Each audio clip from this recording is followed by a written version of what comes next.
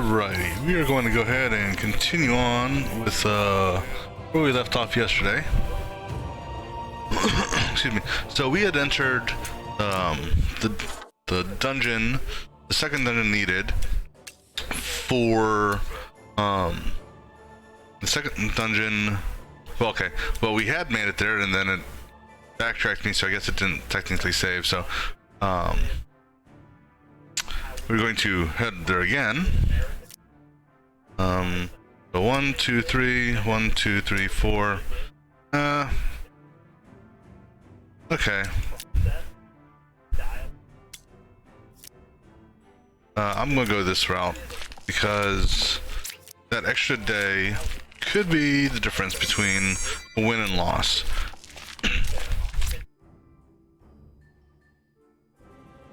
Alright, so the good thing is once you enter the dungeon, time does not move anymore. So we're going to go and let's see. We will clear all the mobs off of here just because that's the way I play it. I clear stuff off first. But it doesn't look like I have a path to any mobs directly. So I'm going to have to clear off some question marks. So we'll go this way, I guess. Yeah. Okay, go ahead and reflex.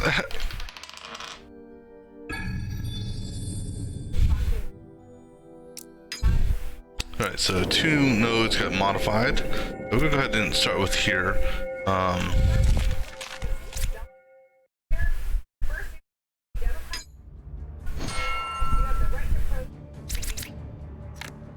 Let's see.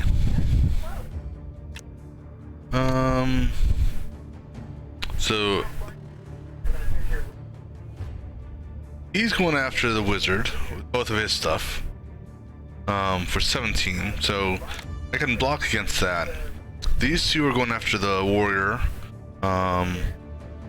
He's going to go forward, probably hit him, and then he's just moving. So I'm going to focus the wizard on this guy here. We will put a barrier up just to protect him. Alright, and I'll go ahead and throw up a charge just to get some channeling going. I'll carry this over next round just in case. Okay, so arrow of judgment, triple shot, so we can, triple shot's good, we can kill, well, actually rain of arrow would be better. Rain of arrow can kill him outright.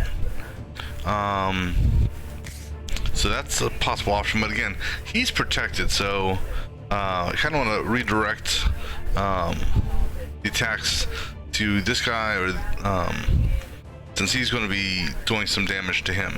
Because let me see here, he's got a block available. Let's see here. Arrows of next. So I can prime for 3. 1, 2, 3.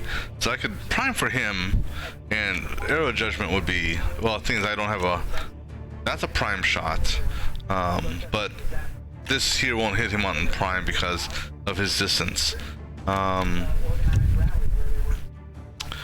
I can hit him for, well, so actually here's something I can do. I can get a kill streak going by doing triple shot on him. Now granted, I can kill him and then technically hurt him some, so I think that may be a route we go, and maybe eat 10 points of damage here. That's 63.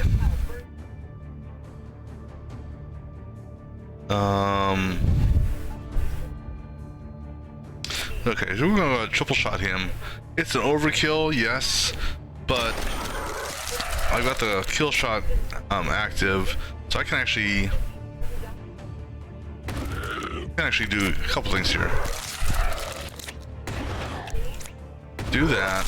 I can't kill either one of them completely. Like I said, he's protected, so I'm going to use the rest of this on him.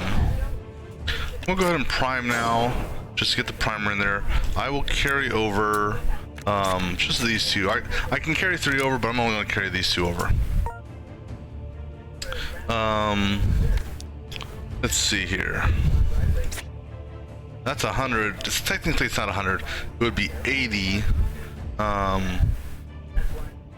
84. I want to say. No, 80. Excuse me. 86. Because the first two will do 10, then the remaining will do 8 or 7. It's actually a 76. Which is more than enough if I wanted to go that route. 23.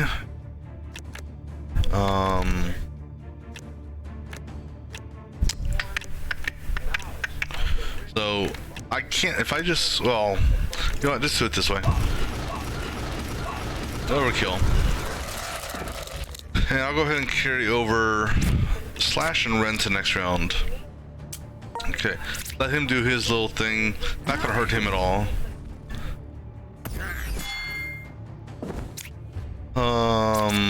Why did you get a burn? Okay, so they're working on some issues with I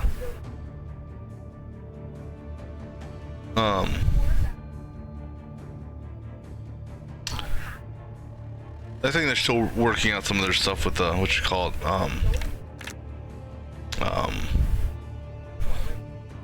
what's in effect and what can be blocked and not blocked, because he clearly had the guard to block that.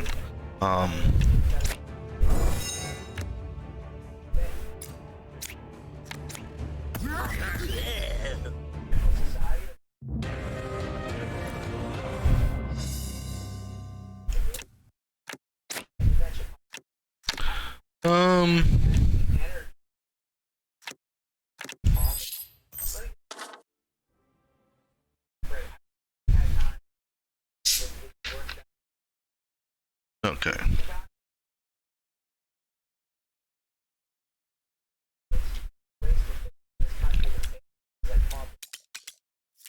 Let's go here now. So this area's got crates, so I will go ahead and wipe it out.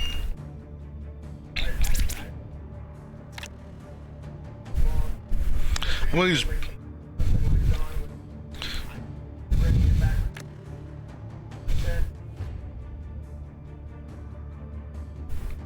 let me see who's getting attacked here. Wizard.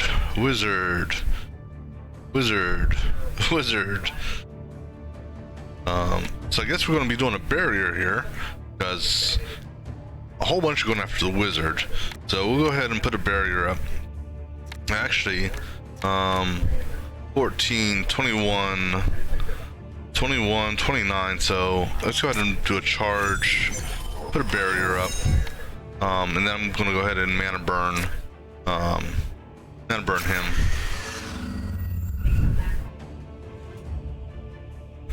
All right.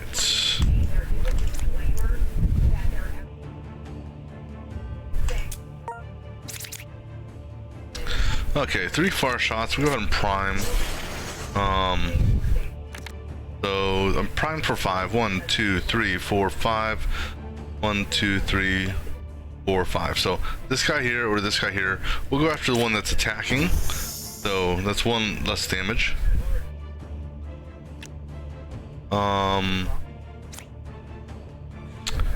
Go ahead and hit the big guy.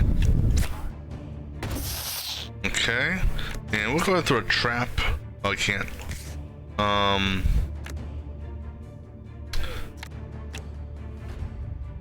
You know, I'm not gonna carry anything over.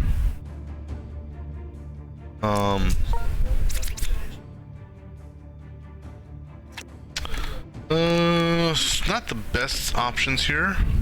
Now what I could do, well, actually I'm not gonna do that. So what I may do is I may shift over. And actually I'll use Bull Rush. The reason being, I can now attack you. Okay. I'll carry this over next round. Alright, so now, like I said, I want to take these guys out as well, the crates, because I want to get the, whatever they're going to drop.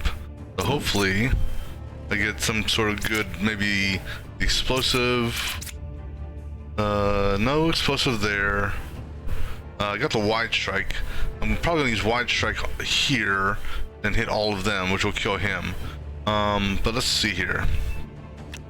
Let's see what we get for this. Mana burn. Okay, we can do a mana burn.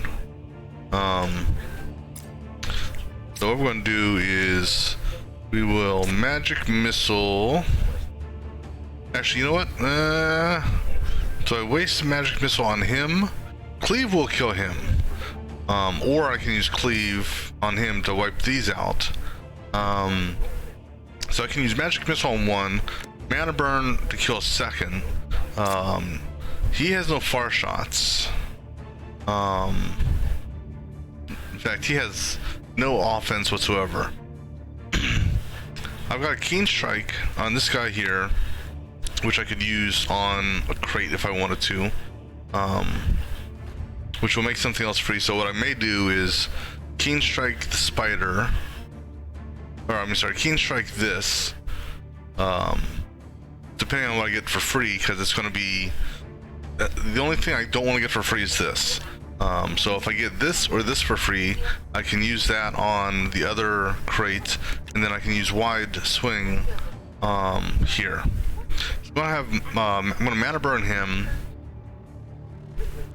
and we'll magic missile this guy here. All right, so magic missile first, mana burn second. That kills him. Carry over my charges, just in case. For him, like I said, we're gonna have to do this to see if we can get some sort of offensive weapon. Explosive hit, that's actually great. So now, what I'm gonna do is I'm actually gonna use explosive here. I kinda wish he had kill streak. Or actually, you know what? Pop crit. Son of a... Deep. Alright, so I guess we'll be carrying that over to next round then. Let's go ahead and throw some primes in there. Damn it, I wasn't paying attention to that. Alright, so we'll go ahead and carry these two over. For him, like I said, we'll do keen on this. And wild strike went down to 1, that's good. We'll wild strike this. Okay, and then we'll go ahead and do a slash on this, just to get it out of the way. And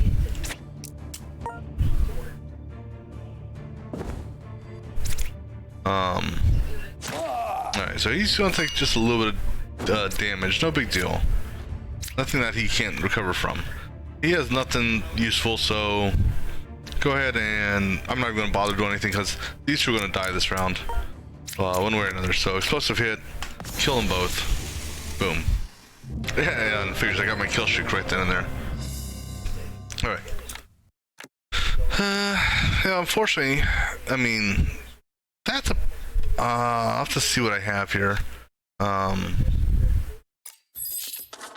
So let me see, what does he have? So I could change out the gloves to get another set of magic missiles. But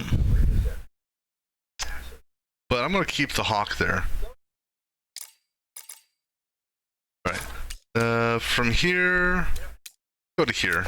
Because I want to try to clear everything I can that mob-wise, and then we'll hit the question marks. Alright, so see what we got off this.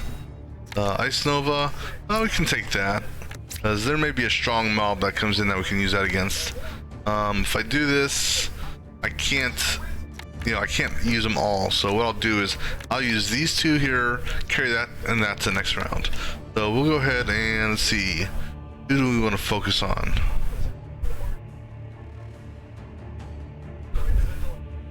Let's go ahead and focus on this guy here, well, at least partially. I can't take him out all the way. I'll go ahead and carry these two over next round. Explosive hit, great time for an explosive hit, because I can go ahead and partially clear the battlefield. Rain of arrows doesn't have the coverage, I'll only hit those two, whereas I could do the explosive here, and hit 4 of them, and kill that one.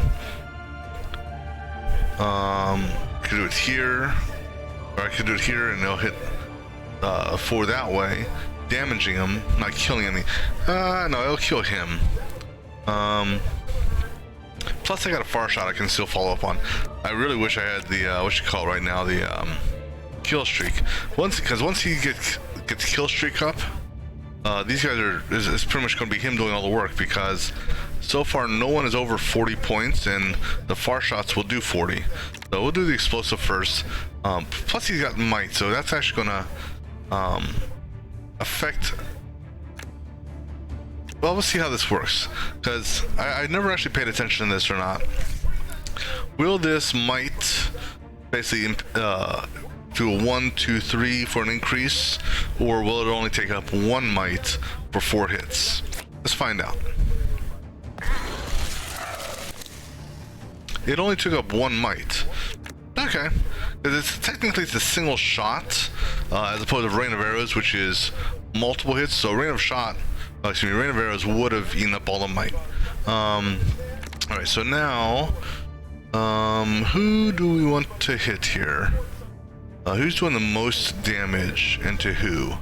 And also, what do you have? We've got a Shattering Strike, but we have to move lanes to do that.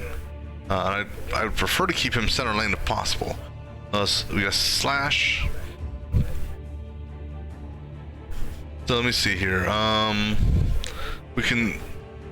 can't hit this guy, but I can with this guy here. I can do Steel Edge and a Slash, or a Slash and a Blade Fury. But I've got 2 attacks I can do. Take these 2 out. So I'm going to have him do Far Shot on this guy here, since he's attacking. Let me just double check here. He's just shifting and he's just shifting. Alright, so we're going to go ahead and kill him with that.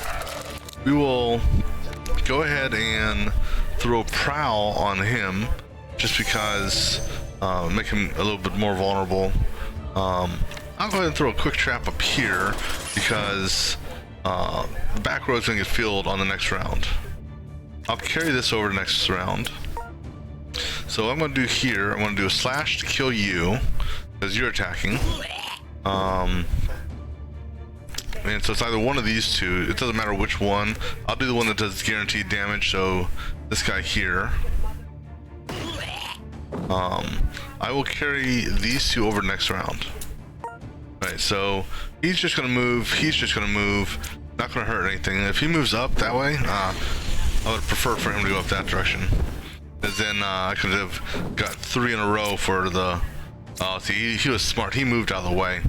Alright, so I'm going to go ahead and... So if I do this, that eats up 1 point. I get 2 magic missiles. I can then carry these 2 over next round. So we'll go ahead and do that. So we'll magic missile you and kill you. We'll carry these 2 over next round. Because the Ice Nova, nah, I'm not going to need it. Unfortunately, you still don't have kill streak, but so that's going to hit those 3. So go ahead and do that. Get them out of the way, and then for Far Shot, you can go ahead and kill him. We'll go ahead and prime up.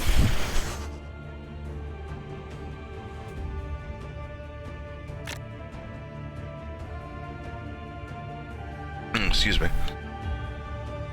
Alright. We'll go ahead and carry over a triple shot to next round.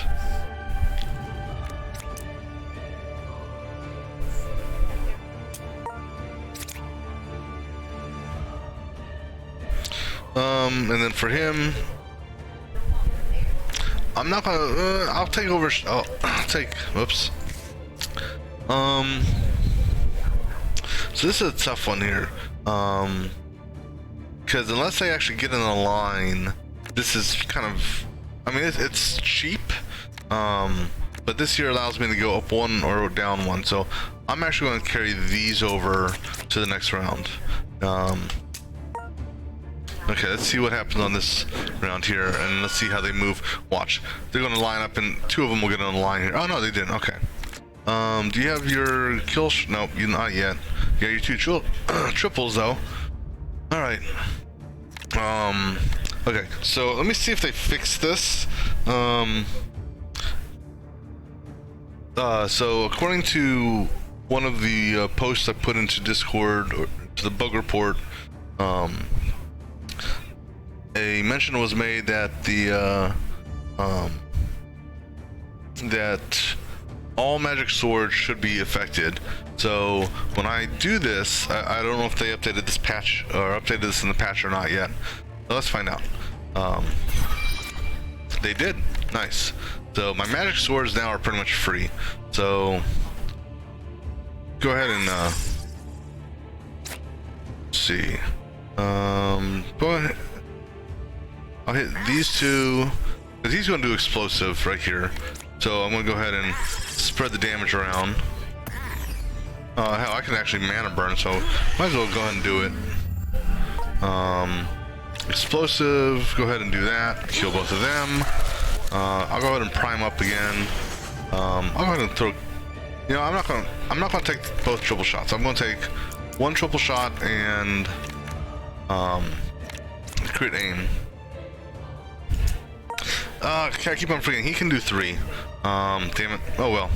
I will do these 2 for him. Yeah, I gotta remember that because yeah, the ranger can carry 3 over. No big deal though.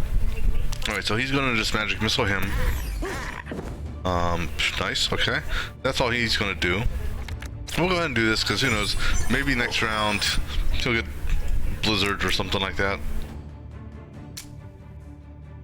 Oh, I'm not gonna carry anything over. Okay, we got kill streak now.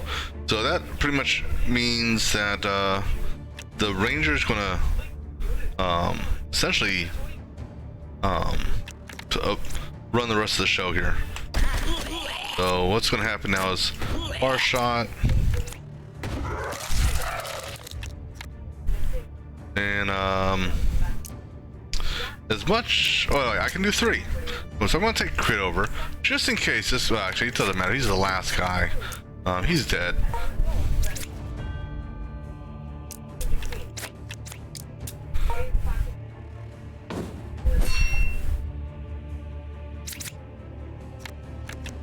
No, he has nothing, so we'll skip him then. And gonna boost this up. Crit, kill. Alright, so that one's done. Wizard leveled up, so let's see. And what do we got here? Nullstone, okay.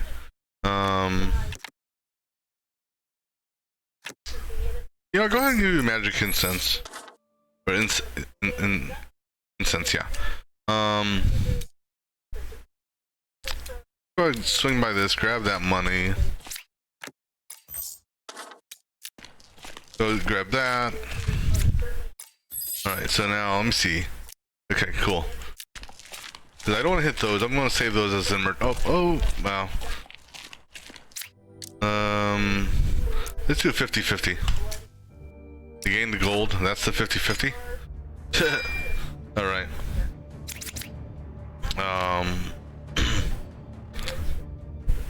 Okay, so he's moving, he's critting. Okay, so he's gonna actually come up here and attack him, I believe, because he's the closest guy. So he doesn't need to really worry about putting any guard up. I'll go ahead and grab Ice Nova. Can't use it because I need to build some charges. So we'll go ahead and kill him. And then I'll carry Ice Nova over next round. Alright, so explosive. Go ahead and prime up. Even though this isn't a prime shot, but we'll go ahead and do this. Kind of wish he had kill streak right now, but that's good enough. We don't need to carry anything over for him.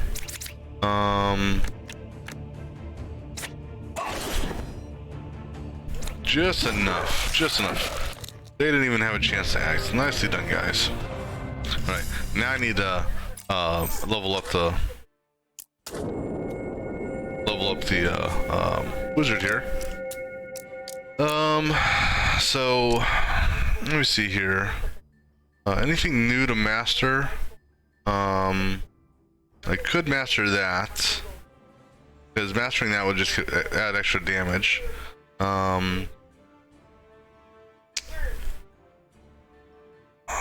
think I got rid of the energize. Did I? Yeah, I think I got rid of energize. I could do this, which would give me more charges built up. This here draws 3 cards. Or I could master Flaming Grip, which would increase the burn and the damage. That gives me more guard. Oops. That gives me more guard. Barrier increases guard.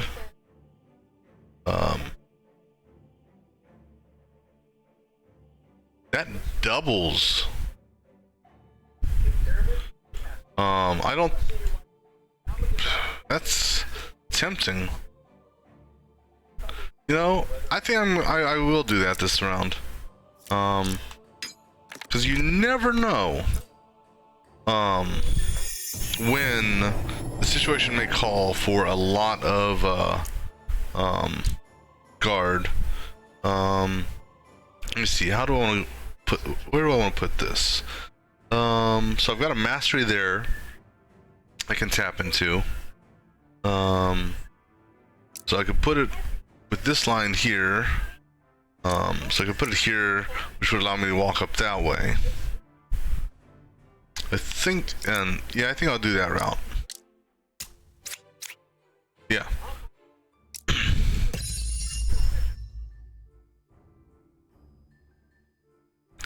Alright, let's go ahead and continue forward in the dungeon.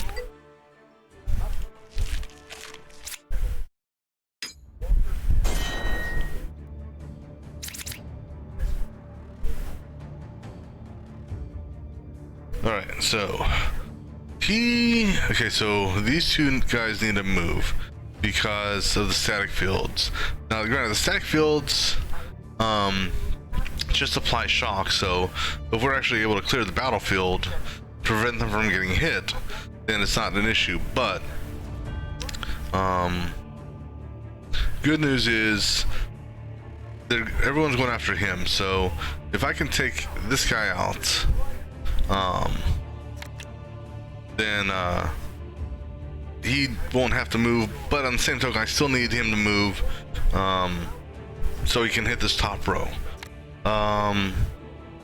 He's got a passive for guard, and he's also got explosive. That's also a good one to have right now.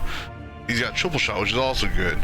Kind of wish he would have had a rain of arrows, but all right. So I'm gonna go ahead and hurt him.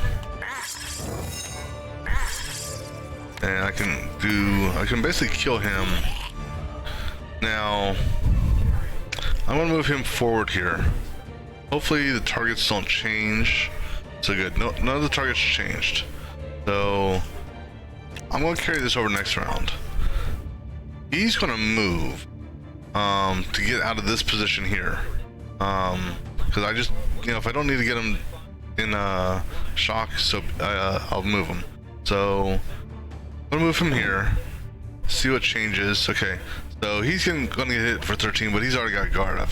So the question is, do I do explosive hit here to damage them all, or do I that's 5 cells, 2, 3, 4.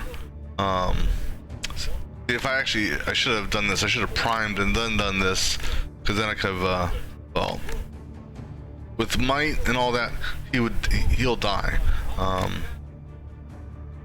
The question is, do I focus on this guy here? Yeah, I think we will. We'll go ahead and throw the primers up. Go ahead and throw a vulnerability on you.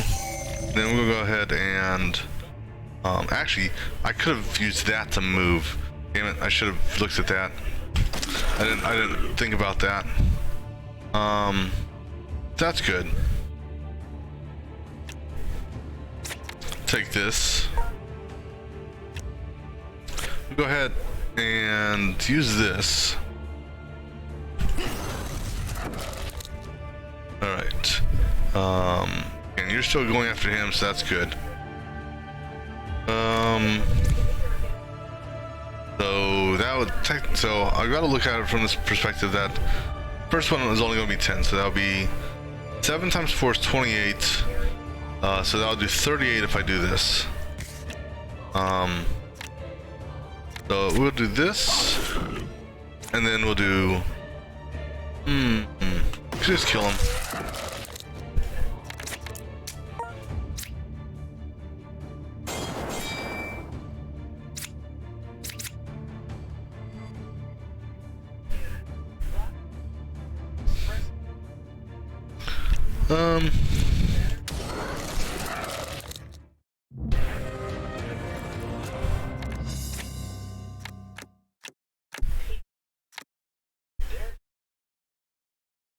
Let me see here.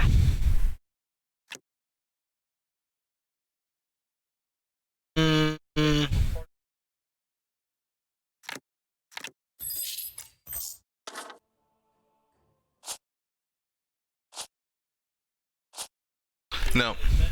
So I'm not going to use it at all. So let's go ahead and see, where were we going with him? So I can clone a card, increase health, get a talent point. Oh, so, or I got that I've opened up.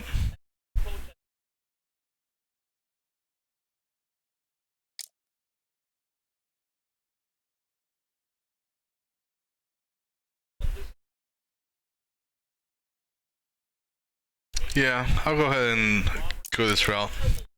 See what we get.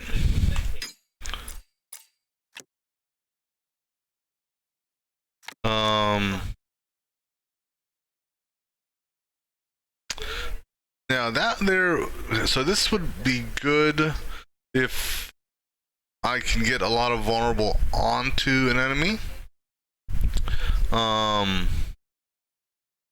However, I really don't have anything that's doing a lot of vulnerable. Because I think, from the wizard's perspective, I'm trying to think if anything actually does vulnerable in a high amount.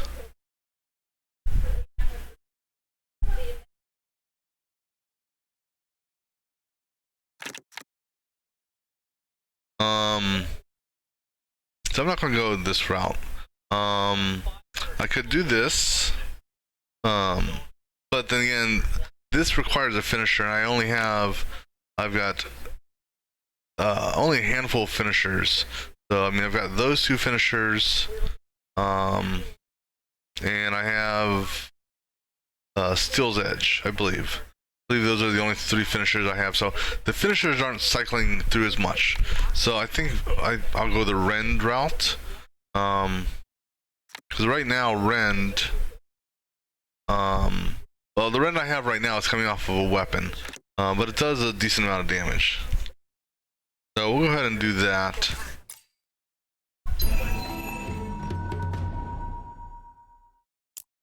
Alright. Continuing forward, let's go ahead up here.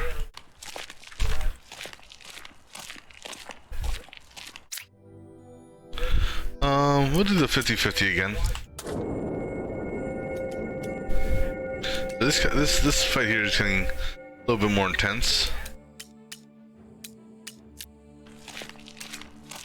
What do we got here? We'll leave it. Okay, so nothing has popped down here. Alright, so I'm gonna backtrack here.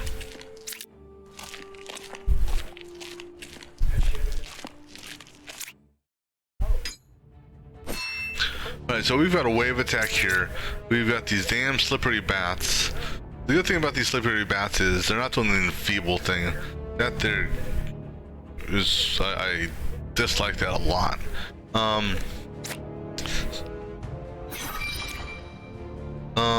Because of, let's see, 19. So we're gonna throw a guard up.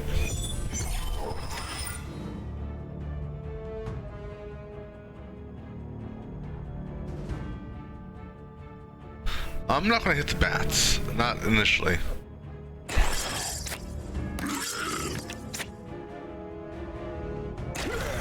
And I'll go ahead and do this.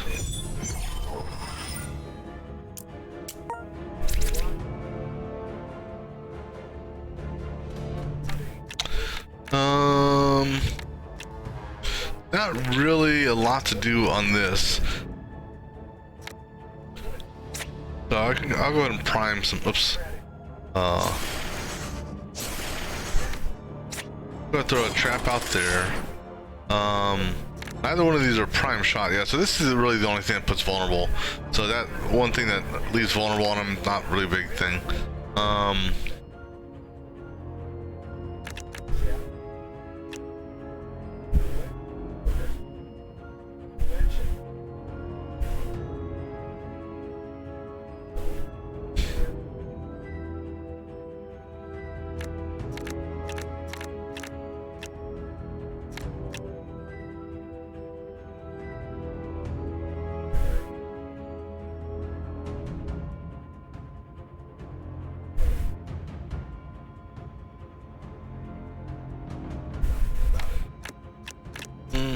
I'm gonna do this, but I'm trying to debate whether I want to use this or not, or use the crit aim with it. I think I'll carry crit over next round. We'll go ahead and hit this. So this is going to hit one of the 3 bats. Same thing. If regardless of who I hit, a bat will get hit. So which bat do I want to get hit? I want to have this bat get, well, actually, I'm going to target that bat, see what happens. Alright, so he didn't change his target. That's fine. Alright, I'm going to carry these over next round. Now, in hindsight, maybe I should have popped the crit now, because I need to get that crit mastered.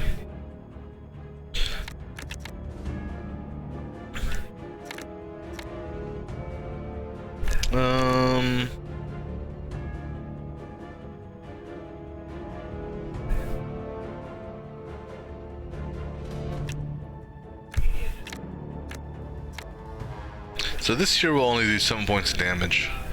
I'm gonna do the 2 slashes first. Let's go ahead and kill this guy here. And go ahead and hit you. Blade Fury, like I said, oh, I'm sorry, he's got might, so go ahead and do that as well.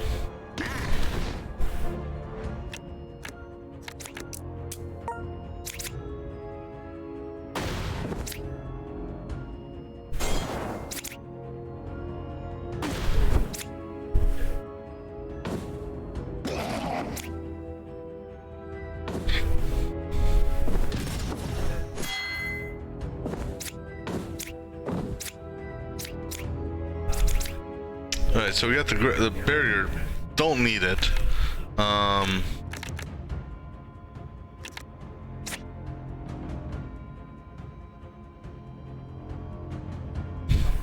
me see what you have. Okay, he's got explosive. I really need him to get his kill streak going. Good thing here is I can do double crit, and then I can nuke this plus live, this plus right here. So I want to have the wizard focus on this guy back here.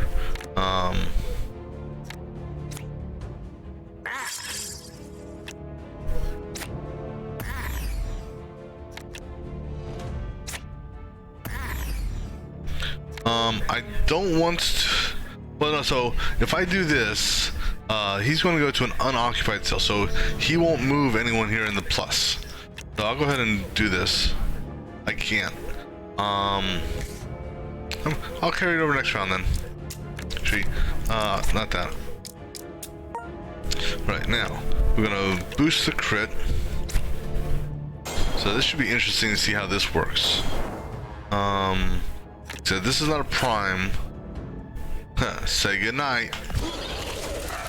I really wish he had kill streak right now. That would be kill streak. Only gives him 1 far shot. But can you imagine if kill streak was active and it actually gave you a pair of cards per kill? That would have been 10 far shots. Now, granted, it's not going to do any good, but it would have been amusing to see. I'll carry these over to the next round. And then he will just go ahead and do this and kill him. And then... you're not dead? I was gonna say, you better have died.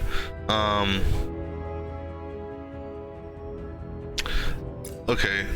Oh, okay. 'Cause I had this here. Okay. That's right. Alright, so we'll carry this over, carry that over next round.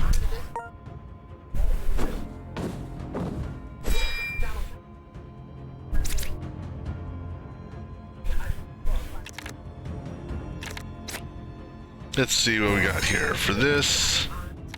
We'll do shocking. So what I'm thinking I'm gonna do, I may do. Let me see what you've got. You've got your kill streak up. That's pretty much going to be game over for these guys. So what I'm going to do here, I'm going to put shock on you. And we're going to go ahead and put some fire on you. Actually, no, we're going to put fire on you. I'll go ahead and build up to full charges, just because. Carry that over. Now, we've got 2 triple shots. We got rain arrows. Rain arrows is not going to hit anything, but I've got kill streak active. So we will. So technically, you are down to 42, just like that, because of that vulnerability. So, and I've got so much might right now. Okay, so we'll do this. Kill you. Far shot you. Okay, far shot you. Okay, we're going to carry the far shots over to next round. We'll also carry the triple shot to next round. I'm not worried about that anymore. He's going to carry over rend and double slash, just because there's only 2 he can carry. Alright, these guys here, well, he's a definite kill. So what I want to do is I want to weaken some of these other ones. So this will weaken them. I mean, it's not like I've got anything else to go with it. So we'll do that. This will ensure his kill streak continues. Go ahead and kill him. Might as well. I'm not going to carry anything over. These guys are pretty much dead. So I'll go ahead and save my free far shots. Because what I'll do is I'll carry the 0 cost far shots over next round. So nope, you're not a far shot. So I'm not gonna worry about that. I could take it over as yeah, we'll take that over also. And for you, I'll go ahead and carry this and this over.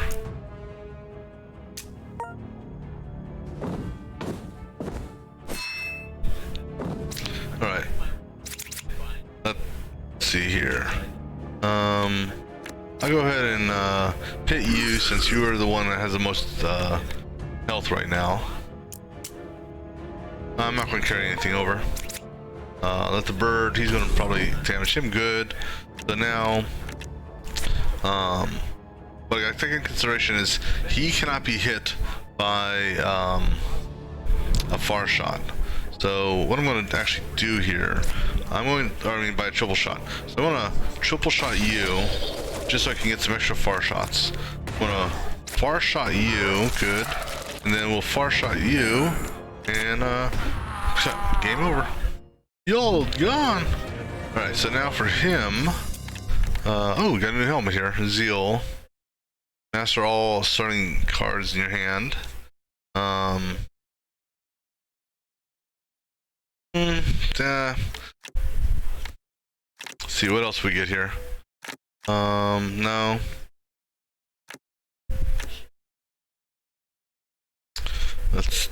That could be good. If I have any slots for that. So I could put it here. Well, no, there's no skills there. Nothing there. I could put it here. So what would that do if I put it here? Actually, so let me look at the actual card itself. So that's a possibility. Lose 2 health points for a mastered version of that. I think I can sacrifice that. So we'll go ahead and do that. So now Prowl is mastered. So now I'll get, because hey, extra crit. So hey, every little bit helps. You never know when that 4 crit may come in handy. And let's see here. What do we want to do for him now? So I can duplicate. I can possibly clone this to get an extra 1 in the hand. That's a possibility there. Or I could go and master triple shot. The only thing on mastery of that is it gives me 6 extra damage. I think having the kill shot. See, thing is though, I mean, if both of these come at the same time, it's a passive. So,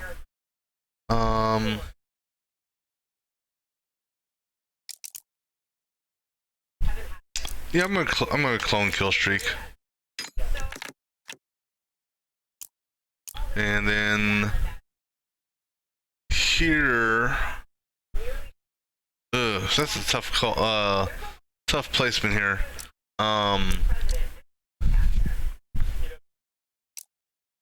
I can put it here, then I could access it via this path here, which would then come in this way if I wanted. If I put it here, then I could only access it via this way.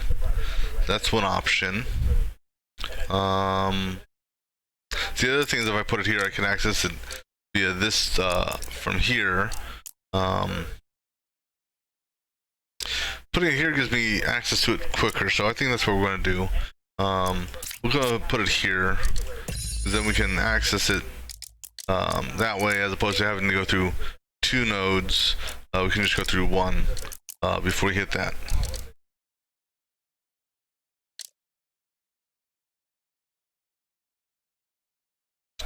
All right, so then let's see here.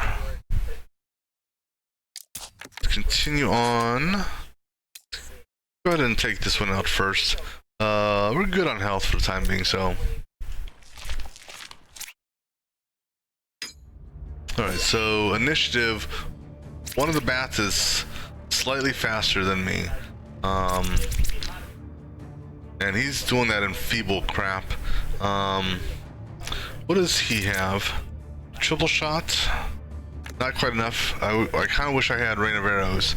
The other thing is, if I hit him, he's gonna move around, and if he moves, well, and here's the thing is, if he moves, he's gonna teleport to one of these 3 spots, and that's gonna make everyone get hit, as opposed to just these 2. Whereas I can move these 2 out of range, and he's going to be SOL, same with him. So I think that's what we're going to do here. We're going to have these guys move. I'll go ahead and throw a bird over here. Oh, hold on, let me do this. Let me move first. Okay, make sure I can move and only have it cost 1. All right, and then we'll throw the bird over here. Well, no, because here's the thing is, if the bird gets killed, he's going to take the damage as well because it's soul linked. So we can do, we've got the explosive hit. He's going to move, so I kind of don't want to touch him. That's mana burn, because if he moves, he can shift other people around, such as these bats. So I'm going to mana burn you, and then I will magic sword you. We're going to take a chance with the explosive shot. I'll carry these both over. I'll see again, if I use explosive hit on you, you may shift and move one of these bats into your position. So I think what I'll do instead, I've got a far shot and I got a triple shot. I'm primed for 5. 1, 2, 3, 4. I could kill him, so that's an option. If I kill him, then there's no chance on the bat getting hit because he will shift one to a random cell, which means he should only move. Now, see, it says to a random cell, so technically, you know, will he only move, you know, in a, you know, the square around him, or is there a possibility that he could technically move there? So I think what we're going to do here, I will kill that bat. Just get the bat out of the way. Go ahead and kill. Actually, well, no, what? This is a triple shot. This will kill him. So yeah, he's not going to move now. Yeah, overthought that. Sorry. I'll go ahead and carry these two over. He's going to move up. Oh no, no, that's right, because he went first. Good news is, well, good news, bad news.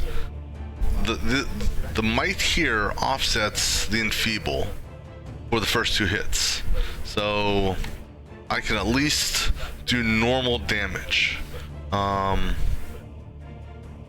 So what I'm going to do here, I'm going to do a double parry and a rend, and go ahead, and he's bleeding, and this will make the bleeding extend. So we'll go ahead and just hit him, and then I'm going to carry that over next round. All right. Okay, so he stayed put. He's gonna basically focus his thing on him. So we're gonna use magic missile. Since I can't hit these two down here, we're gonna kill him. We'll go ahead. His enfeeble, yeah, his enfeeble is gonna affect this entire area. So I'm going to throw the bird down here. I'm not worried about him getting enfeebled. Now, granted, when the bird goes, he's gonna bounce around, so he could bounce anywhere. Hopefully, we'll see what the explosive hit does. Because if he bounces into range, we'll use the explosive hit to see if we can get him back out of range.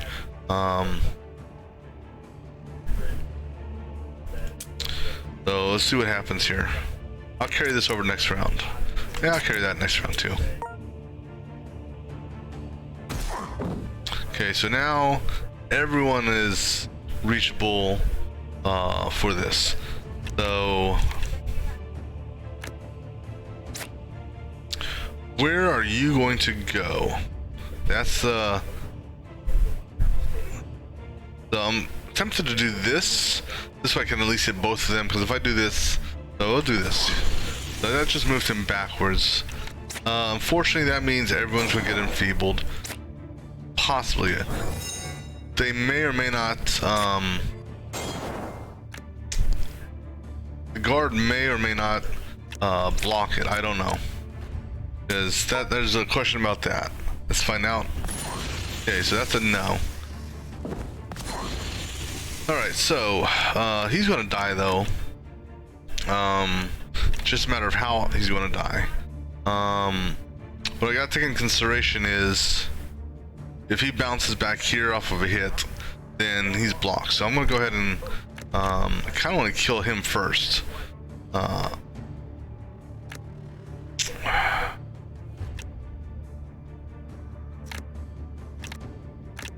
This kinda sucks. Alright, so let's do this, see what we get. Not quite enough to kill him. So we're gonna kill him. And then we'll take this and... Actually, you know what? I'm not gonna move him. Hey, how's it going, man? How you doing today? I'm not gonna hit him, because if he moves down here, he may move out of range of the wizard, so we'll carry these over to the next round. Alright. Oh, so he moved on his own down there. Smart. Yeah. Alright. So we're gonna move him down here. Yeah, I couldn't tell if it was from your stream directly, or if it was perhaps just Twitch acting up as it does sometimes. Okay. I can't do backward to back row with that. Let me see, what does he have? He got triple shot, so that works. Okay, come over here and hit this guy. That actually is good because now he's in position to hit him. All right, and triple shot him to death, please. Yeah, it is fun. I mean, there's some things. One thing that I brought up as a suggestion or question was about enfeeble. Because what was happening is I was fighting. I was in one of the dungeon battles, and there were 2 bats, and they did enfeeble every attack. And in the base game that you're playing, I believe right now, if you have guard up, enfeeble won't penetrate the guard to enfeeble everyone. But their enfeeble is so wide, you know, it's a mass AoE. So if you're on a battlefield that's that has 3 lanes, and they're in the center lane, the enfeeble is going to hit everyone on the battlefield if they cast it. And if you have multiple bats doing that, you're kind of in a bad spot, because the dispel card he has access to only can clear up 2 of them. So that there I kind of dislike. Also, I haven't played, like I said, I haven't played the regular version for a while. The other thing I really disliked, and I think they may be scaling it a bit, is some of the creatures at the beginning of every round will put up an avert. And it's like, you know, you've got to waste an attack just to break through your avert. And it's like, you hate wasting a big attack. You know, if you only have a big attack available to you, it's like, I'm wasting this, 40 or 50 point attack, because that's the only thing he's got to break avert, so someone else can do damage. So that there kind of, I hope they adjust that some. But yeah, the dungeons do get bigger. Now granted, this is the second to last dungeon set, if you will, for going after you're going after the obsidian shards by now, based off what I saw you playing yesterday. So this is the second dungeon for that path where you get the obsidian shards at. Wizard, crit, warrior, that'll be warrior. Okay, so ranger's not getting hit. You're gonna get hit for 20, 22. So let's go ahead and do this, and then we'll just do a mana burn on you to hurt you. And we'll go ahead and carry these 2 over next round.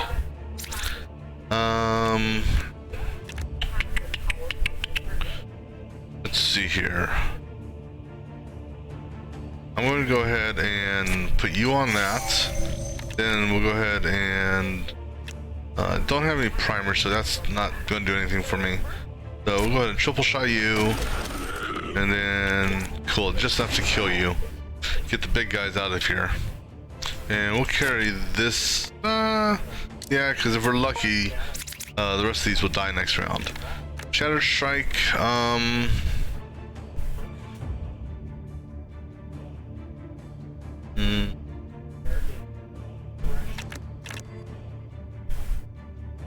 Let me think here how I want to do this. I can move down here, but in doing so, that would most likely redirect your attack to him. And then this here, I could damage him, possibly kill him. No, I wouldn't kill him, not a one shot.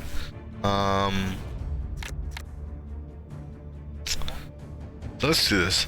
Let's go ahead and hit this guy up here, because he's protected. So we'll go ahead and up here, see what we get. Okay, I like that better. Now, I can do this. do this first because these are free. But who do I want to do that on? He's protected, so you know what? We'll use this on him. All right, go ahead and kill him. Go ahead and bring you down to death's door. All right.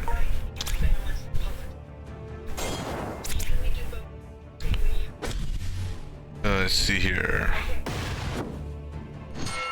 Okay, cool. Let's see. Go ahead here and let's take the free attack. It does more damage. Kill you, just to get you out of the way.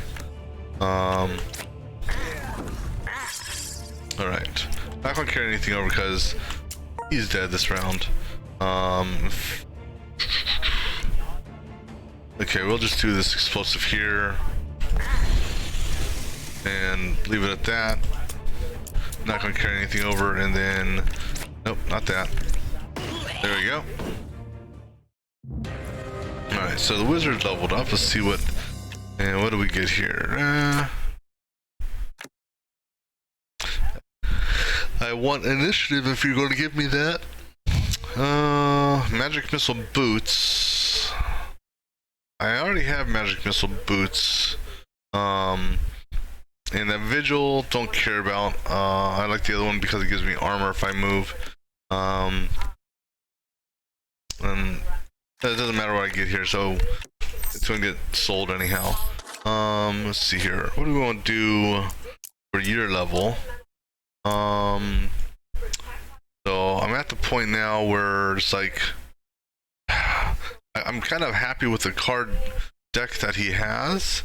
So I'm tempted to get this to see if maybe I can get one more magic missile set. Yeah, screw it, we'll go for it. But after this, it's a matter of just getting stat points to build up his intelligence, and doing some mastery. Yeah, the skill grid is good if you can get some good skill grids. And the reason I say that is like on my ranger here, I'm not doing a sentry build at all. And even the skill exchange points, it's like, you know, you have to dispose of cards to get these in order to exchange other cards you get later on. But so this was my starting point, and you can see that out of the grids, sentry, sentry, sentry, you know, so most of the ones I keep on getting are sentry stuff, and I've yet to use sentry, because here's the thing is, I look at the sentry cards that are viewable to you at the start.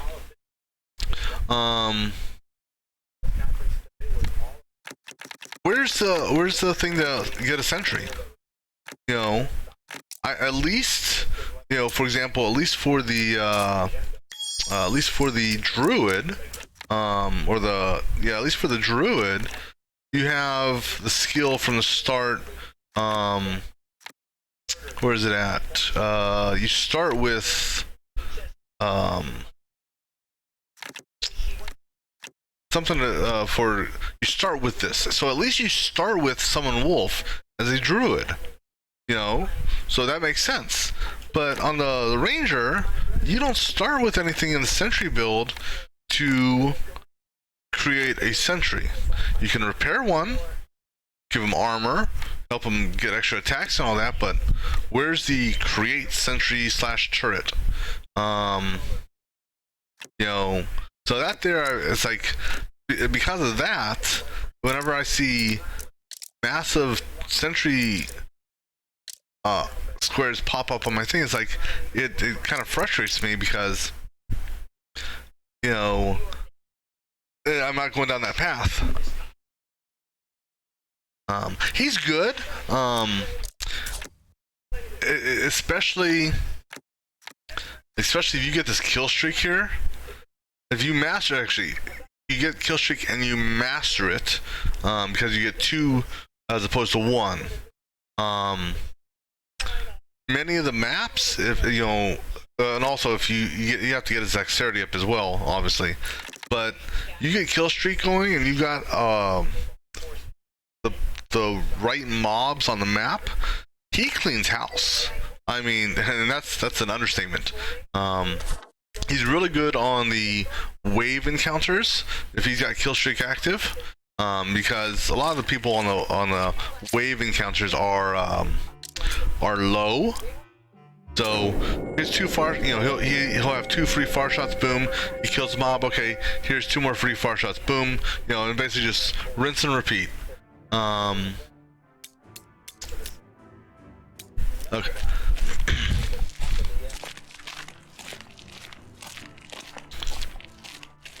So that's one thing about him I really like. The other thing about him that is very powerful if you can get it is if you can. There was an item, I have not seen it. No. So for his card deck, he's also got this Rain of Arrows, and with Rain of Arrows being mastered, so the difference between mastered and unmastered is just the number of hits, because damage is based on the bonus. So non-mastered does 4 hits, mastered does 5 hits. Now at first I thought this was okay, it's going to hit 5, you got 4 random cells and it will hit, 5 shots will randomly hit 4 cells, for a total of 5 hits. No, it's each of the 4 random cells gets hit 5 times. So if you have them on the cells, you're doing right now 100 plus damage. Rain of Arrows is really good if you have someone like the Druid, and I think the Rogue, it's part of their, I think it's part of his card deck. It's the lure, the skill where you can move and shift people around. Because what I did on build that I had with the Druid, Ranger, and Rogue is I had the Ranger purposely last in the initiative round. So the Rogue and Druid would go first, and what I would do is I would check, okay, does he have Rain of Arrows? Okay, he does. Because, with Rain of Arrows, as an example, come on, you hover over the card, and, for Rain of Arrows, it would show you, okay, it's going to hit here, hit here, hit here, and here. So it would highlight the cells before it's even his turn. And so if you had the shift cards for the players or the characters before him, you could shift the mobs into the cells that's going to get hit by Rain of Arrows. And this way, when it came time for his turn, he would wipe them out. So he's definitely a powerful character if you get the right build going for him. I never used kill streak last time, but I definitely like it. So, and that's one thing I do like, being able to see what everyone's going to play. One thing I have not run into on this round, oddly enough, is there's been a couple nodes where the enemy intentions have been completely hidden, which makes things a little bit more challenging, obviously, because you don't know who is attacking where. I mean, you can, you'd still see what I don't know if you've run into it in your game or not, but for enemy intentions unknown, you'll just see a question mark here. So here you'd see 2 question marks. And if you hover over their initiative line, it doesn't show any of the cards.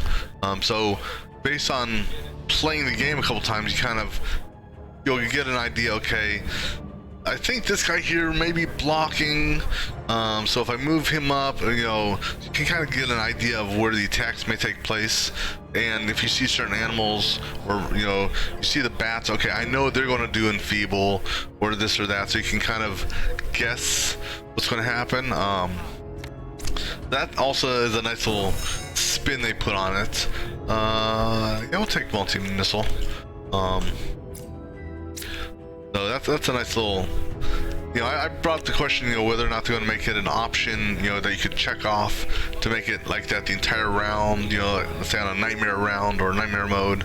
But then I think it would make it too difficult, perhaps.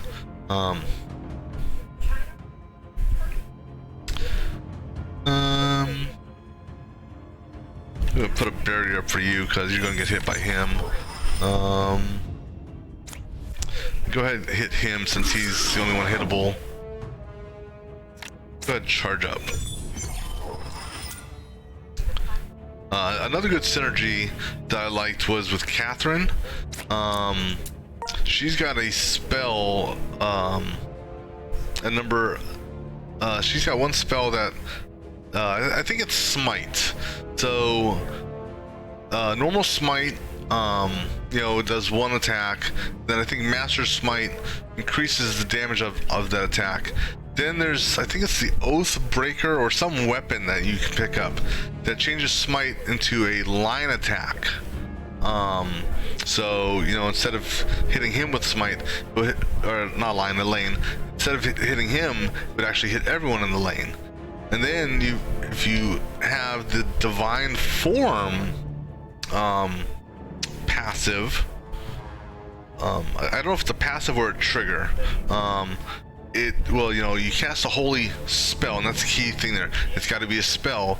So if you cast Smite here and it hits everyone, then at the end of the turn, if the Divine Form is mastered, or the end of the full round, if normal, it will trigger Smite to go off again. I think they're tweaking it instead of doing two separate attacks. That's one thing I read in the beta branch notes, that instead of doing, because technically it would count this as one attack, and this is another attack. So in the current game that you're running, if you have Divine Form, Oath Bringer, and Smite, let's say you hit this line, it would count this as one attack and this as a separate attack.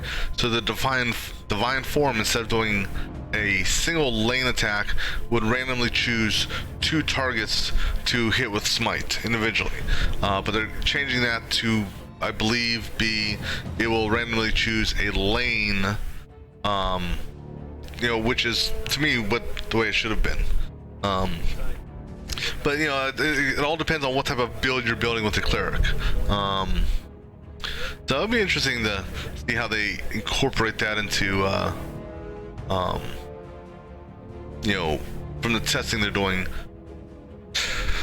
I'm gonna triple shot this guy up here.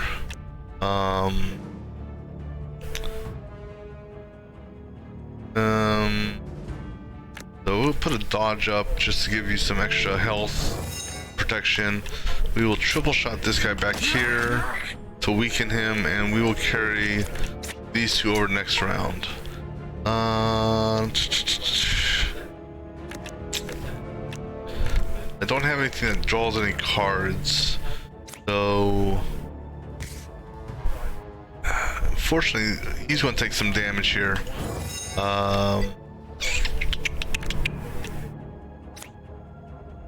Go ahead and just hit you with what we can to get rid of you, so that will at least reduce the amount of damage you'll take. We'll carry these over for the next round.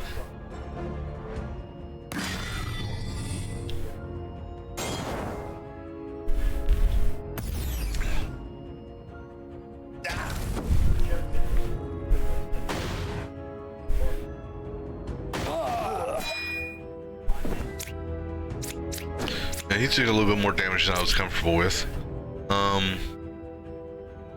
Alright, so magic multi-missile, you're dead. Oh, not quite. Alright, so I'm gonna use Ice Nova on you. And I'm gonna use this on... We'll use it on you.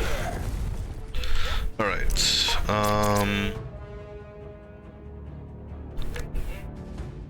Alright, so with his might, I'll kill both of these, so do that. We got kill streak going, not like we needed. Alright, so warrior went up. What do we got?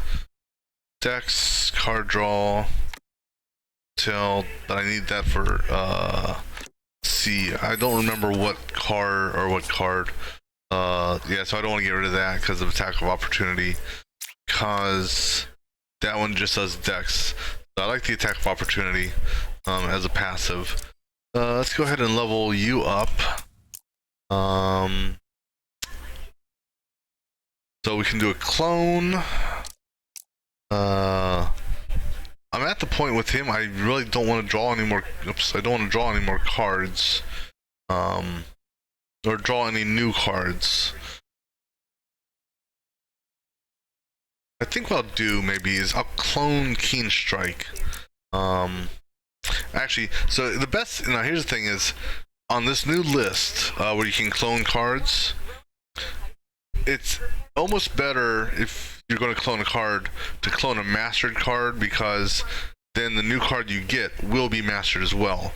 So I'm almost tempted to, and actually I will, I'm going to unlock, or not unlock, I'm going to master my opener, and then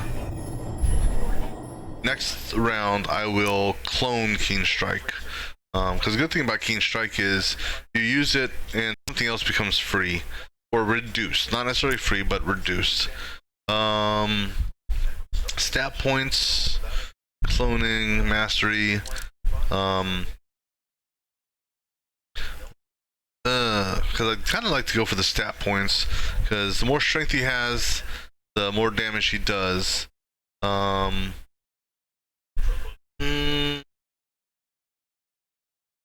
I think we can put it here. So he'll have to go through some health to get it, but then he can go that route. So put it here. It'll be interesting to see how this works out down the road, because this is Act 1, you know, level 26. So, you know, how many is there going to be a skill or level cap on this? For you, I can try to get one more magic missile set. I can do a clone. I could clone this, because right now I've got a equipment item that makes all magic swords free, so I could clone this. So that's an option.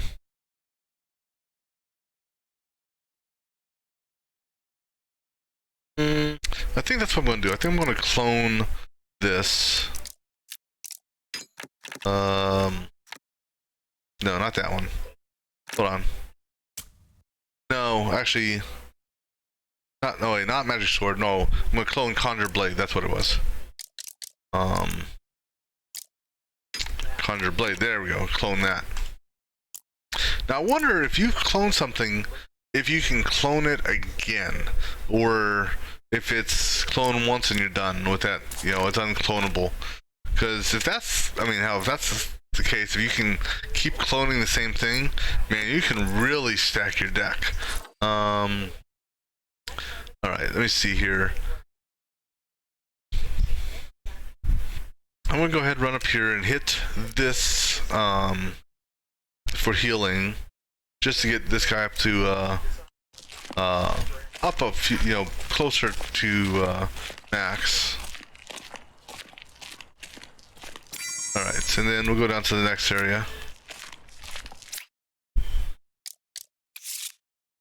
All right, so now go ahead and knock this set out here. It's got crates, so we'll go ahead. Now this will be almost a perfect time for the explosive arrow, but hey, that's okay. All right, so we got here critting, feebling. So if I move him up, that gets him out of the range of enfeeble. You're just doing flat attacks. You're rooting. Your root means nothing to me because he's immune to root. But see what good news is, he goes second. So as long as he attacks, he'll get his guard and then he can move because of the trigger. So we got multi-missile, we got magic missile. That would not quite kill you, but, and so here's the thing is, if I hit him with magic missile, it's going to hit him once, twice, 3 times. No, I want to say no.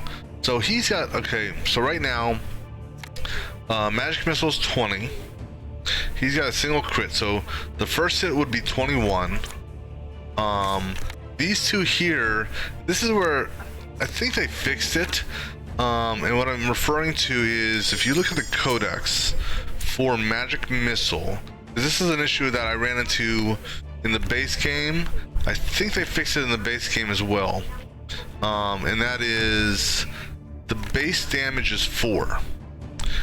So when I was playing previously, this was earlier, like I don't know, about a month and a half ago, and I had multi-missile and I did the magic missile. The first one would do, let's say it was at 15 damage, hypothetically. The remaining magic missiles would only do 4 or 5 damage. So it's like it was using the base magic missile as opposed to the magic missile modified to your damage. But that's a good question. So I know the first one would do 21. If it repeats this twice, it should be 21, then 23, and then 26. In theory, that's what it should do. But now here's the thing: is this is every time a magic missile is played. So playing and repeating, playing and repeating, I think, are 2 different items. So I think what you're going to see here is a 21, a 20, and a 20. Let's find out. Okay. I didn't take his damn attack into account on that. 1 second here. Unfortunately, my Twitch acted up, and so I've got to try this again. I'm pulling up a clip of what just happened here. 2 different. So I think what you're going to see here is a 20. I clearly saw. Okay, so I saw 27. The base hit was 27. So I'm trying to, because it showed 21.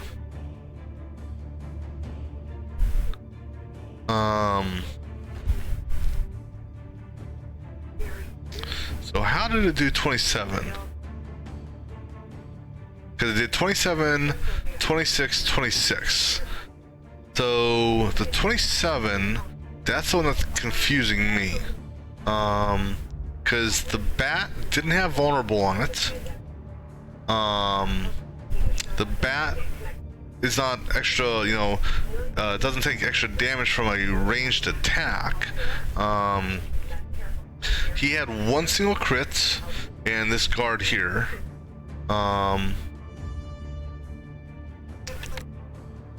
So I'm not 100% sure why this jumped up from, because I expected 21, which would made sense to me.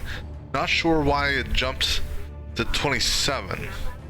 Because it's almost like it's, yeah, you know, it's almost like it took into actually I was expecting a 21, a 23, 26. So it's almost like it played it in that it took what it was going to be repeated at and capped everything at that level. There could be another thing here, because sometimes not all the damage shows on the card, because all my magic missiles are coming from items. I don't have any actual magic missile raw spells in my hand. So if I look at his equipment here, so the magic missile either came from this or this. So if it came from this, there's 1 extra damage with attached spells. So, but that's only 1 damage. And okay, what you see on the card, well, see, now here's the thing is, so when you hover over to the enemy, that should be the calculated damage for all modifiers. So the card itself shows the modifier of 20, which broken down 4 for the base damage, 16 for the intelligence. Okay, tracking that. This gives just the attached spells +1. So hypothetically, you know, for the sake of argument, let's say we were using one of the two. So I've got 3 magic missiles here. One from this, and then 2, you know, from this. You don't know which one's which, but for the sake of argument, we'll say that we were using the one from here. So 20 plus 1, 22. So now if we go through here, let me see if I have any spell damages. So we're at that's just intelligence, initiative.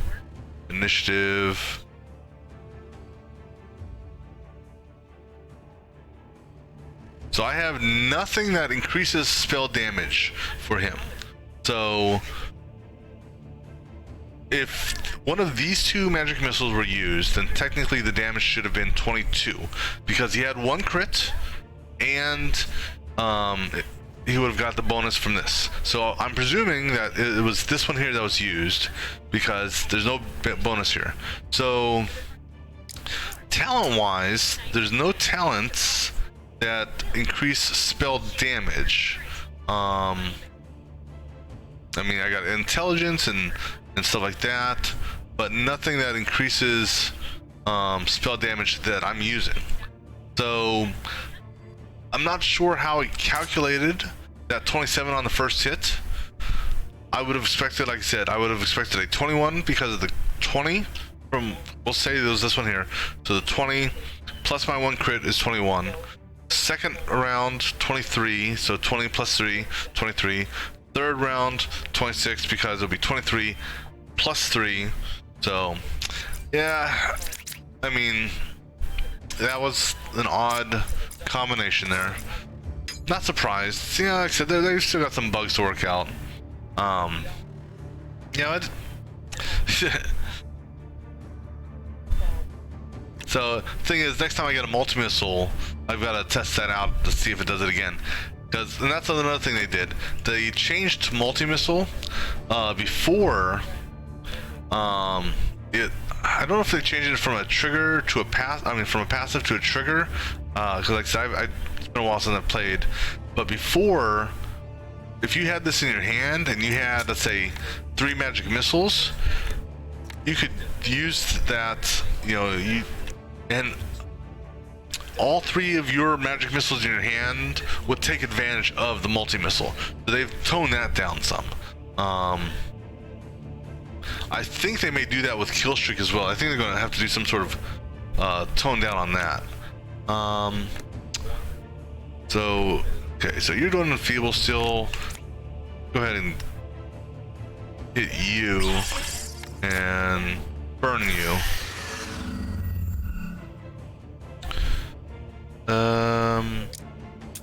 Not gonna carry that over. Triple shot with crit should kill him, so I don't have to worry about his enfeeble. And not gonna carry anything over. Okay, so for you, all right. So the good thing here is these, because they are attackable, Keen Strike will count against them. But what I'm going to do, since this is a lane attack, I'm going to do Keen Strike on this mob here. See what gets. So this here's now free, so I'll do that, which is what I was hoping for. I'm going to go ahead and pop this, and then I'm going to have him move. So then he can kill that and significantly hurt this guy here. He's just going to build crit. Oddly enough, because he could, well, he didn't get a card draw that he can really do anything on, so.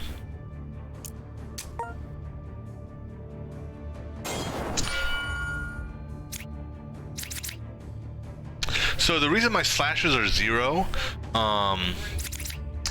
so for the for him, oh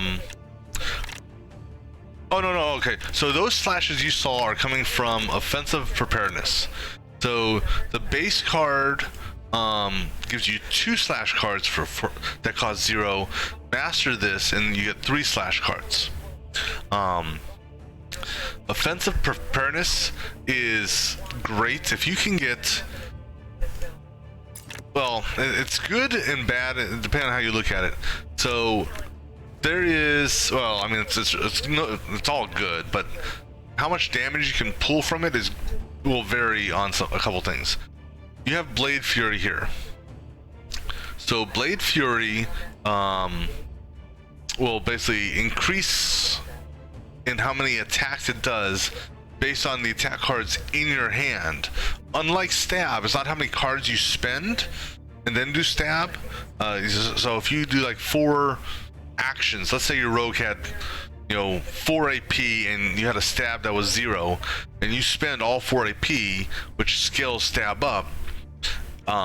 This one here is just the opposite, where everything in your hand when you use this will scale it up. So if you have he has a card, or I know there's some couple cards out there where you could like boost your AP. So if you pop both of these, which will give you 6 attack cards, plus you, let's say, have a couple of attack cards in your hand already, and you're still at 3 AP, which is odd why that doesn't show a 3 versus that. I'm not sure why it's showing like that, but now it changed. Anyhow, so if you have 3 AP plus 6 slashes in your hand, plus let's say 2 other attack cards, you're looking at 8, let's say, plus, so it's 8 times your AP, so 8 times 3, which would be 24, plus 1 for this, so 25 times 7. Well, you do the math on that, and you can seriously hurt someone.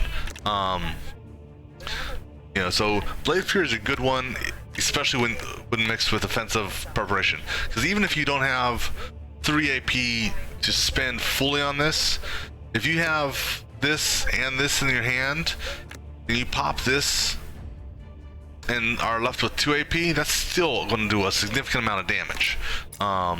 It's misleading though, because when you hover the Blade Fury over the mob you're going to attack, you're going to see the multiplier of times. It'll be, first number is your damage, second number is the number of attacks. So for this guy in his current state, he gets might at the beginning of every turn, I believe it is. Oh no, he starts battle with might. So if I have Blade Fury and offensive prep and I pop that, it's going to show the first couple attacks doing 10 damage, but then it tapers off from there because every cycle will eat one of the mites up. So you may miscalculate if you are just seeing that. And if I get to that, I'll show you. But it ain't going to happen here because he's going to die here. Just going to move here, pop that, get my free blades, kill him. And that's a new one. That'd be obviously good for the druid.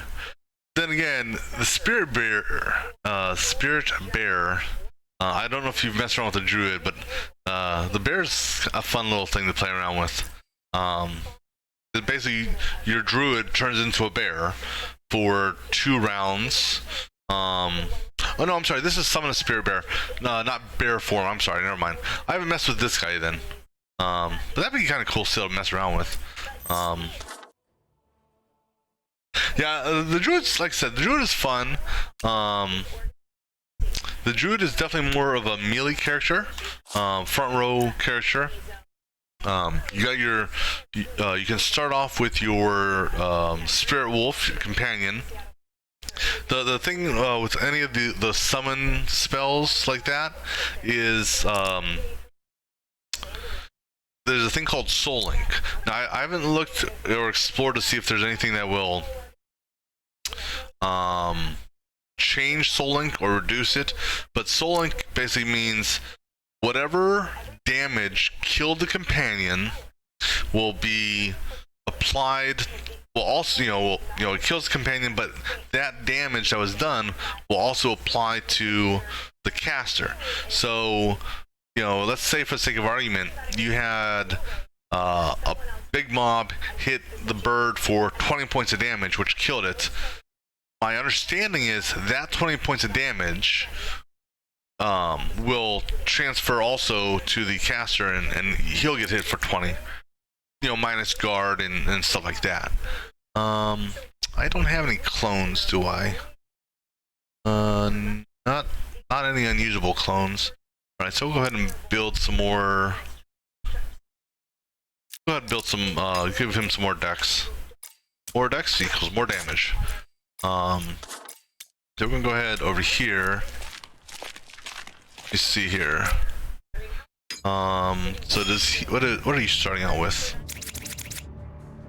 Okay, so he doesn't have that good card, unfortunately. I like to just show that one a little bit. All right, so here's another test here. Okay, so starting with 1 crit, so it's going to kill him outright. Kill him outright too. But will this do another 27, 26, 26, possibly a 20? It could either be 27. 26, 26, or 28, 26, 26, depending on which card this is. So, see what it does. So now that one there was 21, 10, and 10. I'm sorry, 21, 20, and 20. Jesus, sorry. So that's kind of what I expected before, in that the multi-missile basically just took the base damage that you did, not scaling it up. So I'm not 100% sure why it was different with the bat. Maybe the bat takes more damage from range damage. I have seen that on some mobs, but normally there's an indication of it saying, takes 30% or 20% more damage or less damage from ranged attacks. So not 100% sure on why that one was different like that. We'll go ahead and throw that on you. All right. Explosive. We're actually going to do explosive here just because I want to get those crates. Plus the explosive will kill him. Explosive will hurt you. Go ahead and get the primers up. I'm not going to worry about this. I'm seriously considering having this card replaced, but I'm also afraid of what it could be replaced with. So, go ahead and do this. And I'll carry the triple over. I'm not going to carry anything else over. We'll go ahead and pop this. And this should basically, we're going to kill everyone's going to die. So. Right. No. Okay. Moving on to this guy here. Alright, so let's see here. No. Yeah, I thought I had 2 kill streaks for him. I thought I cloned him. I did. It's just, he doesn't have that big of a hand, but it doesn't come out as often as I would like. But again, I prefer. I mean, this would actually be a good one for the kill. Well, it wouldn't quite work because right now his far shots. Well, his far shots are now up to 21. So that would be 42. So that would be enough if I could get a kill streak going to wipe out these 5. But he doesn't have it right now, so no big deal. Alright, so let's see what we get with you. Blizzard would be good. And actually, but see, the problem is I can't build up to the charge just yet because this is only going to give me 3. So I think I may master a couple of these mana charges, because the mastered mana charge gives me 4 channeling, which would allow me to cast this at 2. So I think that's one thing I'll be building towards. Let me see here. We'll go ahead and put a barrier up just to protect you a little bit. We'll go ahead and put this on you, and then I'm going to do a build.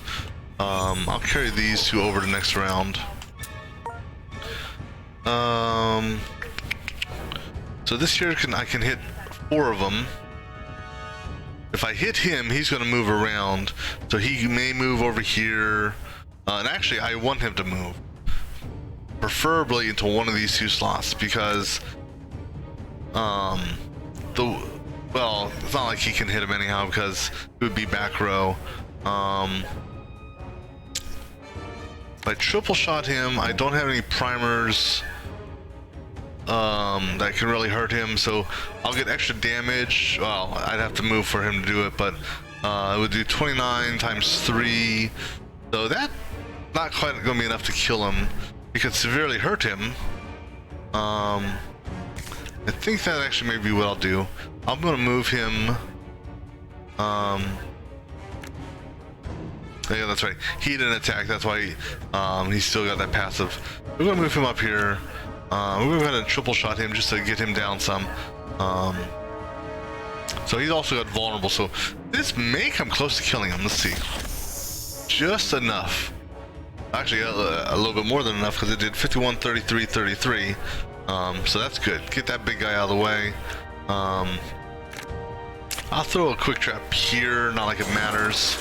But if someone does run into that, he'll get hurt. He'll take some damage. He can afford it. He'll take some damage. He can afford it. We'll carry just the explosive over. All right. So his explosive hit, I'm going to focus on this here. So we're going to go after this guy first. Oh, we go ahead and pop that. Kind of wish I had a finisher here, because if I have a finisher, I can reduce the cost of another card. But go ahead and it doesn't matter.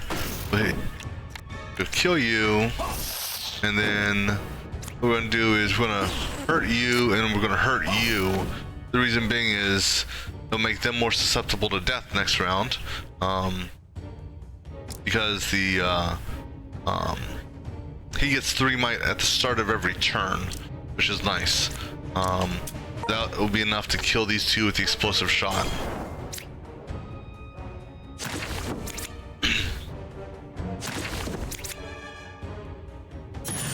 Yes, your root won't hurt me, buddy. Give it up. Okay, then that's good. They at least stayed in. They didn't move out of what I wanted to do. Actually, then this is gonna help as well. So, blizzard the field. All right. Well, so much for your what you were going to do there, Ranger. The wizard took your glory this time. But you know what? Let's go ahead and just overkill it. So here, do some more damage. 21, 22, so here, overkill him, just because.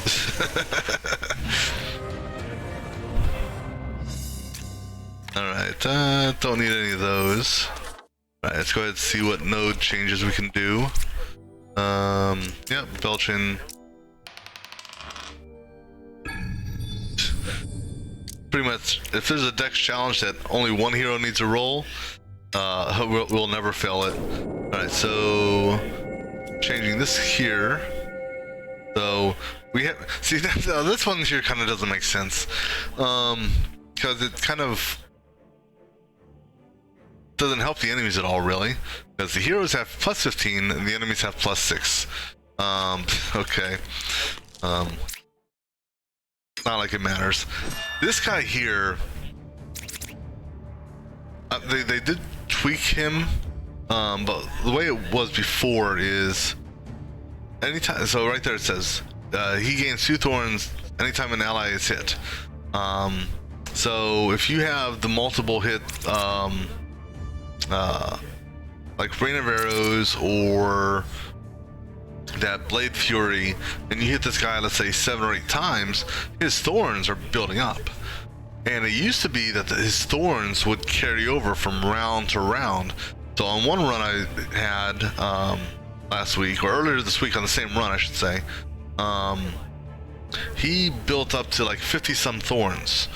And so I had to like baby hit him, put up guard, hit him to reduce the thorns because he was the last guy left. Now his thorns drop off at the end of the round, unless they changed it back. So I'm not. I kind of want to take him out first though because of that.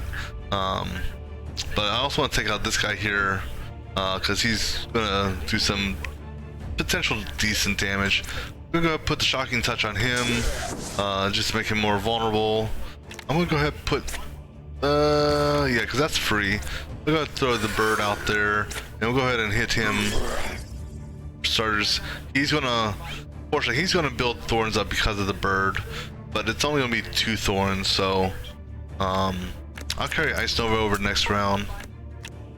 Okay, so I got multiple explosive hits, which is good and bad in the same token, because I'll hit him, but it's also going to splash damage these two, so he'll get thorns from it. And the thing about thorns is, unless they've changed it, it affects both spell, range, and melee attacks. Any sort of attack. So we're going to do this real quick, see what we get. Crit, that's good. I'll pop that. Oh, that's the other thing. Okay, that's one thing I want to do. I wanted to master the other crit. I don't have any primed, so these don't count as primers, so they don't hurt nothing or do anything special. But I'll go ahead and prime them up. I'm gonna go ahead and do this on him just because they'll do a good amount of damage. But he got 4 thorns because these two got hit as well. Yeah, so I kind of dislike this. You know, every point will reflect 1 damage back to an attacker. I think, I think if you were doing a ranged attack or spell attack, that the thorns shouldn't apply to it. Just my personal feeling on that. We'll go ahead and carry these 2 over next round. I'm not worried about the pinning arrow. So we're going to do Bull Rush to move me here. That's a free move. We're going to go ahead and, let's see, I'm going to go ahead and pop that. I'm going to go ahead and do this on him. He's going to take some damage because 4 versus 2. But his thorns are now gone. Now we'll kill him. And then we'll kill him. And then we'll kill him. And then that's going to leave the ranger getting hit. So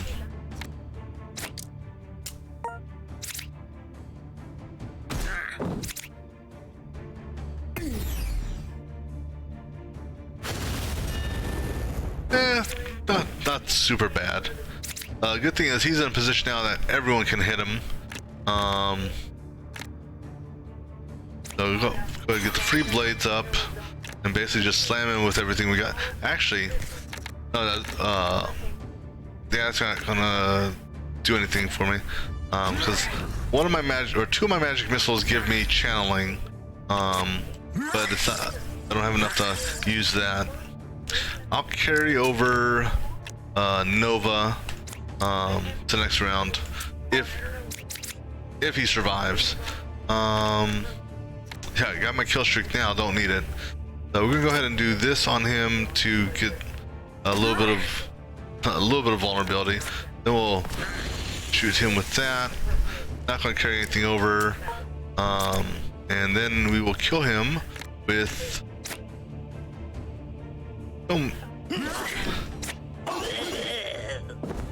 Alright. Don't need that. Alright, so now we're gonna go down to the Alright, so we're gonna run over here first. Because that's the final fight for this location. He's another fun guy. You know what? We're gonna do this. We're gonna try it. Where'd it go? Oh, there it is. Give me something good. this is good if you have no attacks in your hand, because it will give you an attack card in your hand. These two, bleed really doesn't have the effect that I really like on it. The damage doesn't scale, so it's you lose 2, but for so many rounds. This here, I'm gonna go ahead and do this one here. Yeah, well, to me, the mobs, seems something about the scaling on bleed right now is just not significant. To try to build a bleed build, if you will. So the mastered version of that is, let me see, where'd it go? Oh, there it is. So the mastered, excuse me, will allow you to draw 2 prime shots. So essentially, I have a chance of, if I use that, obviously that's going to eat up 1 AP, but it will give me a chance to draw one of either a far shot or rain of arrows or triple shot. So the only time, I mean, if you've got 1 AP, then obviously you don't want to use that because, well, now here's the thing is, you could still use this at 1 AP because the ranger right now, he can carry 3 over the next round. So I can still do this just so I have a guaranteed attack card in the next round.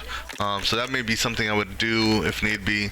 So that's a good thing about the way I've got them configured, because in fact there's another trait I can unlock, but this guy here, the strategic mind, allowing you to carry up to 2, plus he's got a card or item that allows him to get a 3rd.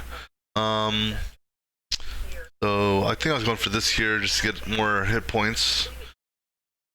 There's not too many things in the proficiencies that I want him, you know, I'm happy with him having the bow, because that's what I'm using for him.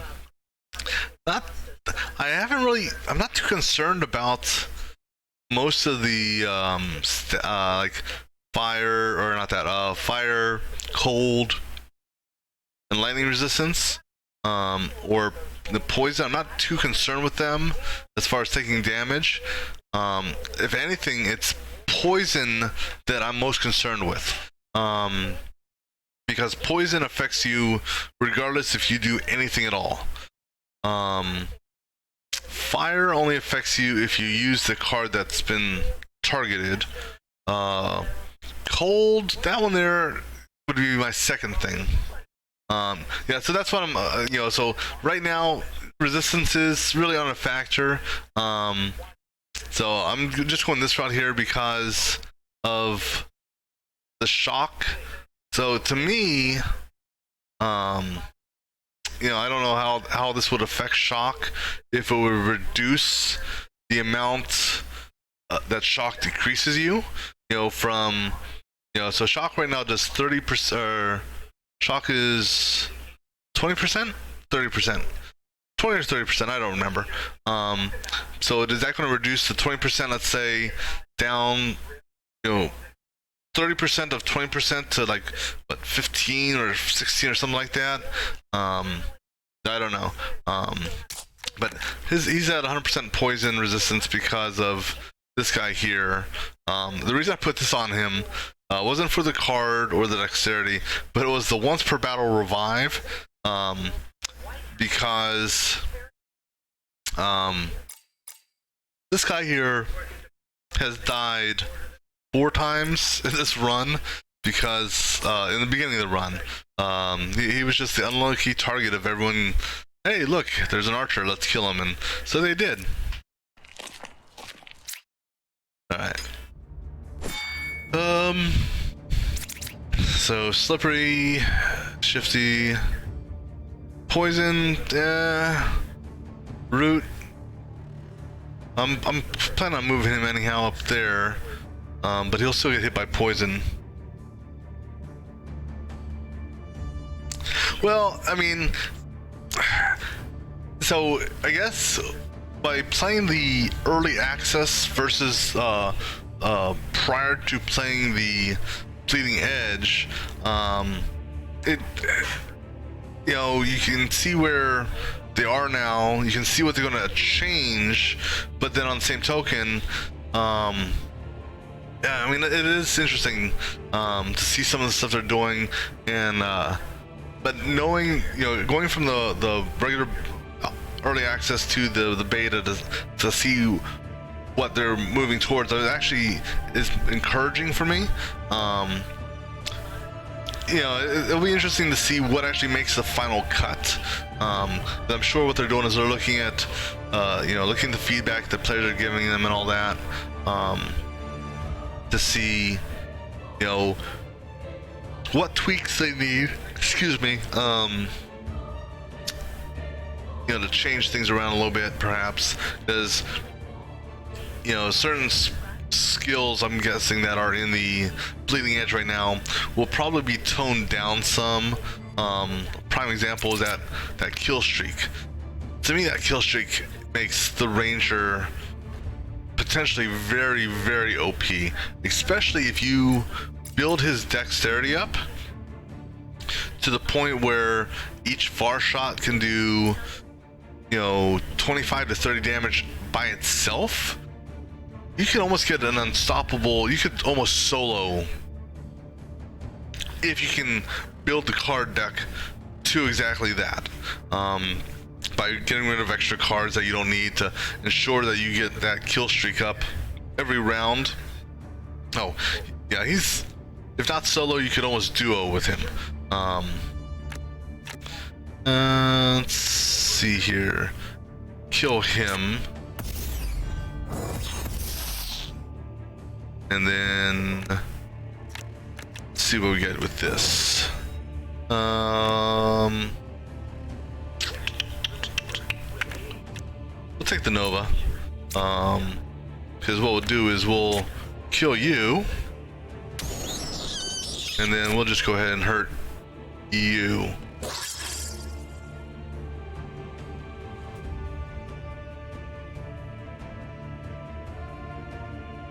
No, that's true. And because here's the deal is, you know, this game is highly based on, to a certain extent, is highly based on the RNG, because yes, as of right now, you get your starting hand, but the cards you get down the road are purely random for the most part. I mean, you kind of know, as an example, for this guy here, for say,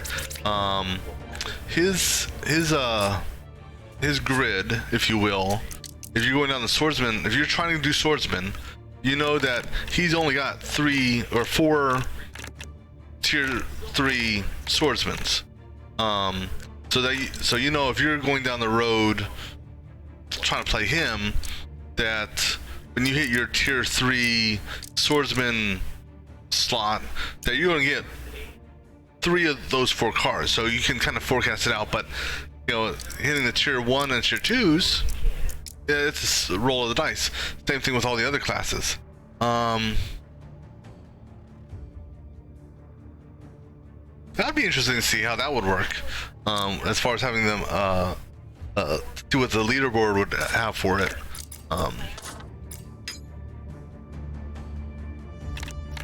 But now, as far as introducing a multiplayer or a co-op version of this, it would be interesting to see how that would work out.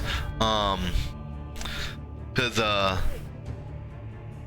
I'm not sure how you could effectively do a co-op of this, unless it's okay. It's only you choose one character, and then your co-op partner gets another character, and it's only 2 characters with the option for NPCs from time to time. Because like in the beginning battles, you have the NPC allies, or a triple co-op. That would be interesting as well. But now, here's the thing: is if you were to do a 3-person co-op, they would have to change the start of the game, because obviously at the very beginning of the game, excuse me, you have your own character, and then once you get to town after the tutorial, okay, you can add a second character into the mix, and then you've got a few more battles before the third one could be introduced. So it'd be interesting to see, you know, they'd have to tweak the storyline a little bit as far as how a 3-person or 2-person co-op would start, but it's very possible. Oh, okay, so here's what I was telling you before. So the Blade Fury, he's got 2 might right now. So if I pop this offensive, and also just to clarify, normally I would use this Keen Strike because it would make something free, but I'm going to go ahead and just pop it. Okay, first let me go ahead and end the turn, because I'm not going to carry barrier over. I'm not going to, yeah. Let me go ahead and throw the crit on there. There's no other primers, so we'll go ahead and attack the guy that's going to do the most damage first, and then go ahead and hit you. We'll throw a trap over here just because. I'll carry this over next round in case. Alright, so now I popped this guy. So right now, Blade Fury, I've got 1, because that's not an attack card, so I've got 1 attack, 2 attacks, 3 attacks. So the calculation as it stands right now is 3 attack cards times AP of 3 plus 1. So this will do 10 attacks. Now it's going to say 10 by 10, but this is misleading because he's got 2 might. So the first 2 attacks will do 10, and then the remaining attacks will do 7. So right now it would be 7 by 10, or excuse me, so if you do 7 by 10, it's 70 points, 73, 76. So if I did this right now, this would do 76 damage. So yes, wait, yes. So, but now I pop this guy here, I lose an AP, but now I've got 1, 2, 3, 4, 5, 6 attacks. So 6 by 2 is 12, plus 1, 13. So 13 by 7, it's going to say 10 by 13. So if you have the skill or anything that allows you to get AP back, or let's say, a good example here, this Keen Strike makes cards reduce in price. So if the previous round I had Keen Strike in that attack of opportunity, and I used Keen Strike and an attack of opportunity became free, and I carried that free attack of opportunity over here, and I retained my AP, oh yeah, golden. Granted, this is an overkill in most situations. Like here, this is an overkill, so I'm not going to do it. But when you're fighting the big mobs, which I'm about to in one room, this would definitely come in handy. But what I'm going to do here, I'm going to move up here so I can hit and kill both of these guys. So Keen Strike is going to make one of these 2 free because this is a finisher. This consumes all remaining AP, so this will never drop in cost. It will match what AP you have. So Keen Strike, I'm going to do that. So it gave me Pommel for free. So basically I'm going to do that and then kill that out.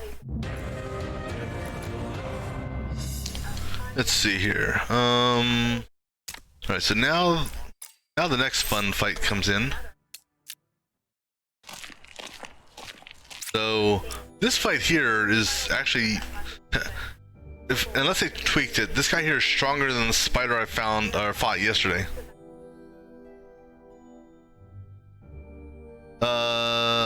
Yeah, he's actually quite good on offense. If you get the right card build and equipment. So his build, now here's the thing is, this beta branch, I've picked up so many orange items, many of which very early in the game, half of which I'm obviously not using. So I'm using a number of items to help boost him from the beginning. So like this here, you know, use an opener, get crit and guard and stuff like that. Immunity to poison, extra HP, you know, and then also these runes like this set here. So the Shattering Strike has been reduced by 1 and it's been cloned. So I've got 2 of these in my hand, which are good lane attacks. This here is an extra, you know, basically stuff to restore my hit points over time as well. So this here gives me 2 hit points if I don't attack. This here gives me an extra hit point if I don't attack. So quite honestly, I have not had to return to town that often for healing. In the early access games, you know, I was cheesing the hell out of because for the longest time, and I believe they changed this in the early access now, but previously in early access, the sister or chapel, wherever it was, you visit her, boom, you're fully healed, boom, hit her, come in, go, and boom, you're good to go. Now they changed it. I believe it's the same on both sides now. She will only heal up to half, and if you want full healing, it's going to cost you. So that there, I'm glad they made that change, because it was dumb. Because what I could do is, I've got these scrolls. I don't know where the scrolls are at. Resources. So I would buy a whole bunch of these scrolls because they were cheap, and I'd be in the wilderness. Oh, I'm almost dead, or you know, I'm down to like 12 health. Okay, I'll scroll back to the garrison, hit the sister so she can fully heal me, and then I'll jump back to the fight, or to the next fight, or next battle in the, you know, in the wilderness or the dungeon. So I'm glad they made that change, to not allow you to cheese it that way, if you will. Alright, so now we're gonna fight the big bad guy here. He's got more health than or at least, no, that's okay. I could have swore maybe they changed something around, because I could have swore there were 2 big encounters, the spider being 1, or 2 big encounters for the shards, but this is kind of a weak set of people. Okay, I need to get these guys off of chill, so I need to move him. He's gonna move over here, just so he's got more center line. The good thing is I've got a whole bunch of magic swords, so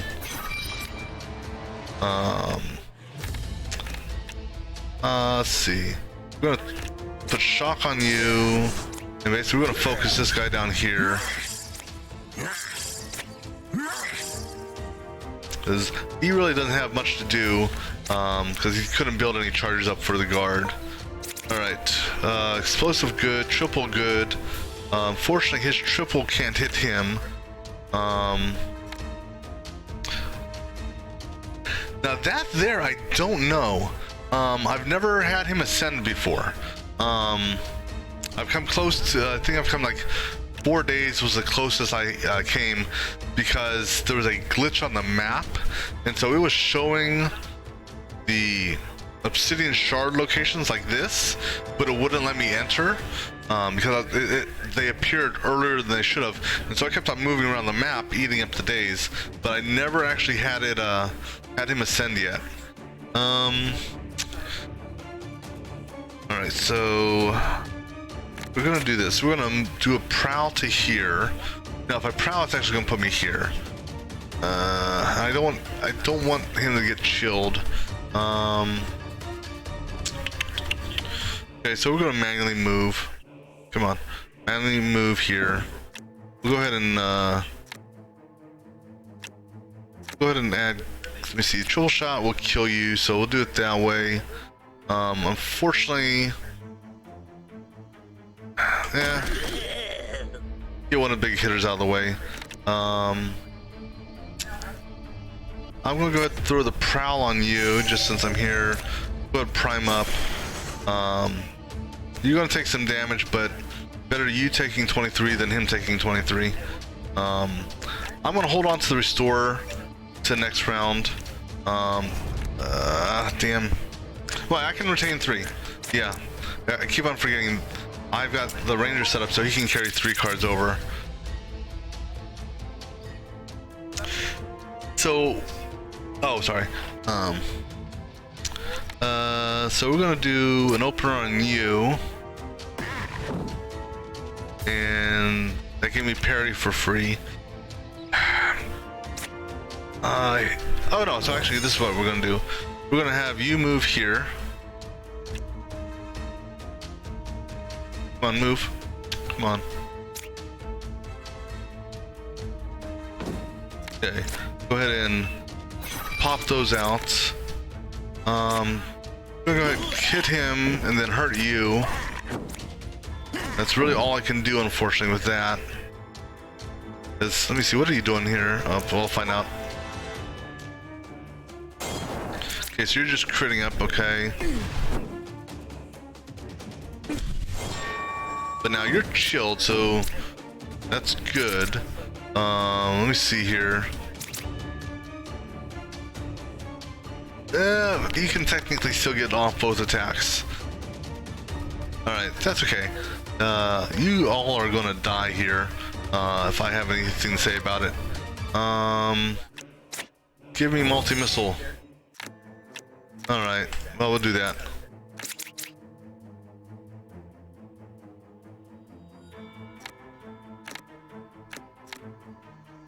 Go ahead and pop that. Alright, so basically gonna get you out of the way. Get you out of the way, because you should die here. I should have enough.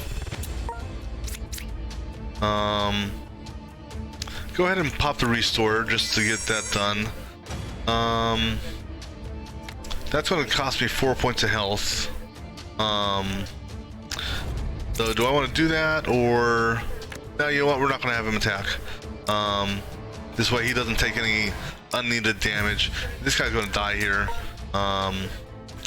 Because that plus this, he's dead. Alright. Alright, so Mr. Wizard made a level. Let me go ahead and let me level him up before I continue on. So I'm debating here if I want to get. I've got stat points I can do. I can get another card here. I can do a mastery.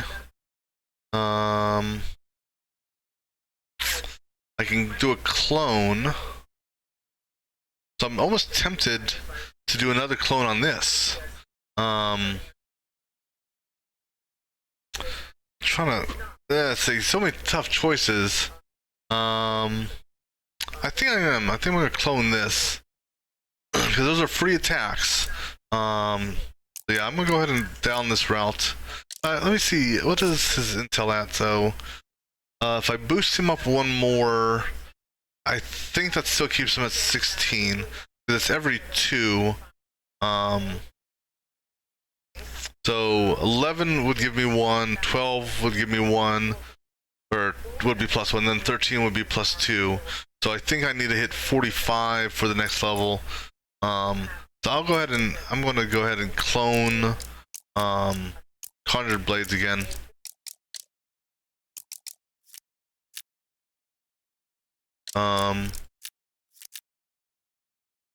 Okay, so yeah, I'm still in a dialogue, so alright, go ahead and okay.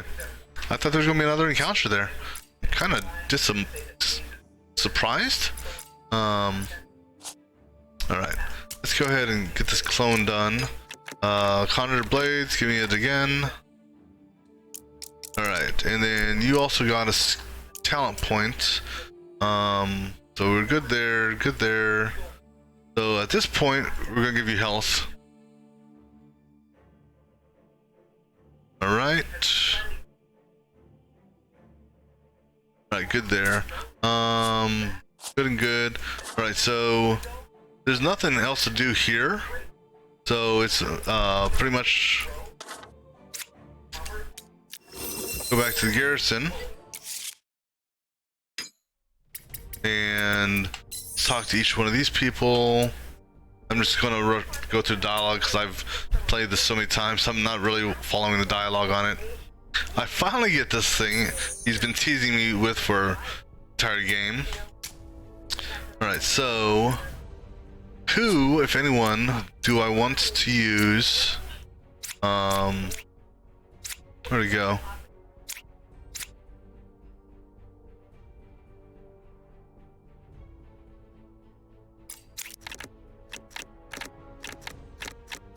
Okay. I'm scratching my head here.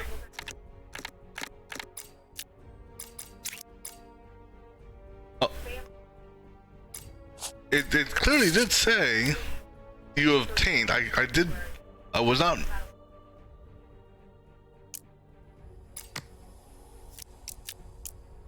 Yeah, so reward. I have not seen a single one of these. Oh wait, that's renown. Okay, I'm sorry. That's renown. I was thinking something else. That gives me. It used to be you got some skill books. That's what I was thinking it was. Okay, never mind. Okay, so now it's a matter of going back to the Rift Lord, which is here. But I'm still so shocked. I was expecting. No, there's something else down here. Because that hasn't cleared off. Something...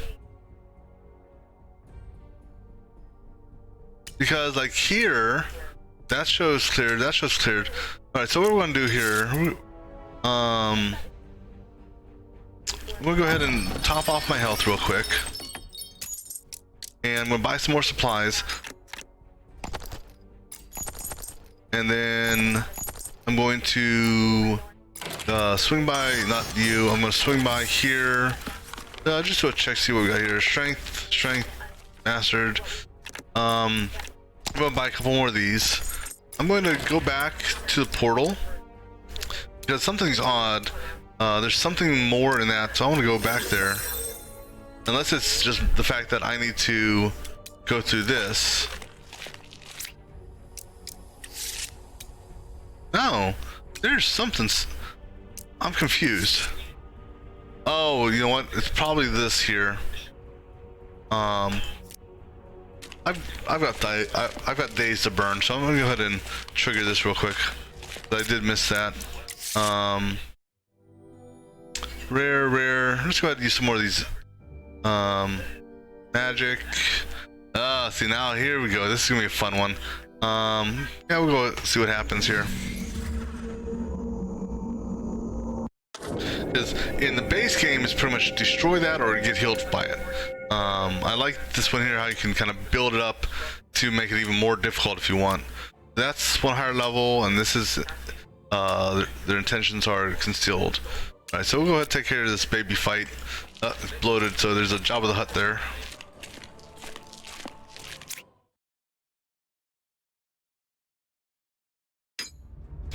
All right. So this is the bigger of the two. There's a smaller version which is movable, but he can't be moved. I'm kind of in a bad starting position because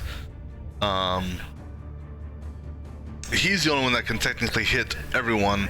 And I don't think this guy will move on his own. I think that's his starting position and he's sticking to it. So what we're gonna do is pop the blades.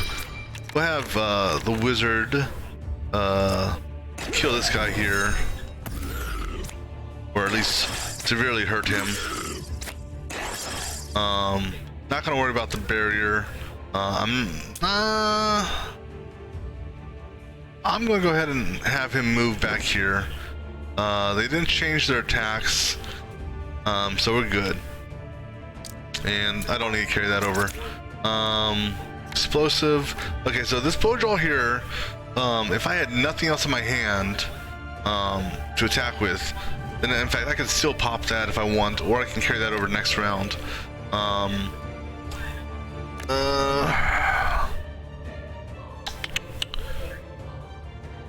So we're going to do explosive here. That'll kill him, burn both of them. And then I can do a rebounding hit. I'll do the rebounding hit first. It's not gonna hurt anything. So do that. Explosive hit them. I'll go ahead and carry these over next round. Let me see here. 1, 2, 3. Wait. 1, 2, 3. I'll carry this over just in case he gets a primer for 3. For you, you've got to move up 1. So go ahead and do that. That will give this guy here minus that. So 7. So 2 of them are going to be 11. And then the rest will be 7. So 4 by 6, 24. 24 and 22. So that's between that. Because really, if I do that, yeah, screw it, we'll do that. I got those attacks here, so we'll hurt him. Won't quite kill him. Or maybe actually we will just kill him. That works for me. And then, yeah, we'll carry these over next round. In case someone doesn't have an attack card. Alright, go ahead and, see. We'll just do that. You know, I don't want to... There you go.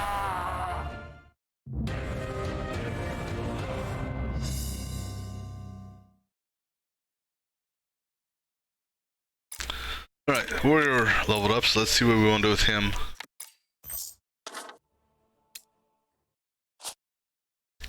Alright, so, oh, he also got another talent, I think, for him.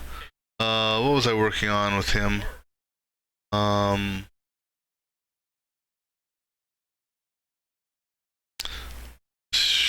Actually, you know what? I'm going to go this route for him.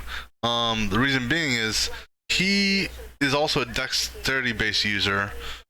So that's one challenging thing with Lucius is he does both dex and strength. So I'll go ahead and start helping him out with dex a little bit. Oops. So to kind of help get this back up and running a little bit.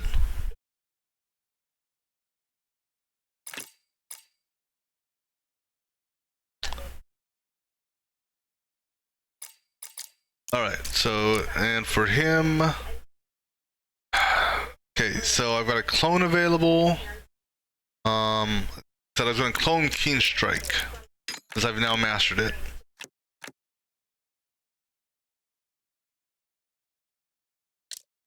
Okay.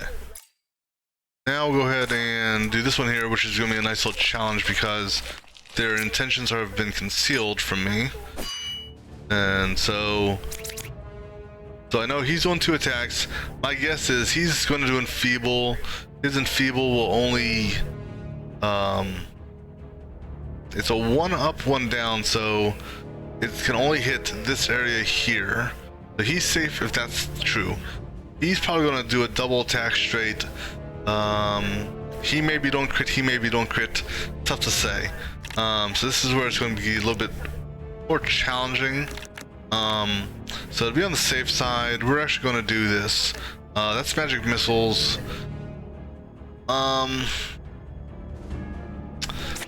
Spare Europe. We'll go ahead and put the shocking touch on him. And I'm going to go ahead and hit him. I don't want the bat to fly around just because not 100% sure if he's doing Enfeeble or if he's going to do the health siphon attack. I'll carry over Blizzard in this. I'm going to keep him there, so I'm not going to use the Bull Rush. I don't think he's going to attack him, so I'm going to actually go ahead and do... I'm going to take this on him. This should actually kill him because of the might bonus. And this here will reduce an attack card by 1. That would be the only attack card left, so that should reduce that to be free. So go ahead and hit him, and I will make that free, thank you. And I can take that against him. And I'm going to keep him here. I'm going to take Bull Rush next to the next round. This way I get free movement. Now for him, not the best option here. Not the best option at all. We're gonna put a dodge up. Actually, I'll do dual dodge.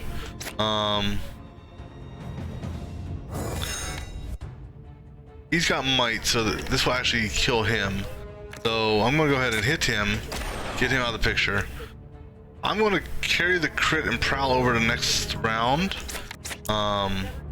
See what happens here.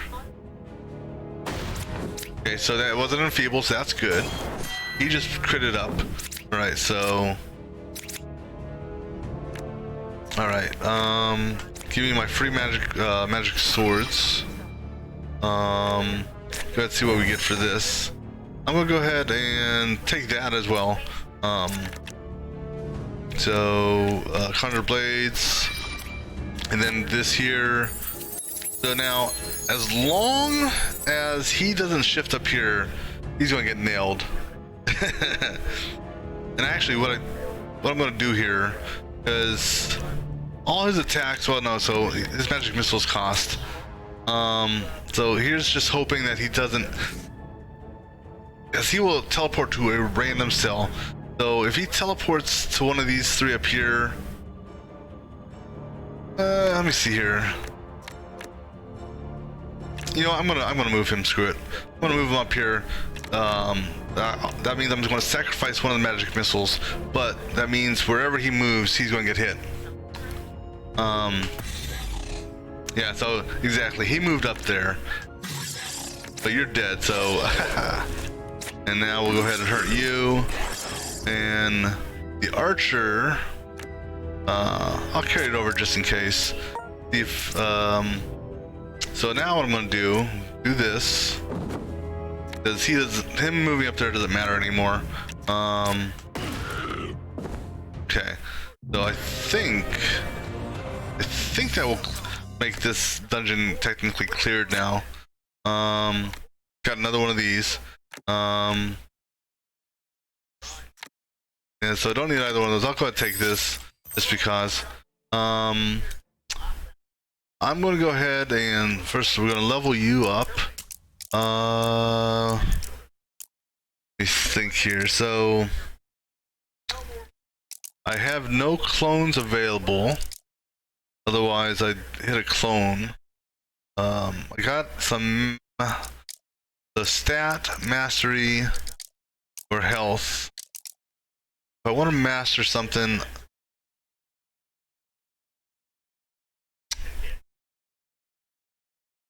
yeah, I'm gonna master this.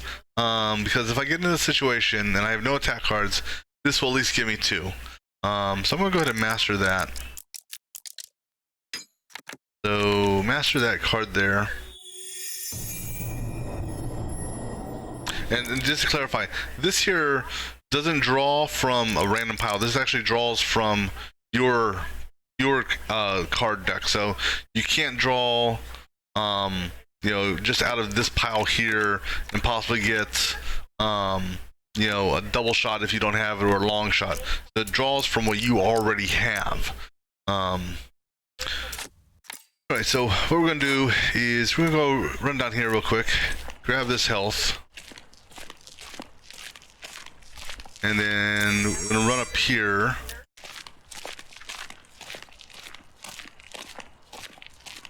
Clear this guy off. And the other thing I like about the dungeons is how it's just not a square grid. Some of them you can't, you know, you're actually going, like, the paths will cross over, but in a way that you know, you can't just stop in the middle and go left or go right. You actually have to go all the way down and, you know, find a path around. All right, so when he does guard, it's going to retain it. So 14 on the warrior, critting up. Ranger, and that's going to be, now this one here, so actually this could change things here, because from what I've seen so far, move to the front row, deal 12 damage to any frontmost target in the lane. I believe what's going to happen is he's actually going to take this and go over here. I've never seen them attack someone like this. So this is going to move him here, I believe. And then as a result, this is going to attack him as well. So I don't think he's going to be hit. Let's see. This one will still hit him though. So we are going to focus with him, this guy here, for what little I can do. So go ahead and do that. We're going to give you a barrier and go ahead and do a charge up. All right, man, have a good one. Yeah, I'll be playing for a little bit longer here, and like I said, if you're playing again tonight, I'll jump on and lurk as well. Let's see. I'll carry this over, but probably not going to do anything with it right now. And we're good on health, so I don't think I'm going to carry that over. All right, so we got a keen strike. Let's go ahead and attack him, see what we get for free. Okay. And go ahead and do that. Go ahead and double up on your okay, single up on that then. And I'll carry that to the next round just because he really had a terrible draw, and the reason being is he had 2 passives in his hand. I could do a tumble up here, but if I do a tumble, I get rid of this. Whereas I can use this and at least give these 2 some vulnerability. So that's what we're going to do. Because like I said, I believe his first attack is going to take him up here. We'll find out here in a second. Yeah, if I tumble now, it's going to kill this card here, and I definitely don't want to do that. So I'm not gonna retain it either. Oh no, he didn't. Okay. He tricked me. But interestingly enough, he only did the so the rush didn't do any damage. His second attack did, which is okay. I'm okay with that.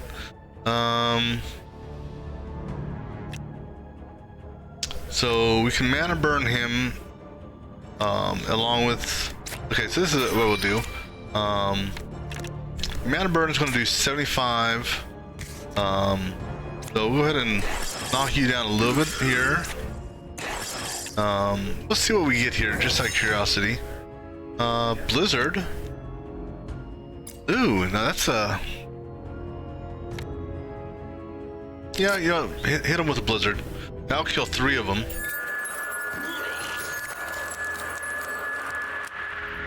That'll work. I'll carry that over. Kind of a crappy hand there.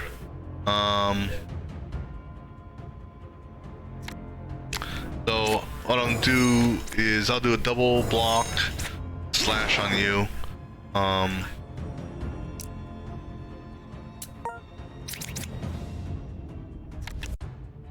Rain of Arrow is going to miss you, so that's kind of useless. So this is where this comes in handy. So what I can do, well, here's the. Okay, we're going to do this. We may get a triple shot. In this case, we didn't. No big deal. These 3 far shots will kill him, but I can only do 2 of them. If I do this, that's right now. That unfortunately, that's not worth using. So I'll go ahead and just do 2 far shots. Well, actually, no, I forgot. He had some stuff built up as well. Plus, he was primed. 2, 3. No, was he primed for 3? He may have been primed for 3, and I may have not paid attention to that. All right. No, and no. I'll take that just to sell it. This here.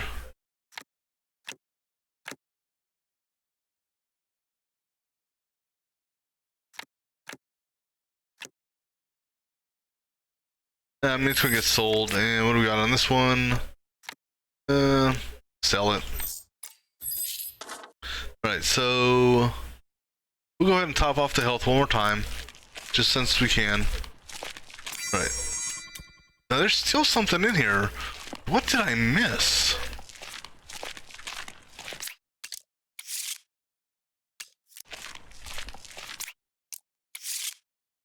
something is not right here. I mean, and the reason I say that is normally when I did this fight here in the past, there was a second boss that you had to fight. There's clearly no second boss here, but it gives you the indication that there is.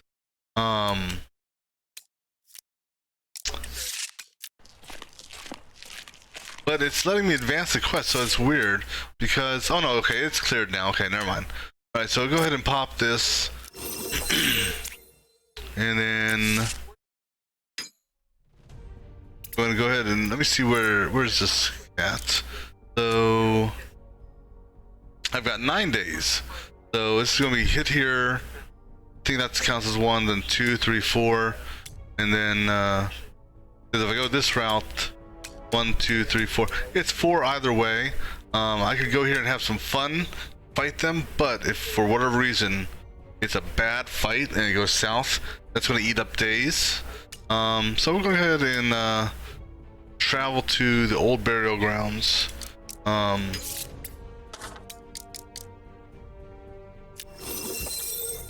right, and then I've got to touch that because it won't let me actually do anything until I at least touch it. I'm not going to rest there. No need to. All right. So now, before we go in here, I'm going to take a quick break, grab me something to drink. We'll be back in just a few minutes.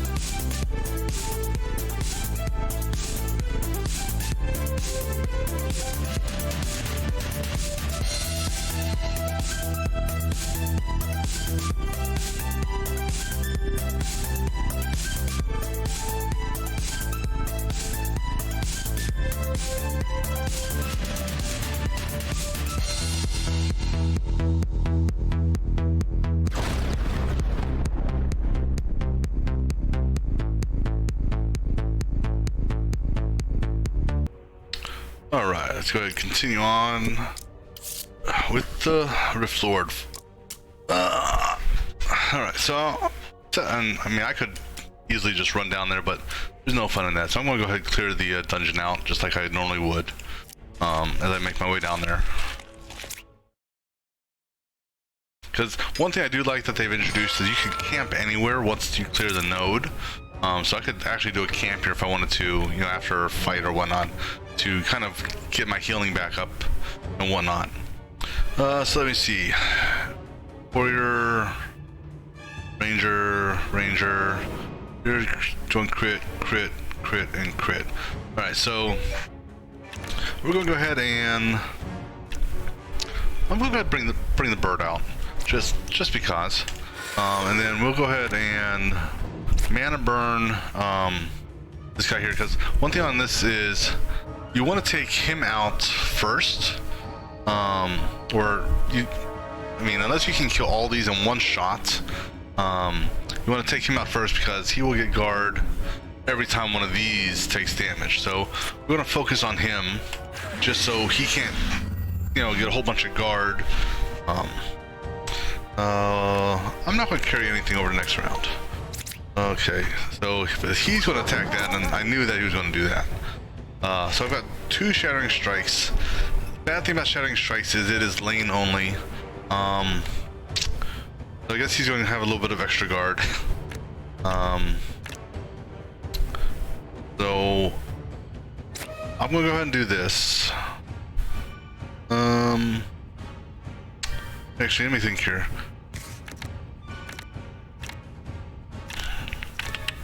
It's going to do 22, 44. Actually, I can do this. This will do 44 plus might. I can do this, damage them. He'll get another 4 guard. With his might, he'll be able to kill him with that. He should be able to. If not... Now that's interesting. So I guess because this is a... because I guess the target was here, he didn't boost on damage, even though he technically took damage. So that's interesting. Go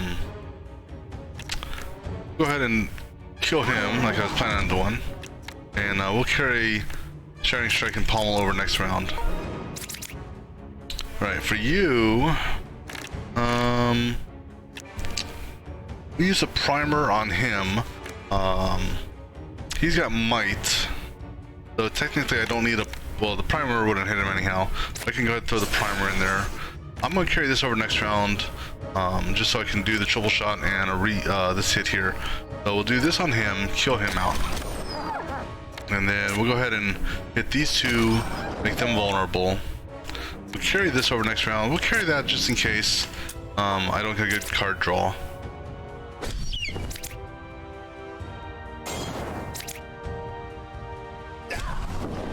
Okay, a little bit of damage, no big deal.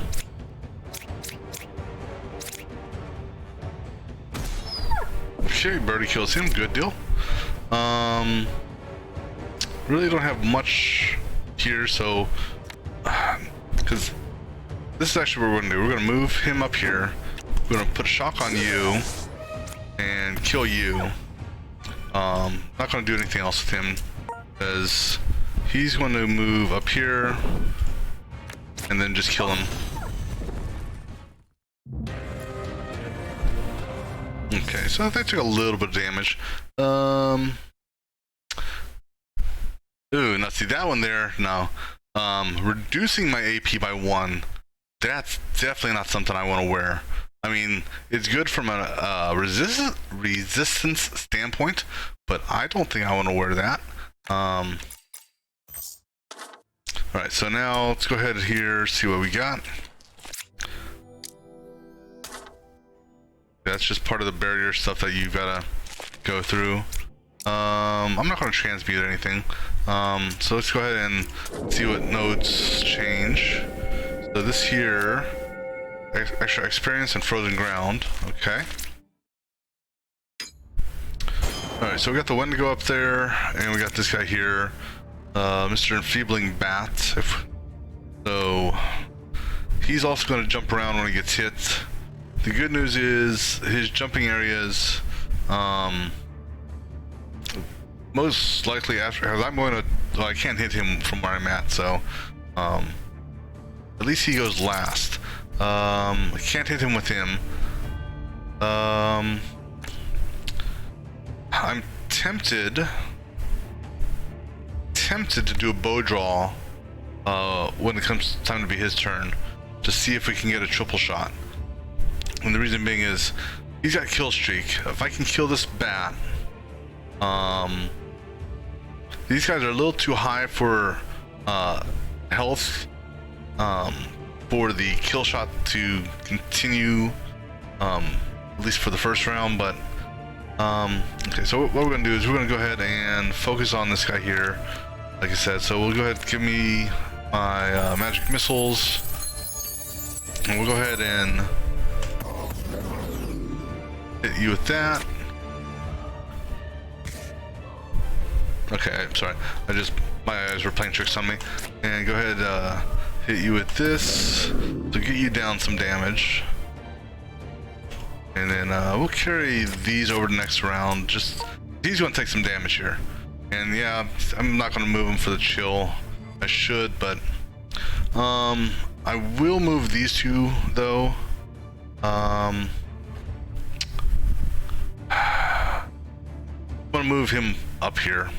I kind of wish I had that bull, the bull move, so I could do a free move, but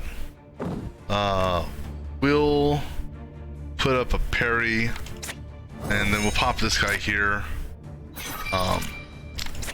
So I get at least the free attacks. Get rid of him. I'll carry over. I'm gonna carry the Wrens over because of the damage. The reason this has more damage than this one is because of the item it's attached to. I can't, yeah, because he can only carry 2 items.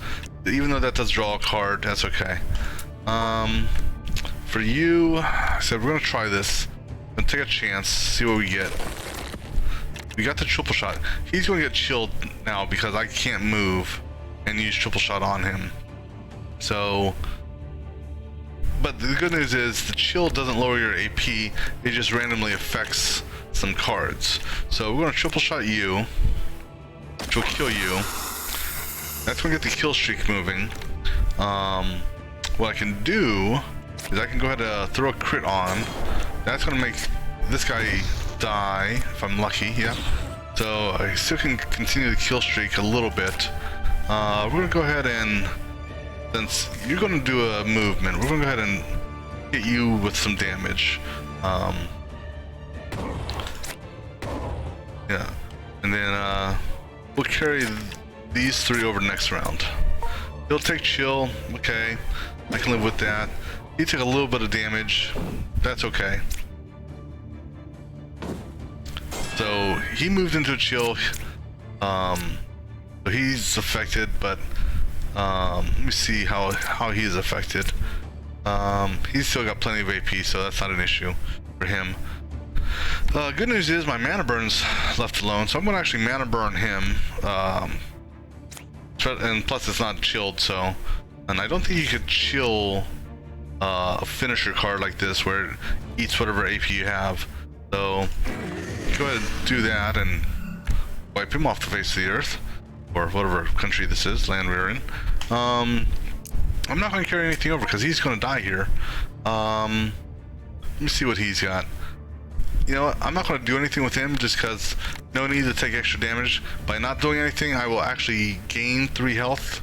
I should. Or 4 health? 3, 4 health, something like that. I'm going to far shot you and I'll end that. Okay. And so the wizard increase in level. Let's see, what do we want to do with him? So I've been holding off on hitting that because I don't want to necessarily add any more cards to his hand. There's no more clones available for me. So I think what I'm going to do... Yeah, let me take a look at his talents real quick. From a talent perspective, I could do a talent to get him 8 more hit points. So I can go this route, which will give me, I can do the 8 hit points. I can go this route, boost his intelligence. I don't believe it's going to bump him up to the next level, because like I said, I think he needs 45 for that. But there's a chance between now and then that he'll hit that, so we'll go ahead and do the stat point. So we'll go ahead and do the stat point and bump up his intelligence. Oh no, actually, no, okay, so it did bump him up, okay. So it's on the even numbers, it bumps it. That's even better for me. Alright, so now, just keep on doing that. Let's go ahead and do this node here. So they have an extra elite, not a big deal. So we got our Jabba the Hutt mob there. A whole bunch of free attacks here, so let's go ahead and pop these out. Oops. Conjure Blade, there we go. Alright, so go ahead, do this. I mean, we're just gonna nail him with these magic swords. I mean, it took him down a decent amount. 2 triple shots. One of the triple shots can kill him. You'll die. So I'll be able to take care of these 2. Because triple shot will take care of him. The far shots I get from kill streak will be able to kill him. And then I can do a little bit of damage on this guy because I can throw the crit on there. So go ahead and do that. Ah, just shy. Damn it! I thought it would kill him. Crap. Crap. Oh well. Damn it. Next round. Next round, you're all dead. I might as well go ahead and pop the crit now, since it costs stuff. Now I'll go ahead and take these over next round. Miscalculated that. So you're gonna die here with...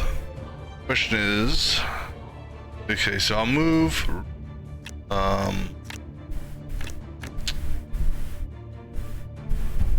Okay.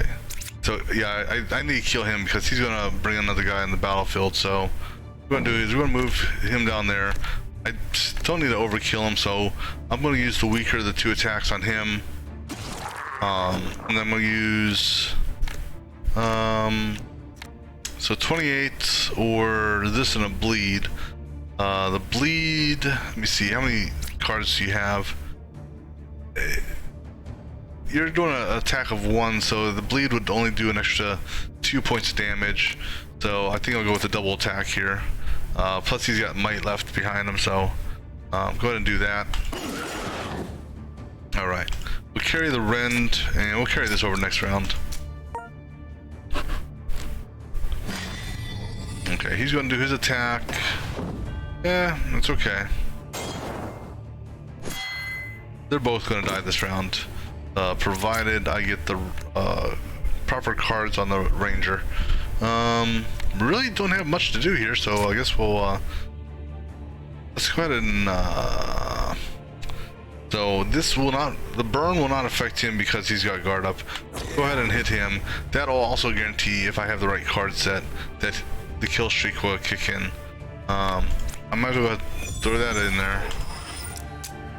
Alright, so we've got, okay, so that will kill him.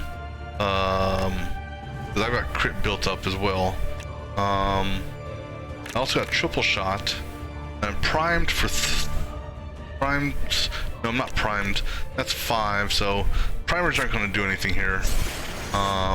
Triple shot will do 45 on the first hit because of crit and might, and then A little bit of extra damage on the next 2 hits. So, yeah, we're gonna go ahead and try it. Yeah, he'll kill them all.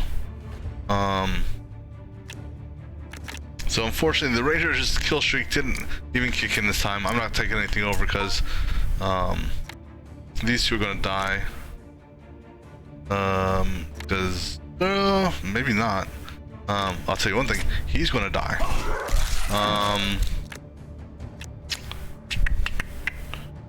And well, we'll do that. And he took a little bit extra more damage. But like I said, he'll gain health as the dungeon goes on, so I'm not too worried about that little bit of damage he lost. All right, and what do we get here? No. All right, well, I'll take that just to sell it. All right, let's go see what this node does.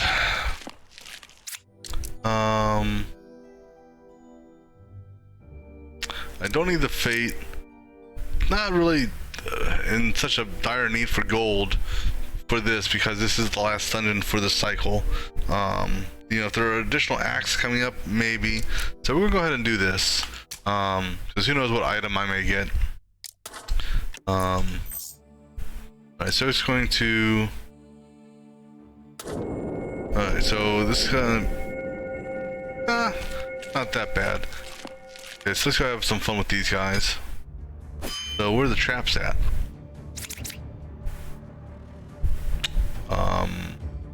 I don't see traps, but who knows? Maybe they'll magically appear after the next round. Okay, so we're gonna do.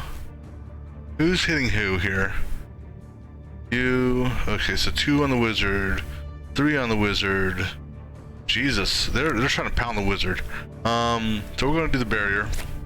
I kind of wish I could do some channeling here, but and actually, you know what? I should have done magic. Oh no, wait, I didn't have magic.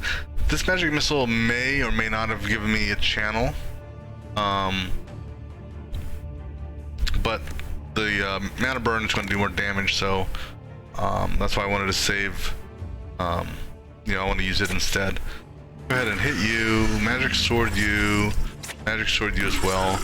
Yeah, this guy here, he's doing. Yeah, we. That's hopefully, cross my fingers here. The Ranger has some good offense here. This not so bad. I can clear out one of these guys completely, so I can get rid of him, and then I can hurt the other guy. So that's what we'll do. We'll go pop this now. I'm only gonna pop one of them because this here 44 plus 2 of these will kill him. Then I can carry this over next round. So we're gonna do steel edge on him. Oh, even better, one of these. Then I can do some decent damage to him. I'll carry these 2 to the next round. All right, Ranger, Rain of Arrows. Well, that's good for this one here. I can add crit to that, but he's going to die from Rain of Arrows. I have no primers. I kind of wish he was in. I kind of wish these 2 were on the. Were backwards. He's up for 27. That's 26 right there. So he's going to take, you know, what, 14 points of damage. So we can live with that. So we're not going to hit the crit. What we'll do is we will Rain of Arrows him, far shot him.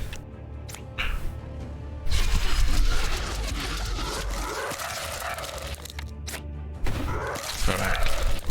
We'll carry over. We'll carry these 2 over the next round. Okay, let him go ahead and do his damage.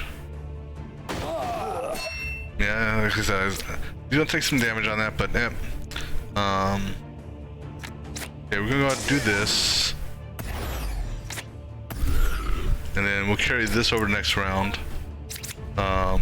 He's gonna move this time. I kind of I kind of wish I had that bull attack, but or the bull move, so I could actually move freely up there. But we'll come up here. We'll pop this guy here. Shouldn't need it. That's 22. So this here, technically, even though it's only 15, the 7 vulnerability means 7 more damage on another attack. So in reality, that's, if I do a back-to-back attack, that's actually 22 as opposed to 21, because he has no guard up, so that the accurate doesn't matter right now. So we'll go ahead and do that. Now I'll just do a normal slash. Alright. Okay, so the warrior leveled up. New set of boots. Or footwear, whatever. Blink AP is reduced by 1, so we can basically move to anywhere on the field, which is nice. The problem is the boots that the wizard have right now give him magic missile. Now, here's a tempting thing here. I'm gonna grab this.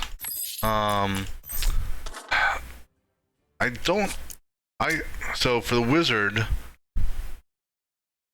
when he hits level 30, I can hit this here, which will give him dual wielding capability, because he cannot equip a wand in his offhand right now. If I do that though, so let me see here.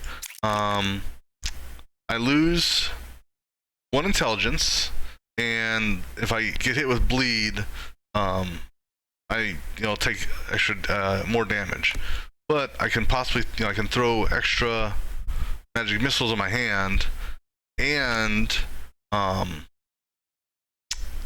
can I get a random fire skill. The only fire skills I have are these flaming grasps, so one of these 3 will become masters. From a red standpoint, with regards to runes, convert to strength won't use grant might. So that could use a magic missile, get might. That's not a bad option. Extra hit points there. So I may consider that if I get the dual wield. Let's go down here and get the loot, and let me go ahead and level him up. Forgot about him. All right, for him,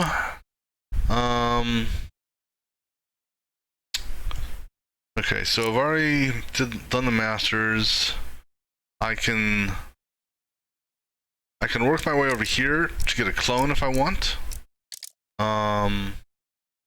Clone, skill point. Is there anything else I'd want to master? Let me see. That there will boost it up to 16. That's 4 extra damage in total. Slash. That's 3 extra points in damage there. This guy here. Wide swing. About 3 extra points. Steel edge. 6 extra points. Swift strike. Speed up I don't care about. Rend. Extra points, extra bleed. This here. I have not really used this at all, but it makes this free. So, you know what? I think I could do that. Because this has appeared in the hand, but I've not used it many times just because it costs AP when I can use the AP for an actual attack. So do I actually have a master available? Not that I see, not directly at least. Bonus talent point, then a master.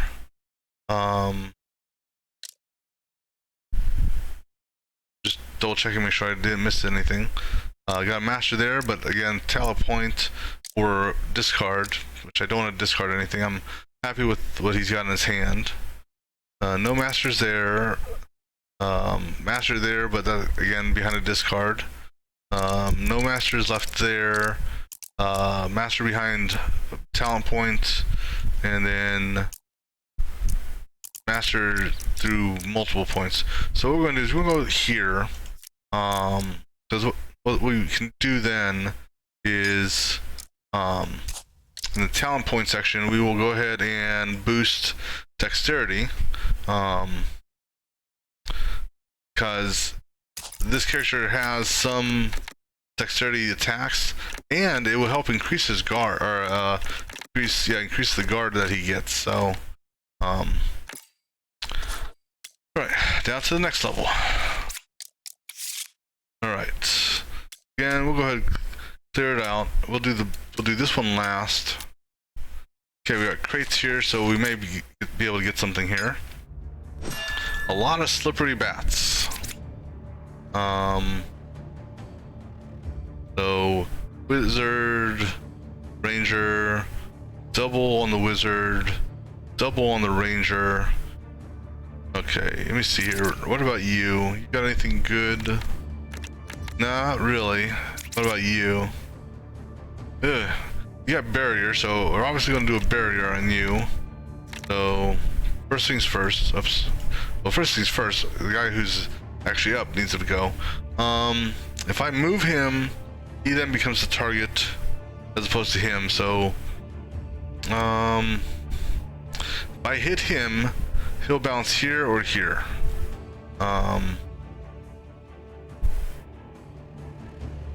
So if I do this, it's technically I've got 2 might, so 8 by 7, so 56. I'm tempted to do that because it'll be more than 56, so more enough than it hit you as well. That'll bounce you around the field, and I still should be able to do enough damage to kill one of these. So which one? I don't want to do this guy here because I do want the AP. So between the attacks I have available, being precise or pommel, I'm gonna do precise on this guy here. So he bounced around. I'm gonna use Blade Fury on him now, which will kill him. Almost. Ah, you son of a gun. Now see, it's the might, the might at the beginning is what throws me off. Alright, that's okay though. Because if anything, it takes away the attack from him, and well, unfortunately puts it on him. So we're gonna put a barrier up on you. Hopefully he'll get his restore that appears. But bring this out. So magic missile will kill him. That's 18. And who's going first? These guys are going first. So that drain should not happen because it won't break guard. But then he'll get hit from this here. If I move him, he may still attack me for drain, but he will redirect his attacks to him. And he's already going to get slammed from this guy over here. So I'm going to keep him where he is, because he does have, oh I'm sorry, he actually has 21 guard. I misread it earlier. So anyhow, we're going to go ahead and do I get the charge up, or do I do a full-blown attack?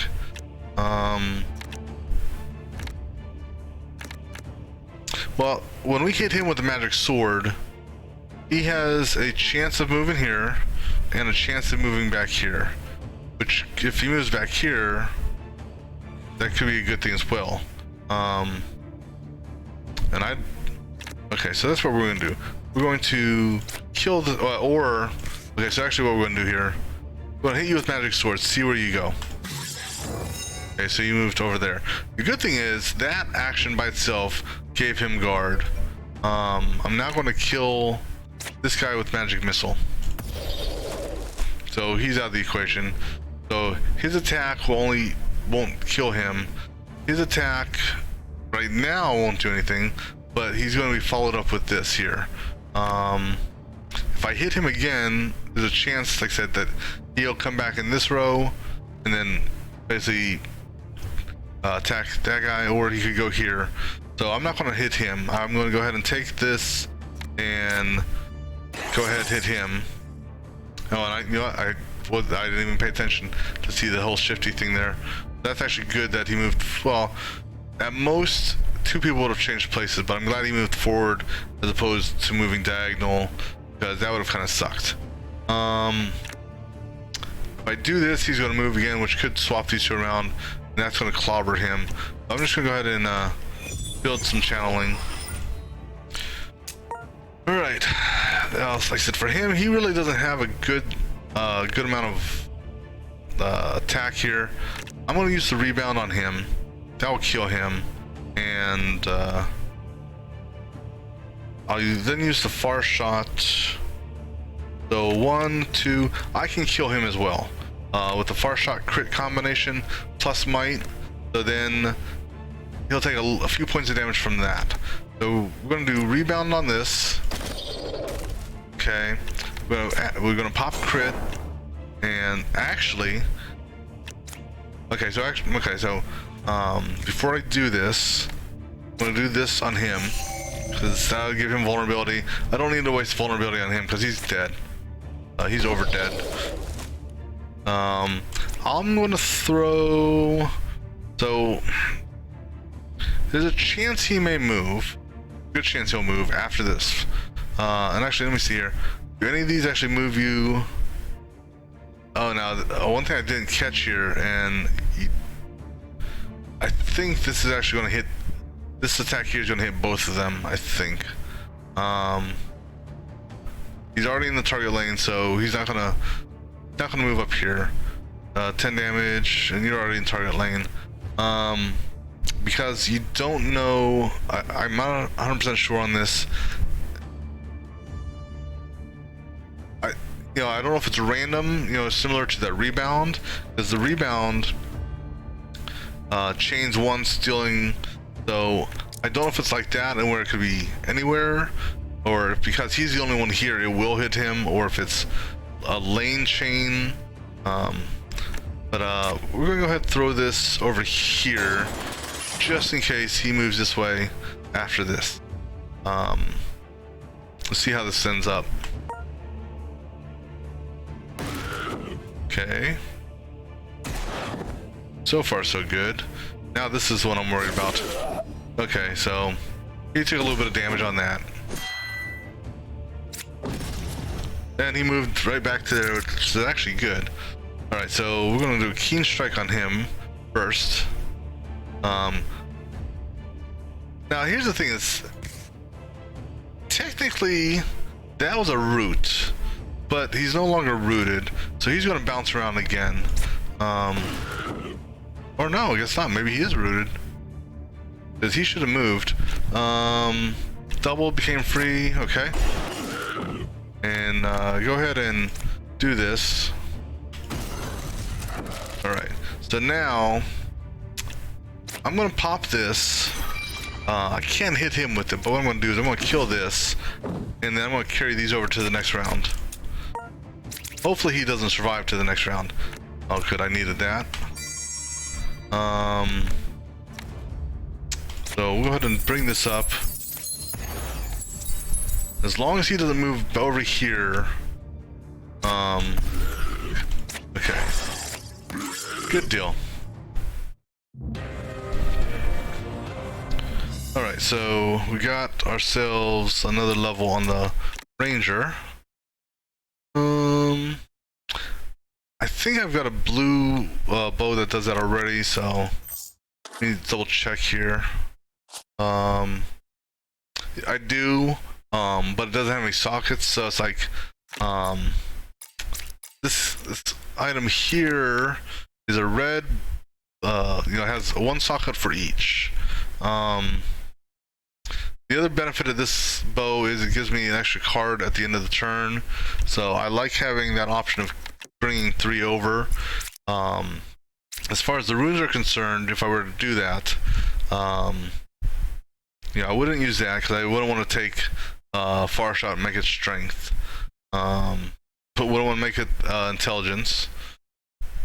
I've already got that being used elsewhere, so initiative don't need. Might, extra hit points. So it's really not beneficial to swap it out just because of the sockets.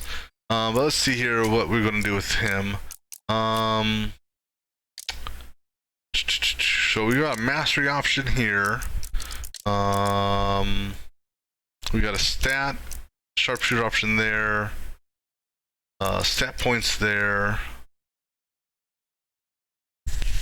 So it's between mastery. It's between mastery and stat. I've already mastered those. What I may do is master triple shot. Because I have this guy here, I've gotten it, I haven't even used it. No, I'm going to master crit aim, so it's free. That's what we're going to do. So master that. This way I don't have to pay, use an AP to do it anymore. Okay. Alright, so continuing onward.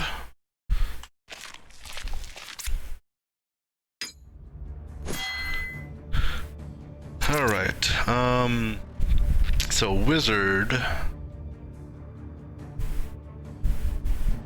warrior, and warrior. He gets guard anytime any of these guys here are hit. What are you? You are also a dire wolf. Okay, so anything that gets hit other than him will generate guard on him. I would presume that the guard falls off at the end of the round. We'll find out here because I'm gonna attack these guys down here, especially since he doesn't have any defense. So we're gonna go ahead and now the other thing I gotta look at here are these passives.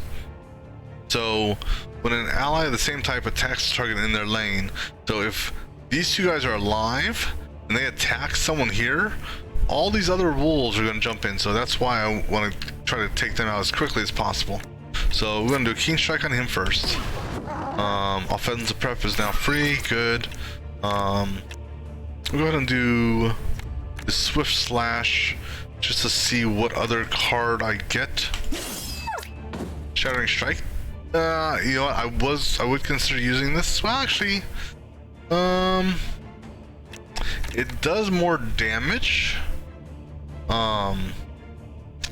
However, he's gonna have to move, and the wolves may bounce around. So I'm gonna hold on to that. I think, because I have enough here to kill him.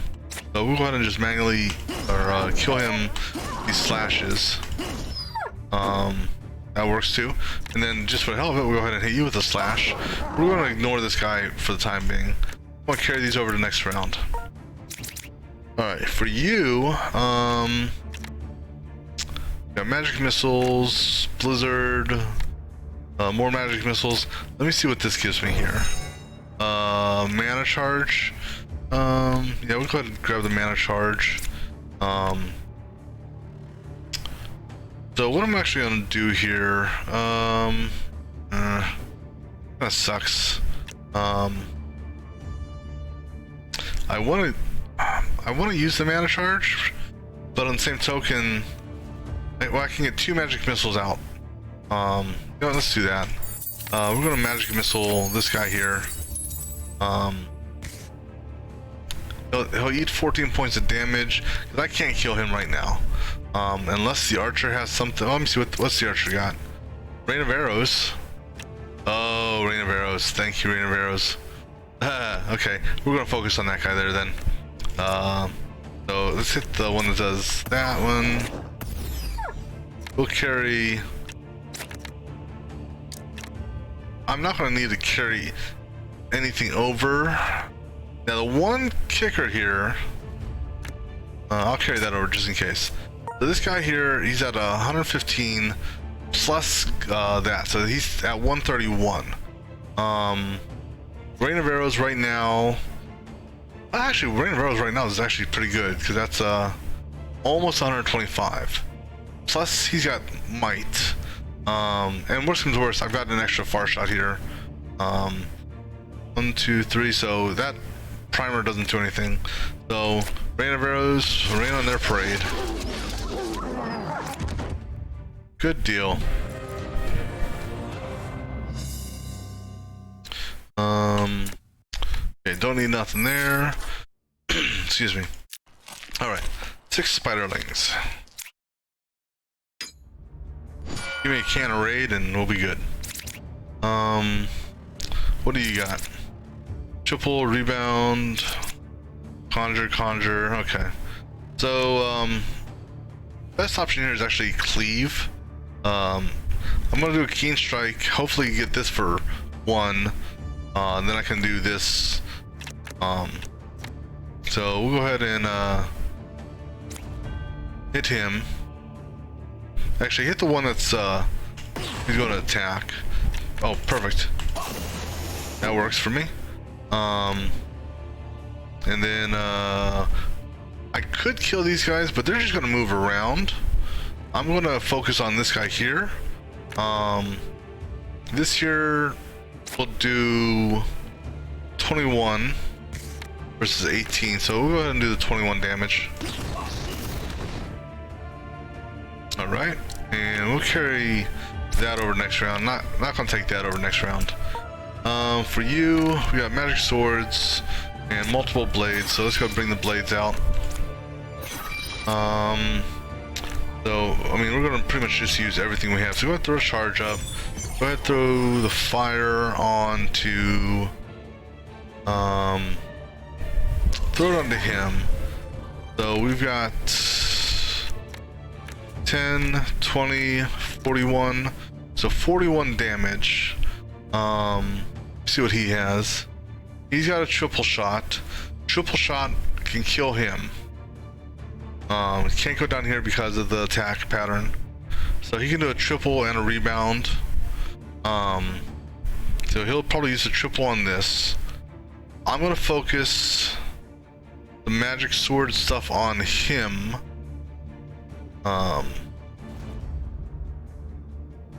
Because he's got well, let me see here. Let's say what 10 and 20, then so 41. That won't be enough to kill him. He can't move, so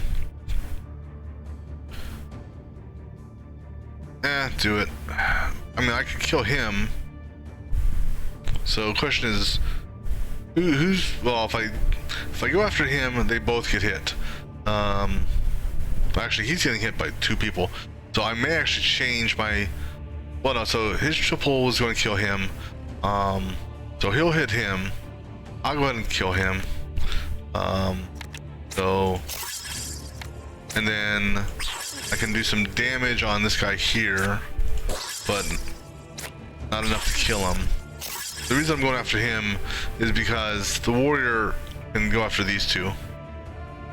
And if we're lucky, the warrior can get through to him.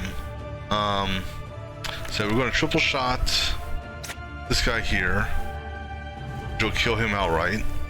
Let me just see here. What's my primer on? 5. 1, 2, 3, 4, 5. Yeah, I don't need to prime it up. So I kill him.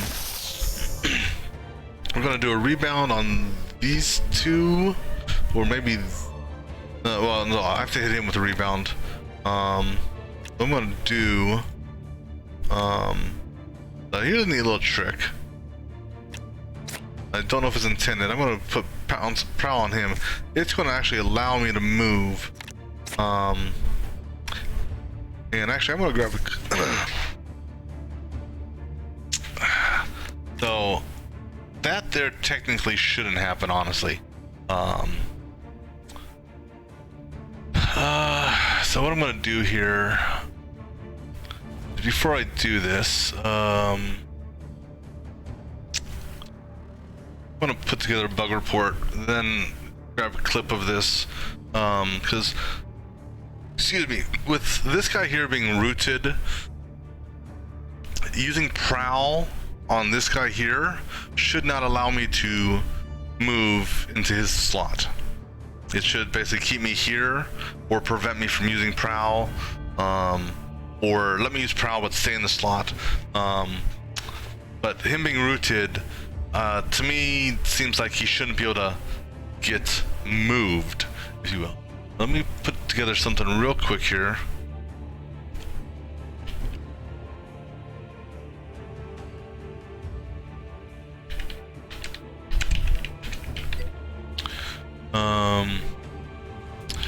The wizard in row 2, lane 2.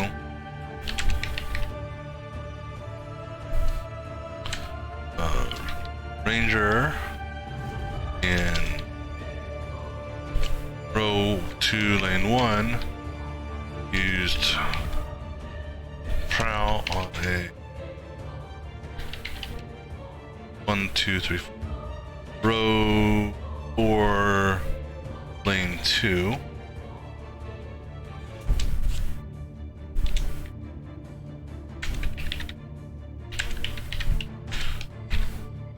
Or 2, lane 1, and 2, lane 2.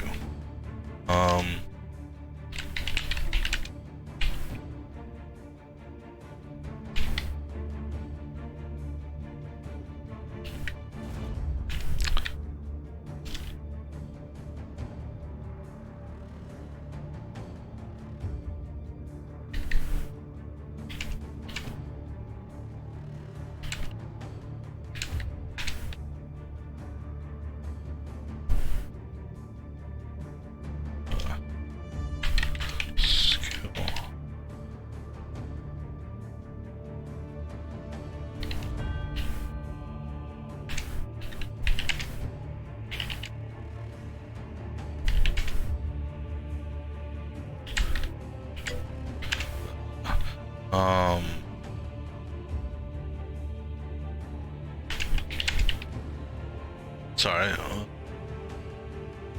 Oh, hey, appreciate the follow. Thank you very much. Just be a minute here as I finish typing this up real quick. Seems correct, and that because to me this is correct. Wizard is rooted.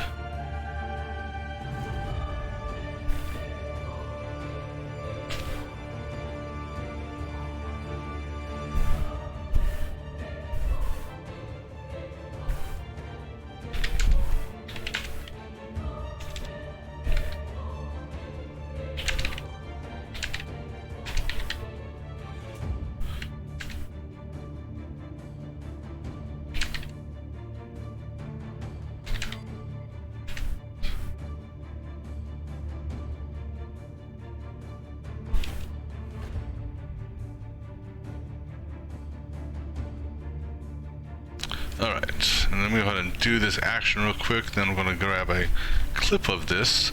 Alright, so just to recap, the wizard here is rooted in place, so he himself can't move.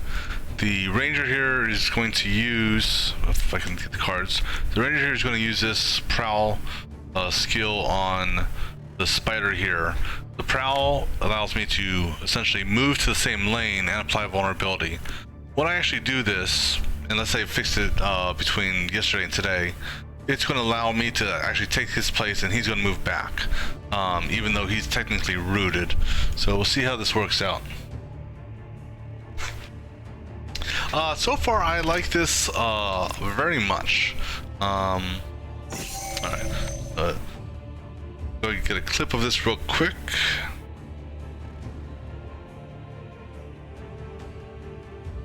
Finish this little bug report up real quick. Actually do this, and let's say fix it with prowl and root.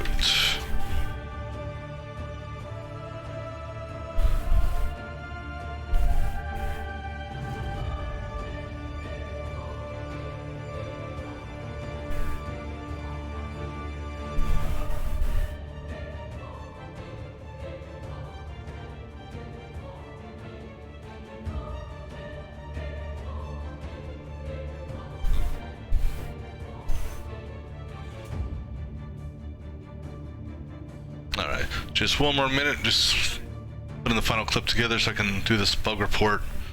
Because I mean, this may not be a bug. I mean, it could be as intended, because technically the wizard is still rooted, so he can't move. But yeah, to me, if you have a character that's rooted in place then you would think that they should not be able to shift, whether or not of their own action or of another character's action. So as an example, if one of the spiders, some of the spiders will cast a spell or use a skill that will allow them to pull a person in the front row. If he was rooted, in my opinion, he should not be able to, get pulled to the front row either. Go ahead and do this real quick, and let me post this in their Discord real quick.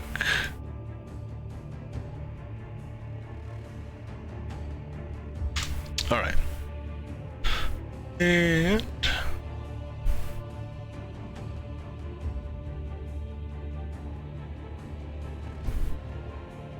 well, that was an old clip. Okay, sorry about that. Let me just do one more thing here, and then we will continue. Fun content. Get that clip out of the way. Okay. All right. So, what are we going to do now? Yeah. So we moved him over. Yeah, we're just going to do rebounding hit on. I can either do rebounding hit here, and it's a 50-50 shot which way it's going to go after that, or we do it here, and it's guaranteed to be these two. Let me see. Oh, and the warrior's already gone off, so he's going to attack him. These guys are going to move around, so he'll take extra damage. So actually, I'm going to hit him. Let's see what the RNG gives us. Okay, so one straight line, which is fine. No issues there. I'll go ahead and prime this, but I don't see this being used at all this round because in order for that card to be used, 1, 2, 3, 4, an enemy has to move here or here, and I don't see that happening with this fight. I'm not going to carry anything over because there's no real need for it.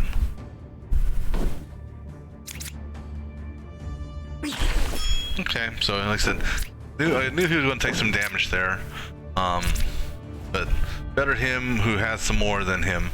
It kind of sucks that they did what they did there, but I'm going to do this, and okay. Did I not? Sorry. I could have sworn. Or did I not hit that point yet? That is 0. I only have that 1. Sorry, I gotta take a look at this here because unless I'm seeing something here.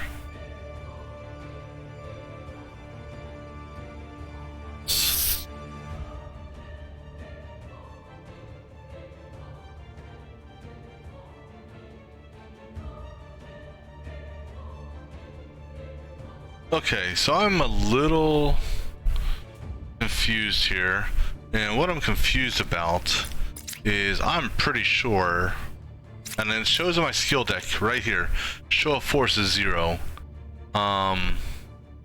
It showed in the combat 1. I only have one of these cards, and I'm pretty sure that on my last level up. Oh, no. Well, maybe not. Now I'm confused.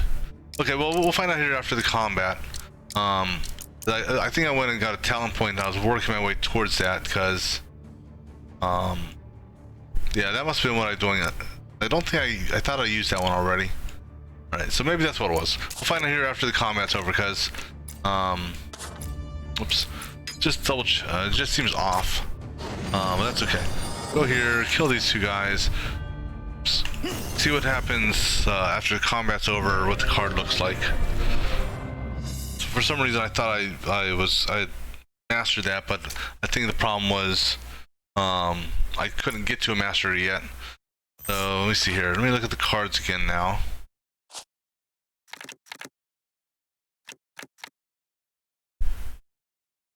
Are you... Oh, sure. Okay, that was purely on me then. Okay, cool. Just my eyes were playing tricks on me. Because I want to get it mastered, but I don't have the. I needed to go through an extra node to do that. Okay, so never mind on that.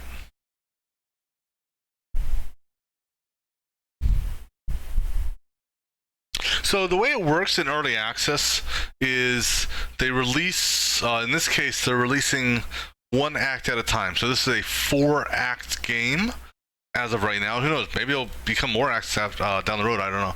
But so right now, Act 1 is fully playable. And so once I finish, so right now I'm actually on the final boss area. Once I beat this final boss, this run is done. And so pretty much you can restart, new characters and whatnot. And then July 31st, as of right now, is the tentative release date of the next act. So after that's released, and here's the thing: is you don't have to pay again and again and again. So you buy the game, and right now when you buy the game, yeah, you got Act 1. Then once Act 2 is released, you get that for free. It's not like you have to pay for it again. So it's basically they're slowly rolling it out, and you're seeing a lot more games doing this for the early access to basically get you a playable game. Because the early access is, there may be a few bugs here and there, but it's definitely much more stable bug-wise, or less bugs, however you want to look at it, than the beta branch, which is what I'm running right now. But other games are doing that as well. I think good example, Satisfactory. Not sure if you heard of that game. Another game I think that's early access is Monster Train. I've heard a lot of people compare this to Monster Train as well. But a lot of these, they're early access, so you'll get a fraction of a fully playable game, and then additional chapters will be released down the road. They did the same thing with I believe it was Iridus. They had, I think you could go through the first 2 dungeon maps or castle maps, and then they released additional maps beyond that. And the developers of this game have been very good at listening to the players who have been submitting the bug reports and suggestions, stuff like that. And yes, I agree. The first act by itself, if you play the game and aren't just trying to speed run it, so you can actually get some enjoyment out of it. On average, for each of the, I did 3 playthroughs on early access, just a normal early access game. This is my first playthrough on the beta branch side. So on average, each one of these is taking me about 40 hours to complete. I will be finishing this run, if you will, today, because like I said, I'm in the final I'm on the final map. So pretty much just clear this out, do this, go down here, there may be 1 extra mob down there, and then this run will be done. Tonight I'm going to start another run with different characters. The only challenge here is I like to, so like for the run tonight, when I start up the new run, I'm planning on, if possible, doing the Druid, Cleric, and Rogue. I know for a fact I can choose any of the 6 for my starters, so that's easy enough. But the other characters that you get beyond that, there's a little bit of RNG in play there as far as what you see or what you're able to select. So the run tonight maybe will definitely be the Druid as a starter, and who I get after that, I mean, only time will tell when we actually try it out. All right, so let's go ahead and knock this out. Well, I'm actually kind of disappointed with you guys. All you guys are not doing anything special. Crit, crit, crit. Guard. Well, actually, yeah, Garden Thorns. So I'm actually kind of disappointed. I was, not a single one of you are attacking. Okay, so what we're going to do here is we're going to move to the free move. Now, granted, they may change what they're going to do once I do this. No, they didn't. And in hindsight, I should have done the Shattering Strike first. Whoops. Alright, oh well. So we'll go ahead and pop Shattering. Yeah, I should have done that, but that's okay. I should have used the bull to move up there actually and do Shattering there, but it's all good. Especially since these guys aren't attacking, I'm not too worried about this first round. I'm gonna move, because his attacks can actually hit him if he's got the fire shot, so I'm not worried about him. So I'm gonna, but then again, yeah, double Conjure Blades, that's enough to kill him. Should be. So that's actually what we'll do. We'll use the Conjure Blades here first.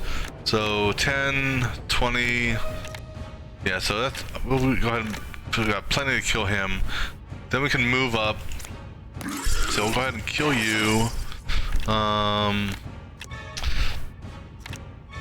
Yeah, go ahead and use the free attacks to kill him.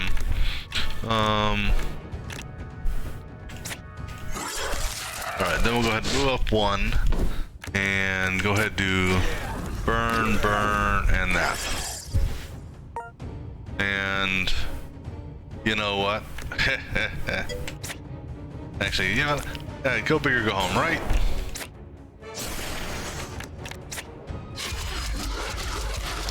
What reduces the magic sword AP to 0? So for my run, for the wizard, he's got magic sword. Where was it at? Not that. Oh, this here. So this guy here, Arcane Sheath, and I validated this with the devs because I didn't know if it's supposed to only work with the attached card that you're granted here, or all of them. So it's actually all of them. So this guy here gives me magic sword for 0. Conjure Blade by itself is a 0 costing card, I believe. Let me just validate that. So Conjure Blade, I think that's a 0 cost card in itself. Yeah, so Conjure Blade is 0 by default. The only difference between this and the mastered version is the mastered version will make one of the conjured swords or magic swords mastered. But this is a free, you know, so this is free as it is, mastered or not mastered. So according to the devs, this Arcane Sheath, as of right now at least, all magic swords in your hand, whether or not you start with them, like I have, like you see up here, or ones that you spawn by the Conjure Blades, is going to be free. Yeah, so I was originally working on a magic missile build, and unfortunately the only magic missiles I was able to get were from equipment. So I've got a single magic missile here, but I'm able to mirror it through one of the runes. So the one of these two runes here is a mirror, and then I get another magic missile here. Yeah, and that's the thing is, normally, like you said, it would say the attached skill. Like here it says attached skill, and so it's like, didn't know if it was a typo or not because it technically doesn't say attached skill here. And the reason I brought it up to the devs is the cards I had in my hand, these cards here, or I should say this card here, because this is the only spell card. The way they've changed it, it used to be all your equipment items, so like this magic missile here and this here would appear at the very bottom. Now what they've done is they've just let they mix them together, but the cards that have the darker color are tied to equipment versus the cards that have the lighter color are actually ones in your hand. So when I put this on here, this changed to 0. It's like, okay, cool. And yesterday when I was playing this, I used the Conjure Blade, but the Conjure Blade, or the magic swords I got from the Conjure Blade yesterday actually appeared and cost 1 AP each. So it's like, I wasn't sure on that, so I did a bug report question, you know, and they came back and said, oh no, Arcane Sheath should affect all, and this morning when I started it up, there's another patch release for beta, and that's one of the things they fixed. So it's like awesome. So I mean, they're, you know, provided it's not a super challenging, difficult bug that they have to sort out, they're pretty much right on top of a lot of the bugs that people are submitting. So that's something I definitely appreciate.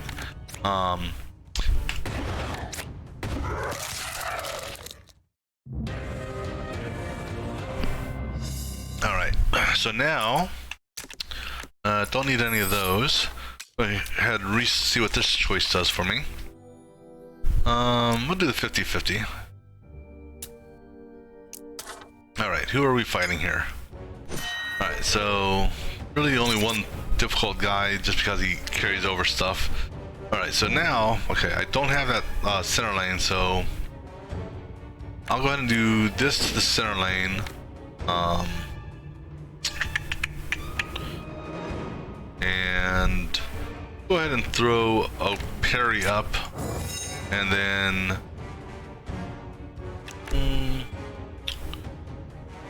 24. Yeah, we'll do this just to give me some extra extra might. Plus, it will enfeeble him for his attack. So we'll go ahead and do that. All right, and we'll go ahead and carry that over next round.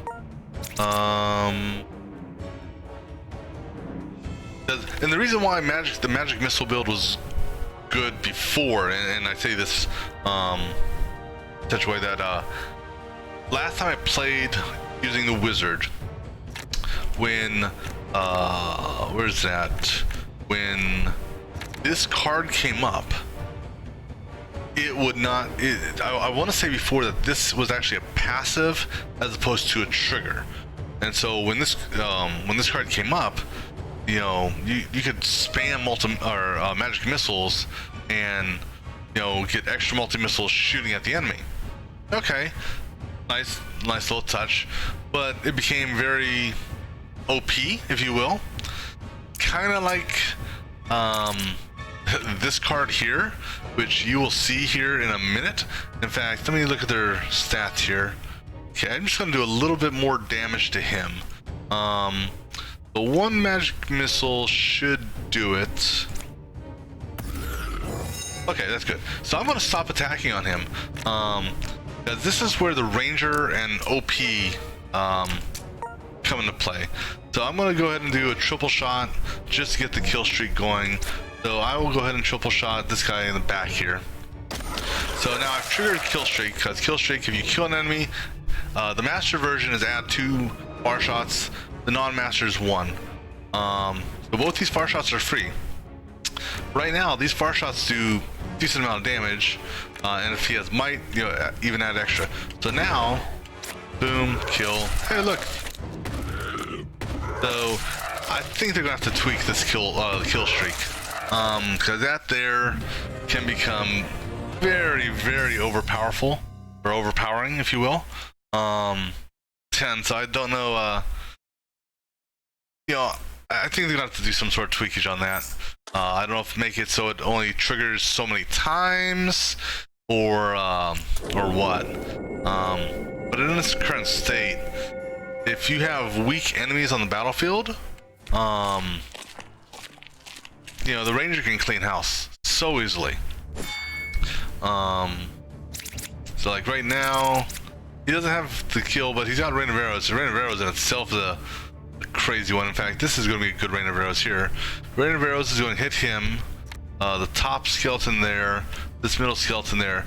So for my wizard, I'm going to have the wizard focus on this guy here, and I may move him down to focus on this guy here. Yeah, so I got to move down 1, and let's see here. That's a shattering strike, so we're gonna go ahead and do Blade Fury on him, get him out of the way. Because Rain of Arrows right now, if it hits, is gonna do 120 plus damage per cell. I'll carry Rend over just in case this guy survives. Actually, I'll carry this over too, just in case, because he may survive. I don't know if the wizard's not gonna be able to take him out all the way. So he'll make it to the next round. I can't do that. Go ahead and build up a charge. I really don't need to do this because those three are gonna die, so I'll leave it alone. I'll take that over for next round. Now the only thing that may, yes, I won't be able to do both. So I'm just gonna go do Rain of Arrows. And then what I'm gonna do, you're attacking him, so I'm gonna go ahead and pop this, see what cards we get. Actually, that's a good card to have because next fight's the boss fight, pretty much. I'm gonna go ahead and put a vulnerable on you, and we'll carry this over. So he'll take a little, I mean, he's gonna take some damage, you know, but he's not gonna attack this round, most likely, because if I don't have him attack, I want to say my warrior, so if I don't attack, recover 1, and then I have over here, if you don't attack, recover 2, so I can recover 3 hit points there just by letting him chill. I thought I had something else that did that as well. I also have health potions here if I really need to. He's got triple shot. That there will do 66 points of damage. Plus he's vulnerable. Plus he's got some of that, so that's I can do that and that. This guy here. See, it sucks because you know, I'll do 7. Okay, so actually, you know what? We can do this. So let me see here. 7 and 66 is 73. 73. It's not going to be enough. So I'm going to do something a little bit odd here. I'm not going to attack. I'm going to go ahead and put up a parry. I'm going to let him get, because he doesn't have a natural healing. I'll go ahead and carry these over just the next round, just to be on the safe side. I'm going to go ahead and throw an extra guard on him. Go ahead and do that. Go ahead and build a charge. And then for you, I don't have any primers to go with the triple shot, which kind of suck. So I'm gonna go ahead and do this. Oh, just enough. That works for me. All right, and that should be it for this level. And there should be 1 or 2 more encounters on this before the final. Oh, actually, so this is. Oh, well, actually, this goes on to another level. Okay. It's been a while since I've played this, so I forgot how many floors there are in this final area. So we're gonna basically make our way around. We're gonna skip that because you touch that cell, you're basically gonna get the healing for it, so I don't want to do that just yet. All right, so what do we got here? He's doing enfeeble. If at all possible, we want to take him out first. Mana burn will do that. So that's probably what we'll do on him. A double mana burn will do that. So I can do a magic sword, and see what this gives me, or I could do this as well. But we're going to do a double mana burn on him. This guy here, he's doing a pretty decent attack. This guy here, yeah. All right, so I think here. So we'll go ahead and pop a parry just to offset some of the damage that's going to come in. We're going to do the vulnerable first, then we'll do the precise. Because this will be technically a 22 damage attack, because the vulnerable, how it works out. All right, so you're almost dead. I'll carry this over to the next round. I'm not going to worry about the bleed. So I said for this guy here, I'm going to go ahead and hit. Now, one thing I gotta be careful about here is when I hit him. Oh, actually, I don't hit him with this. I want to hit him. So either him or him. Let's go ahead and kill him. Just get him out of the way. I'm gonna see what this gives me here. Gives me magic missile. Okay. I'm gonna go ahead and take the magic missile, and I will go ahead and shoot this spider here with magic missile. Then I'm gonna do a double mana burn on him, get him out of the way so they don't get enfeebled. This way they don't lose their strength of attacks. I'll carry both these over next round. All right, so now for this one here, so I've got kill streak up, which is good, and I can trigger that with this right here on him. I would like to do this to see if I get a triple shot, because I'm either going to get a triple shot or another far shot, because I haven't used any, you know, this is the first draw, so go ahead and do this first, see what we get. And cool, so I'm actually going to use a let's see, here's the thing is,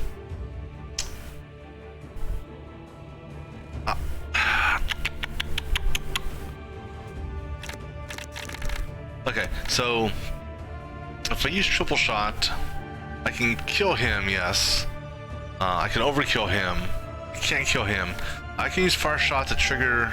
But what I'm gonna do, I'm gonna carry triple shot over next round. I'm gonna use far shot on him, get the kill streak going.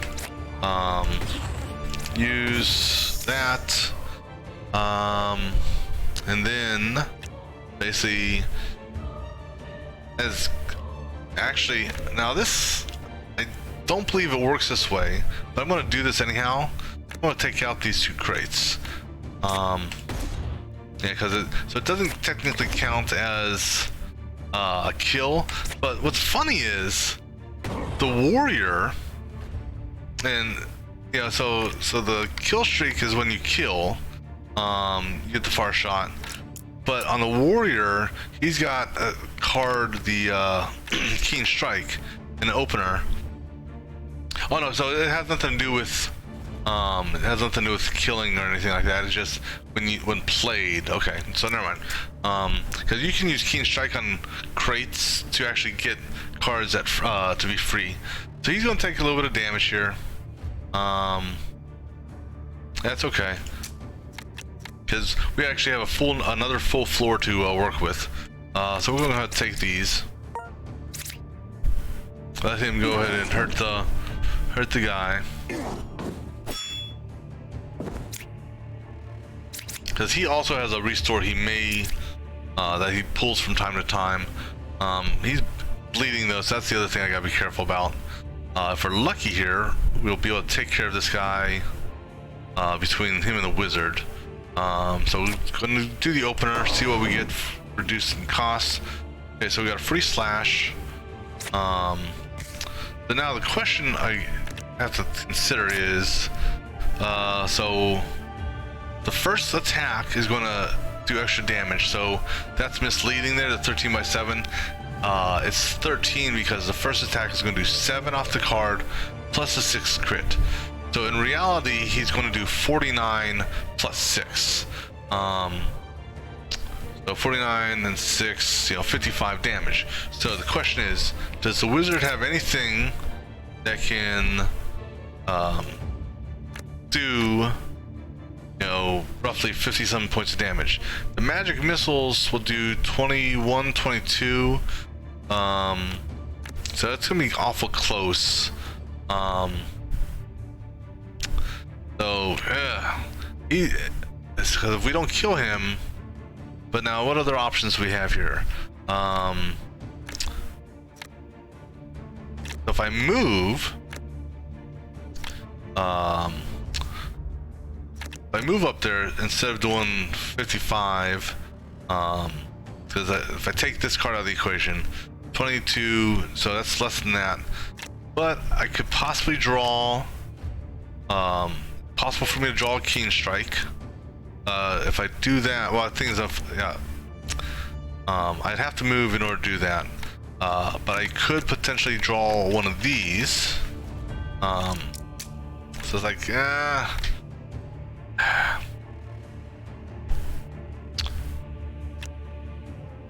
if he just had some might, unfortunately. Let's go for it. Let's see how far we can damage him. Well, the other thing I didn't take into consideration is I got the free slash here. So actually his magic missiles will do it. Forgot about that part of it. Alright, so we're gonna go ahead and pop the magic missiles and kill him. Okay, good deal. I forgot about that free attack. Alright, so we'll go ahead and hit the health here.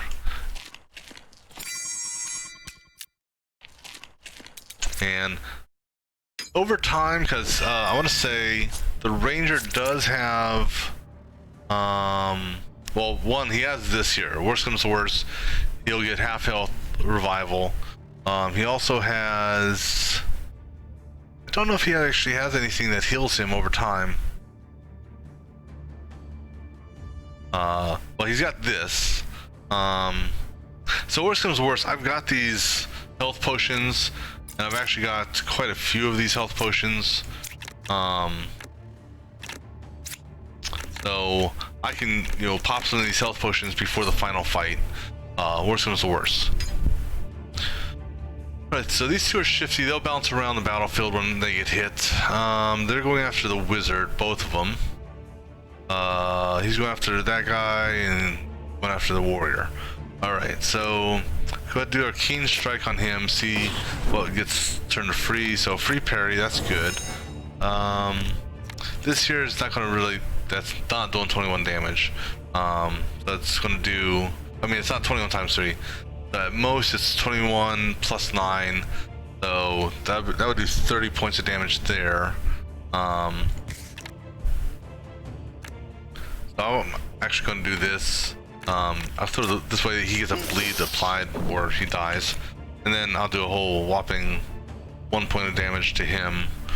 Or what I could do, and I think I will do that, I'm going to trade places with him. Because this way the spider will still attack me, I'll block it, he won't take any damage. So we'll go that route with him. I'll carry Blade of Fury over to the next round. I'm not going to carry parry over. Alright, so we got a mana burn and we got free cards there, and what do we get here? We'll take the magic missile. We probably won't use it. Because what I'm going to do is I'm going to use Magic Sword and Mana Burn. That should kill, I should be able to kill one of these two. So let's go ahead and Magic Sword him first. The good thing about most of the wizard spells is they're 1 up, 1 down. You know, we're going to focus on the same one we're going after.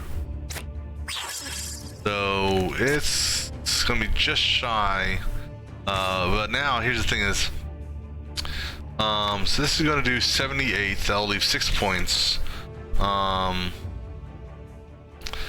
He's not gonna quite die even from the bleed, but he also may jump to a different point over here. So we'll go ahead and hit him with the mana burn.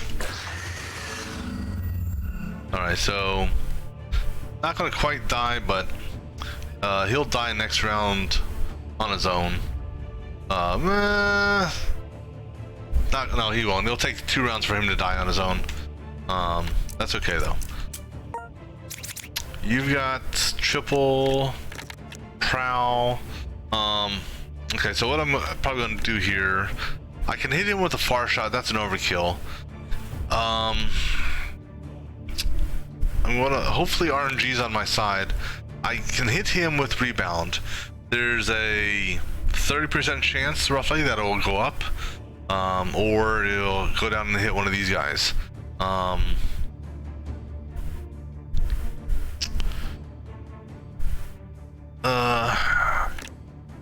This triple shot won't kill him. I mean, the other option is I can do, but he's not attacking though.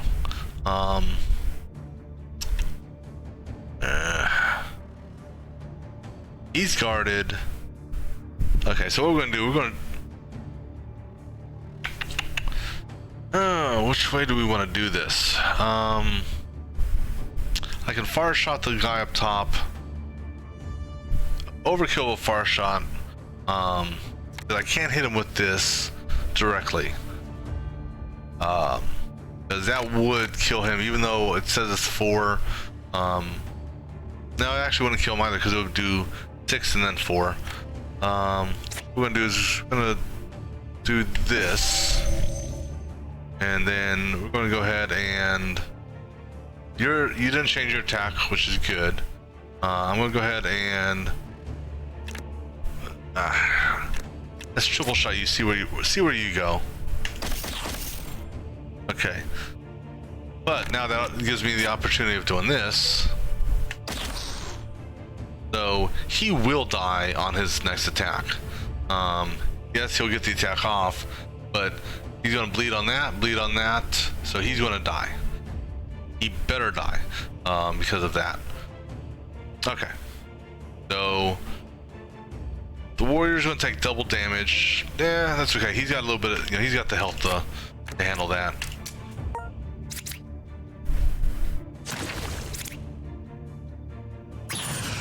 Okay, that's good.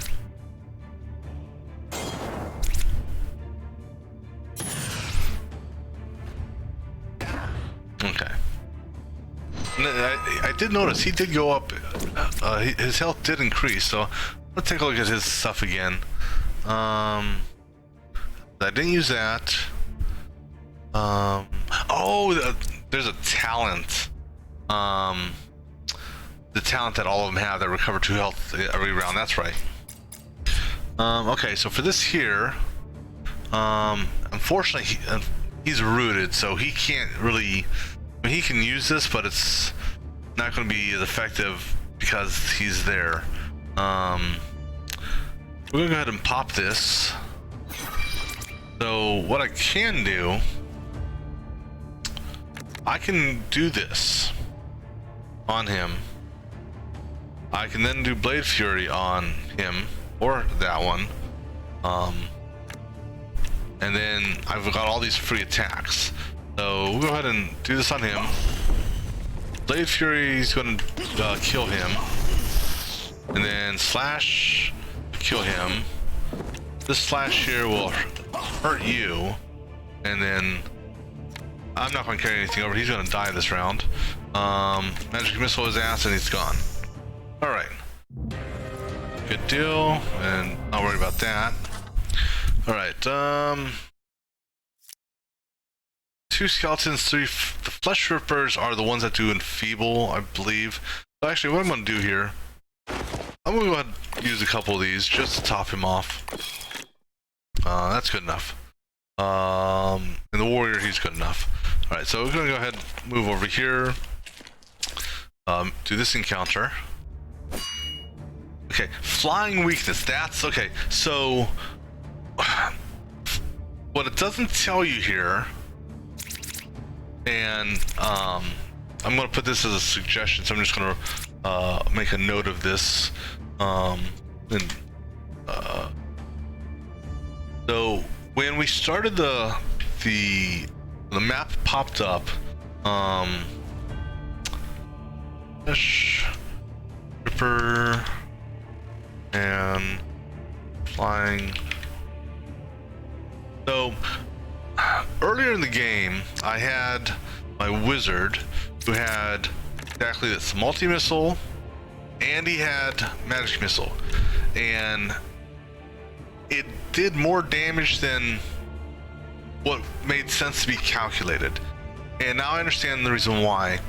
You don't see it here on these guys. So when I hover over their icon, you don't see anything over here other than slippery. But when we jumped onto the map here, all 3 of these had something that flew above their head that said flying weakness. So that flying weakness, I believe, makes them take added damage from I want to say ranged attacks, because magic missile is considered a ranged attack, I believe. Yeah, so it is a range. I don't think it has anything to do with spells. I want to say it's ranged attack. So it's what I'm going to do is I'm just going to put a quick note here, and submit this to them, because I think what should happen is there should be either an icon, because I've seen this icon appear on other mobs where there's like a big down arrow here, or something should appear here on the left hand side to indicate that they have that. So one moment here.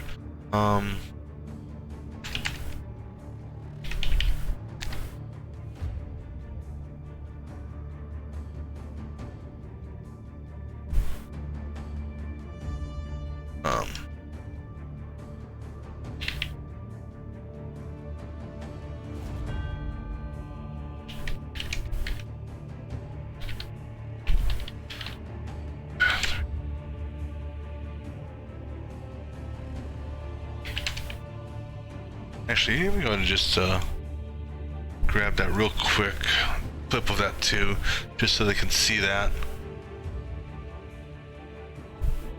Flying weakness. Alright, so I gotta go back a little bit further. One moment, sorry. Just be, oops, I'll keep on doing that. Just be a few moments here, sorry on the delay.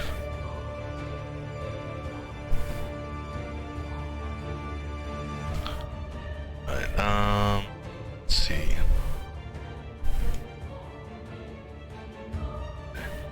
So, trying to get to a point where I enter in map. All right, there it was. Okay, so I'm gonna see if this is a good enough point to get a clip.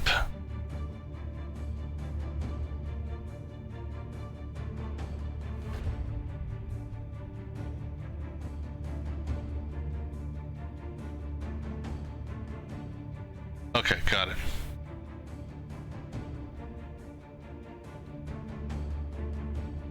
Okay.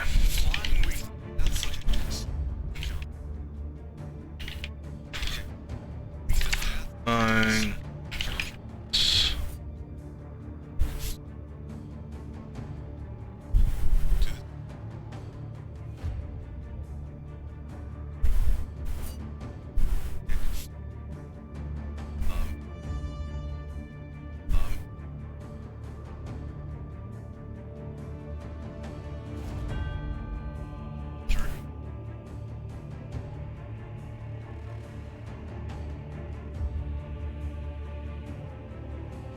Okay. Let me get this here real quick, and sorry, it will just be a few more minutes. Battle map.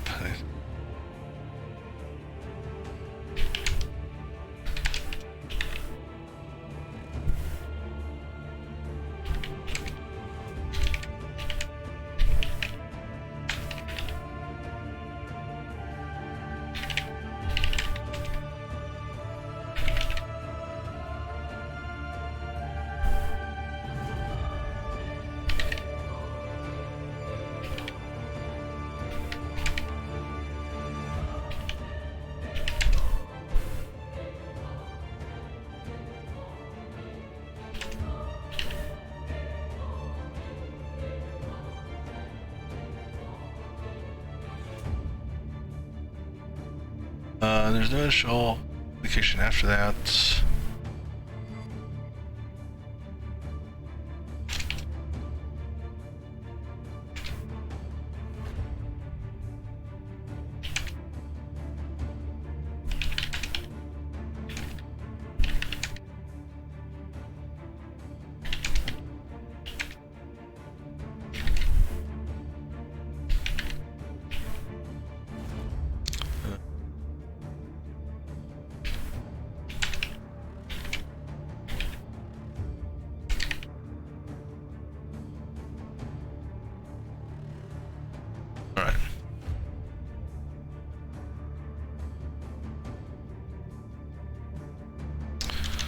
Alright, let me... This last bit here, sorry. Just be one more minute. Copy that. Put that in here.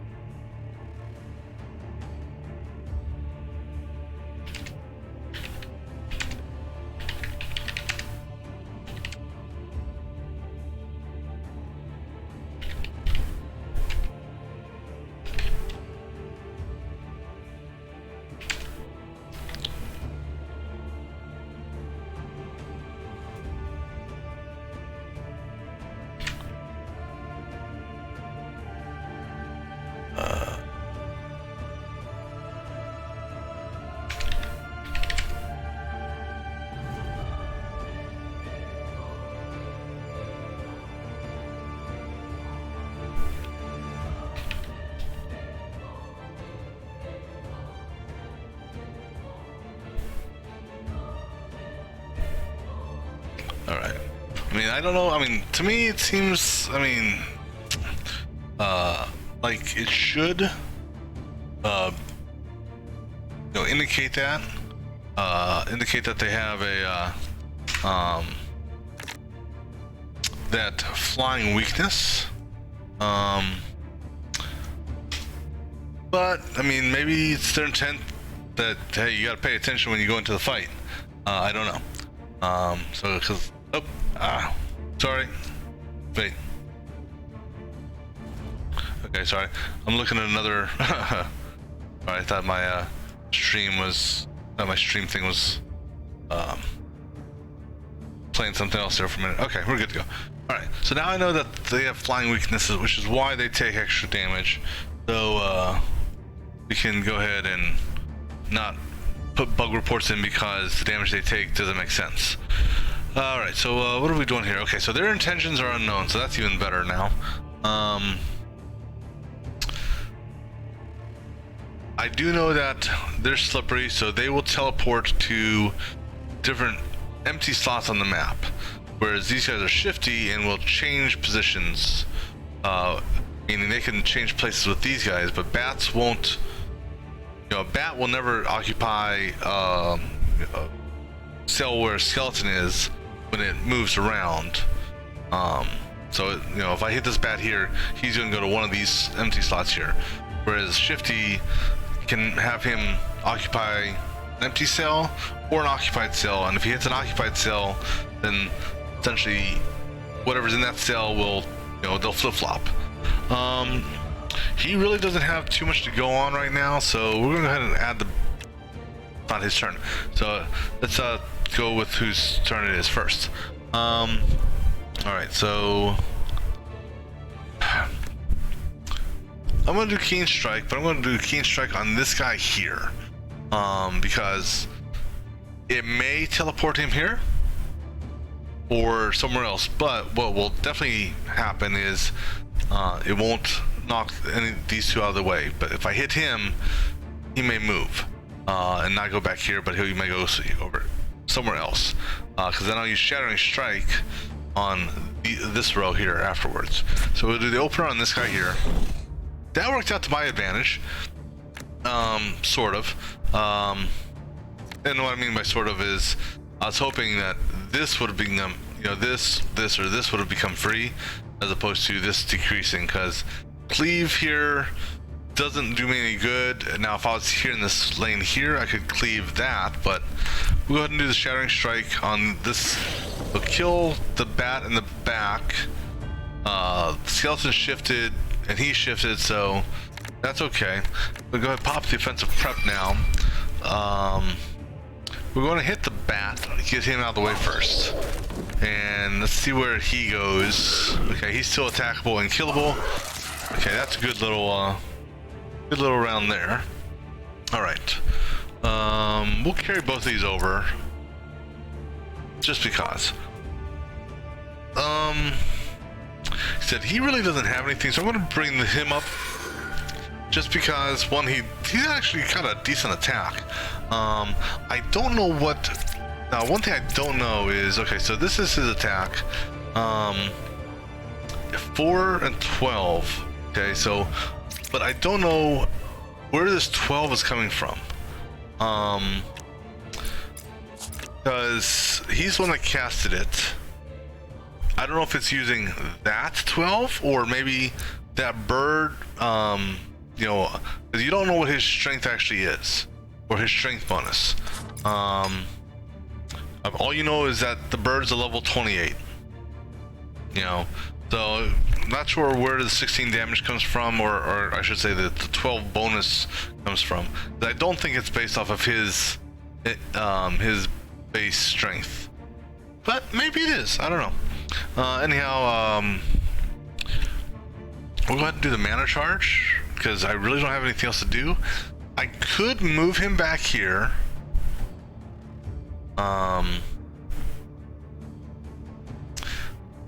He has field awareness, so unfortunately he's not going to get any guard. I'll go ahead and, yeah, because I'm going to move him.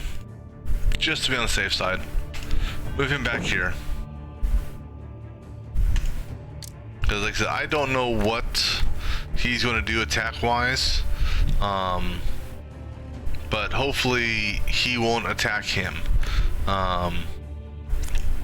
I'll carry these over to next round. Actually, I'll carry both of these over next round because he can do this and then cast that if need be. Okay. So, this is good. So we got crit. We got a far shot.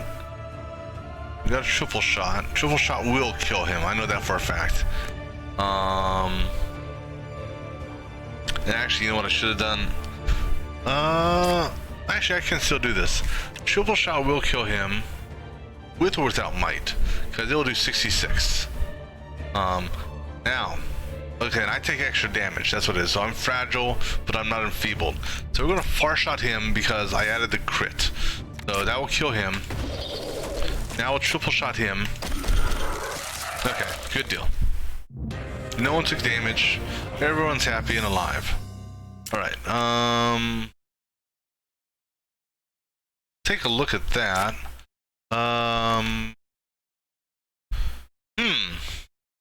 Yeah, you know what? That's nice and all, but I still like, see, that's Dex and HP. I still like the, what he has here, keeping the card in his hand. Even though that there is, gives him extra health or hit points. Now belt wise, I think everyone had a epic belt, so we're not going to change the belts around. All right, for you, what we're going to do,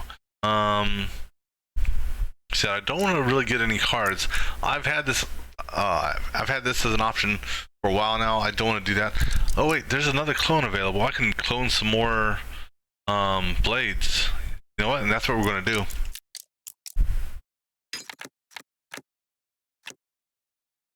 Free attacks are the best attacks.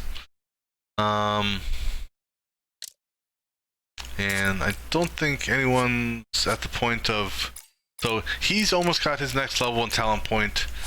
He's got a, yes, so oddly enough, the Rangers, who was actually behind in the leveling from the beginning because he died so many times, is actually taking the lead.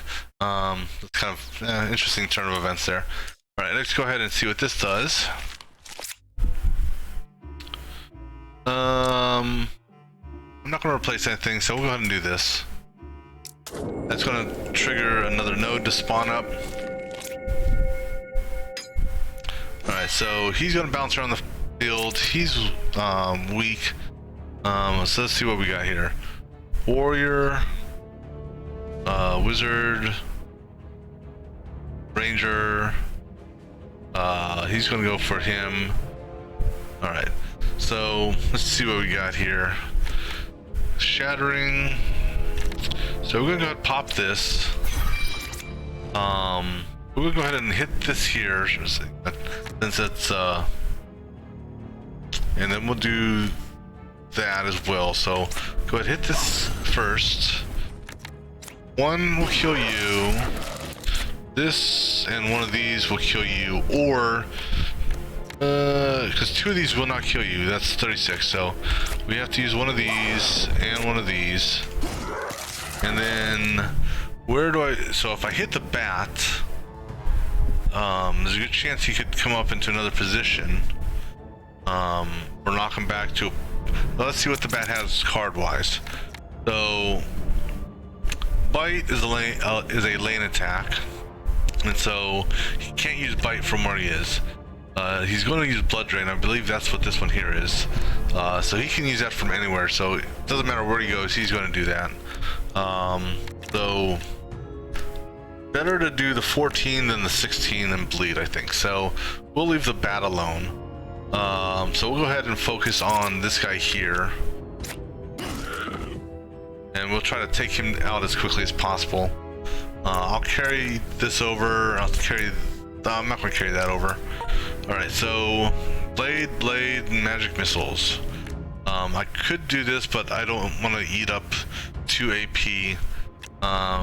Because this here will give me 2 magic missiles, so we'll go ahead. Magic missile, you'll move. Magic missile. Okay. As long as you don't hit the bat, we're okay.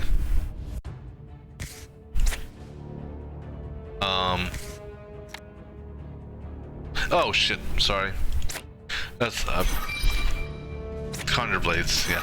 It helps if you actually conjure them. Alright, there we go. It's gonna get close, don't hit the bat. Okay, good deal. I was like, for life I could not think of why it wasn't working. I'm not gonna worry about the barrier. Okay, so triple shot, can't do. Far shot, I mean, I can do triple shot if I move. Okay, so we have a free crit.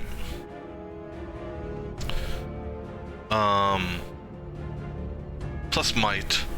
So right now, base damage. Okay, I have to move.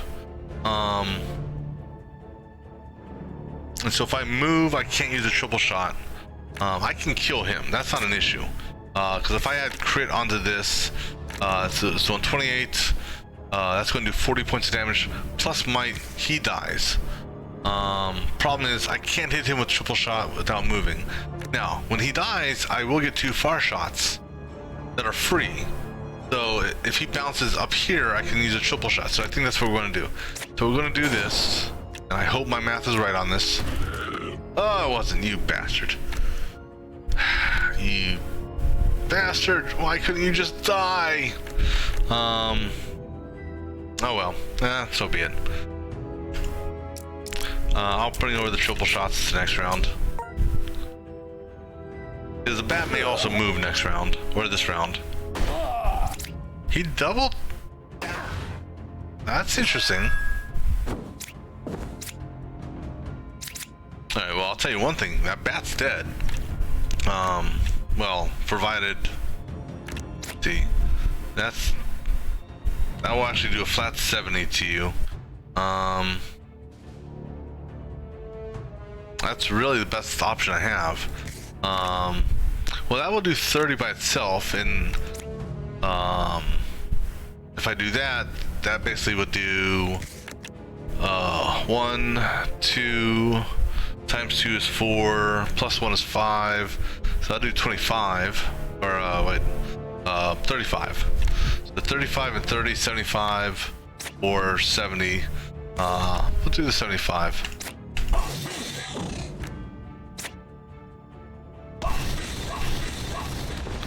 Alright, and that actually is good because that puts him in a position to get hit there. We'll carry these over just because. So let's see what we get for this first of all. Multi-missile. No, mana burn is better. That's guaranteed 75. Whereas multi-missile maybe less. Because multi-missile, shoot. So that thing here. Actually, so it's 20 because he doesn't have any crit. Base damage is 20. Maybe he may be at 21 now. So yeah, mana burn is going to do more damage. So 22. So that would be 66. This will do more than that. So we'll go ahead and do this also. Go ahead and kill him, and then go ahead and kill him. And we're gonna have him pop some health potions. These don't matter. Alright, one moment. We'll have him pop some health potions real quick.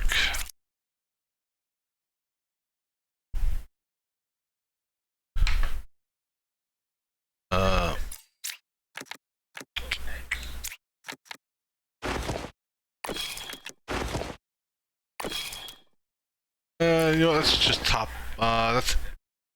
yeah, top him off. And go ahead and top him off as well. Alright. And so 50-50 shot. One of these is the Rift Lord and one is not. Let's go north. This would be... No, this is just zombies. Okay. Let's fight them.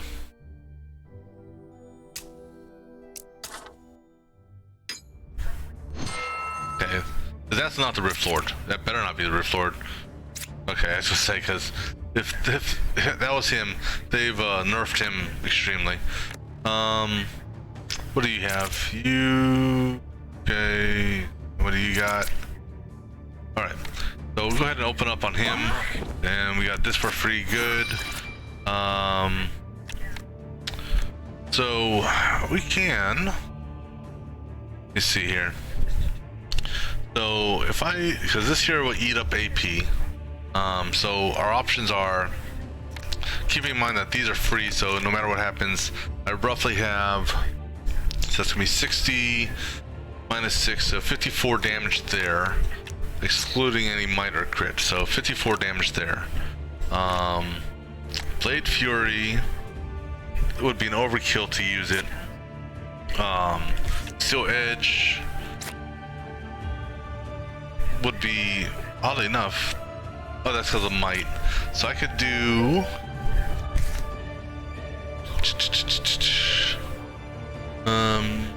trying to spread this out here. 65 there.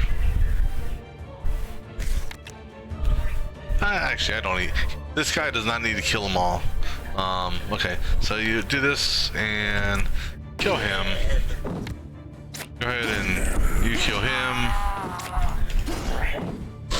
Alright. Yeah, there's no... And he's not going to carry anything over.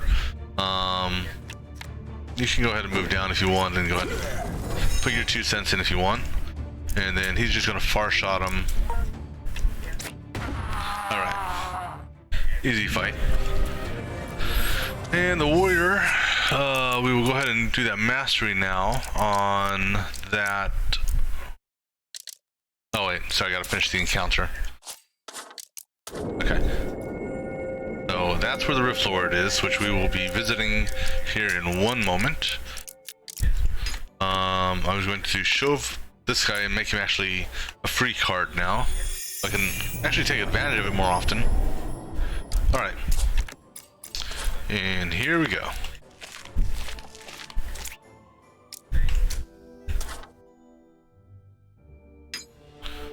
Alright, so the Rift Lord, not that, well, right now he doesn't seem that scary. I don't know what they've changed in this version. Alright, so every time he actually does damage, he has an innate shield that is put on. He's going to bring up a zombie and a skeleton. Okay, this guy here, now he will, I believe, besides this guy, he may bring in other other reinforcements, possibly. It's been a while since I've done this fight. So I kind of want to take care of this guy in addition, you know, burn him down as well, because he will, you know, do some decent damage. So we're going to go ahead and do the opener. Since he's just spawning skeletons this round, I'm going to focus on trying to get this guy down. The wizard, when he moves, he'll go ahead and focus on him. And the archer, we'll see what the archer has, but the warrior here is going to focus on this guy here. So what we're going to do, let me see here. So 1, 2, 3 times 2 plus 1. So 3, Jesus. 3 times 2, so 6, 7. The 7 at 7 is 49. So base of 49 on that, not 17. So 49 plus some extra damage. So we should be able to kill him between these two. Actually, yeah, so between those two, or this option as well, that's going to do 65 and 30, so just do it this way. Get him out of the picture, so no one takes damage this round. I'll go ahead and carry this over. I'll carry that, might as well carry them both over. Alright, so he's got to move just to get into attack range. So I will go ahead and bring him up one, get up the blades, and pretty much just throw damage onto him. I like the little thing here. You stubborn fool. Go ahead and get a mana charge going. Yeah, don't need a barrier. I will bring this over for the next round because you don't know what these skeletons are going to do. We're going to double up on the crit. And now here's why, because this is 3 shots, I'm not sure if this is going to do 24 crit on the first shot and then normal 22 on the next 2, or if it's going to be 24 for all 3 hits. I do know that might will apply for all 3 hits though. Okay, so only first hit, which I'm fine with. That makes perfect sense. I will carry over 1 dodge just in case. So he'll do his spawns. Oh, I was expecting a little bit more. You got a kill streak on you? You do got a kill streak on you. So that's good. So I'm gonna have the ranger. Let me just take a look here. 5 cells. 1, 2, 3, 4. Not quite enough. If I can weaken one of these enough for the kill streak, then he can take care of the other one and do some damage there. So let's see what happens there. We'll go ahead and throw the bird into the mix. Extra attacks will definitely come in handy. This here will reduce something when I use a finisher. That's the only finisher. So if I do... Okay, so here's actually how this can work. It's not going to be the super efficient damage. I can do this on him. Or him, it doesn't matter. Then I do the Blade Fury, which will be a 1 AP. This here will become free because this will reduce an attack card to 1. So,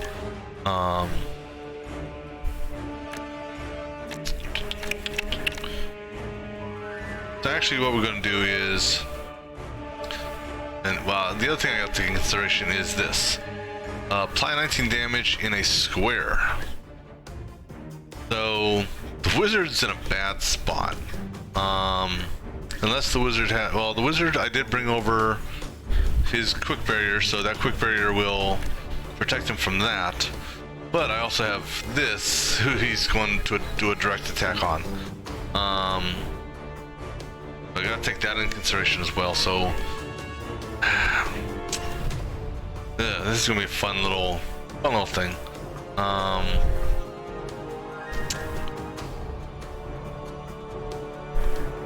Now, I don't know if he has a phase change or not, so if you do so much damage, if he changes and what he's going to do.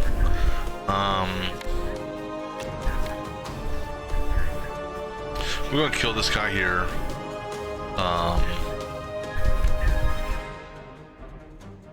But I also want to move, because I don't want to get chilled. So this is what we're going to do. He's going to move.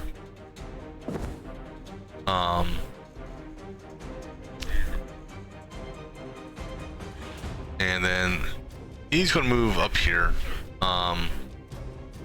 because this way he won't be able to do anything. So the warrior, with what he's got left, and let me see what Ranger's got. He's got the kill streak stuff. I'm going to go ahead and hit this guy here, and then I'm going to go ahead and have to put up a parry. That's going to be enough for the ranger to kill off, which will give him a kill streak to kill him. I'll bring these 2 over to the next round. He's just going to jump and run like a coward. I'll have him go ahead and actually hurt this guy over here. The reason being is it will only take 1 far shot to kill each of them, increasing the amount of far shots he'll have from the kill streak. I'm gonna actually take these 2 over, because I'm tempted to have this guy pop out and fight, but there's also a downside. If he gets killed, depending on what kills him, will determine what he, how much damage he takes. So with kill streak up, I'm gonna go ahead and kill him. Okay, and then I'm gonna go ahead and kill him. Right, so now, 1, 2, 3, 4, 5. He's actually in a good spot for this. And I can do an explosive here, which should technically affect him. But I gotta be careful. So that will actually be the last thing I do, because if I push him out of range, then I won't be able to hit him with far shot. So I'm gonna go ahead and hit him with far shot. Go ahead and throw a quick trap here, just to throw a quick trap there. I'm gonna go ahead and do this, see what happens. Okay, so now he can't do nothing. He can't hurt no one. And we'll go with that. So yes, go ahead and attack the ground. Now I suspect these are 2 spawns. Really? Now I've never seen that one before. Okay, let's take a look at these cards. Disarm. Disables cards with the attack tag. Ooh, that's not good. Now this is a targeted attack, so it's going to hit just one person. It's not like an AoE, but he can hit pretty much anyone 2 up, 2 down. And then expose disables defense. So depending on who he's going to attack, which it looks like, so you don't know if it's actually going to attack him or not, because it's not actually giving you a target indicator. It's just telling you anyone on the battlefield. The only way I could avoid this is if he had another explosive shot to knock him back down. And unfortunately, he doesn't have that. Alright, so now granted, in order for the wizard and the warrior to hit him, both of them need to move down 1. In which case, he may change his attack. So what we're going to do here, we're going to pop that, move down 1. He did not change his attack. We're going to do this on this guy here, and then we'll go ahead and use the rest of the slashes. I'm going to use this because this is going to basically reduce the card cost by 1 because of the efficient sword play there. Doing that would be a waste because it still costs 1 and I'm out of AP. So now I've got a whole bunch of slashes I can throw at him. Alright, so he's down almost a third, or maybe right about a third. I'm not going to carry this card over. Alright, so I'm actually going to, this actually may be a good opportunity for the bird. I'm going to throw the bird out here. Throw the bird right there. I'm going to go ahead and move here because the passive trigger between the trigger there. So we'll see what happens here. Okay, he didn't change his attack. We'll go ahead, throw that on there and give him a bleed. Alright, and we'll carry both these over to next round. Good. Alright, so now we've got triple and a far. The bad thing is, can't hit him with triple. So I'd have to move down and basically trade places with him. So I can either do 41 or, but then I also have might, so okay, we'll go ahead and trade places with him. Come on. And go ahead and triple shot him. Alright, so we will go ahead and carry the far shots over to next round. Alright, let's see who he targets here. Okay, that's fine. Disarm the bird. That's perfectly fine with me. So the bird was a sacrificial lamb. He can't do nothing. And I'm okay with that. Zombie and chill. Deal 15 damage. So he's gonna target him. Okay. And the other thing I gotta be careful about is he's fragile because of his belt. And I think, let me double check something here. His belt, he gains one every round, so unless he gets hit, he's just gonna keep on gaining them, which makes him take more damage. Alright, so Let's see, we got shattering, so we really don't have too many options here. Now what I could do, let me see here. So that's only 11 guard. He has no guard. So unless he moves 2 rows down, and if he does, then he's going to basically attack someone else for 20 damage. So that guard is going to fall off because that's the residual from the last round. Kind of wish I would have kept the 1 guard on from the wizard, because that was a 21. I could have gotten it off of that. Actually, well, so I can do this. Oops, come on. Oh, okay. So this is what we're gonna do. We're gonna trade places here. Okay, good. And we're gonna do this. That there will prevent the chill. And unfortunately, you know, he's gonna basically not do any damage. He really didn't have much to do anyhow. So I'll go ahead and carry the bull rush over, just so I can do a lane change if need be. And I'm actually gonna take slash as opposed to this. Even though this hits all targets, I don't see a zombie appearing in line with him. So I'll take that. Of course, don't watch, he's gonna spawn a zombie right there. He can't do nothing, which is fine.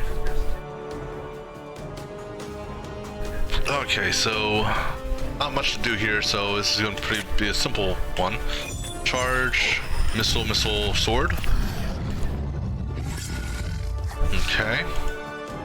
Yeah, I have nothing to spend it on, so yeah. Alright, so 3 far shots. Primer's not going to do anything for this, but we'll go ahead and do it anyhow. I'm going to go ahead and do that. I'm not going to carry the tumble over. Alright, so... Wow, he actually did spawn it right into a trap. Now that there... Okay. I kind of... Well, the chill dropped. But to me, I was going to say that chill... I did see chill appear there, but it faded immediately. So I was going to say, the chill should not have affected him because guard was broken. Or guard never got broke. Unless it's talking about this chill here, which may be a bypass versus the spell he casted. Okay, so he's rooting and critting. Not a big deal there. He's... Okay, so we're going to ignore him.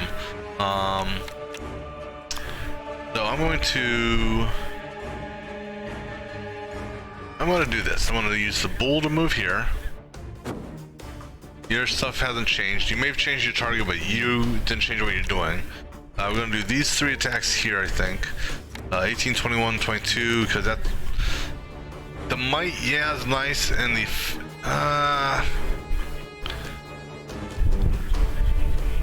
Because he's not doing any damage this round, and he's just doing this, that kind of wastes one of the enfeebles.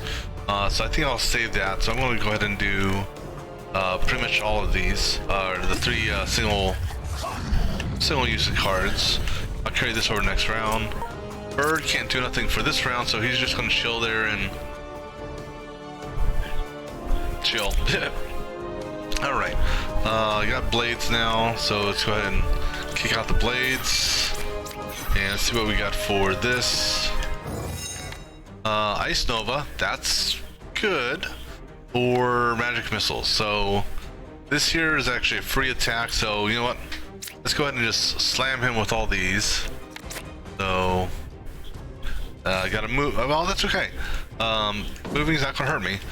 So basically you're gonna just slam him with all these magic swords and throw some chill onto you, see how you like it. I will carry the restore with me for probably the duration of the fight. Okay, so Rain of Arrows. Fortunately, he's not going to hit him, so that would be real nice if I could. Oh, damn. Because if I just had an extra AP, because what I could do here, I can do an explosive here, you know, I could put an explosive in front or behind him to push him into the Rain of Arrows. And, well, you know... But here's the thing is, rain of arrows will change on each round. So even if I were to do that to knock him around, it may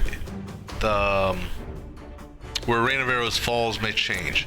Now rain of arrows could hit him, and that would technically trigger my kill streak.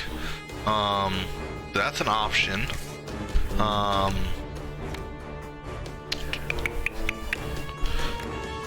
Okay, I gotta think of.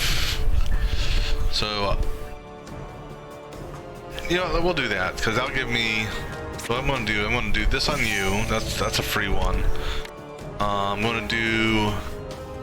Now the other option here is I could do this, but if I do, you know, possibly get a triple shot. But that would leave him here. So you know, I will do this. I'm gonna go see what cards I draw for this, just out of curiosity though. Rebounding hit, restore. Okay, we'll keep the restore.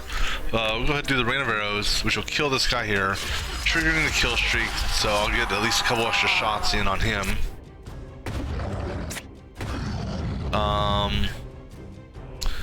I will go ahead and carry these. No, I'm not going to carry that. I'll carry this one over. Alright, so he's getting closer to the end.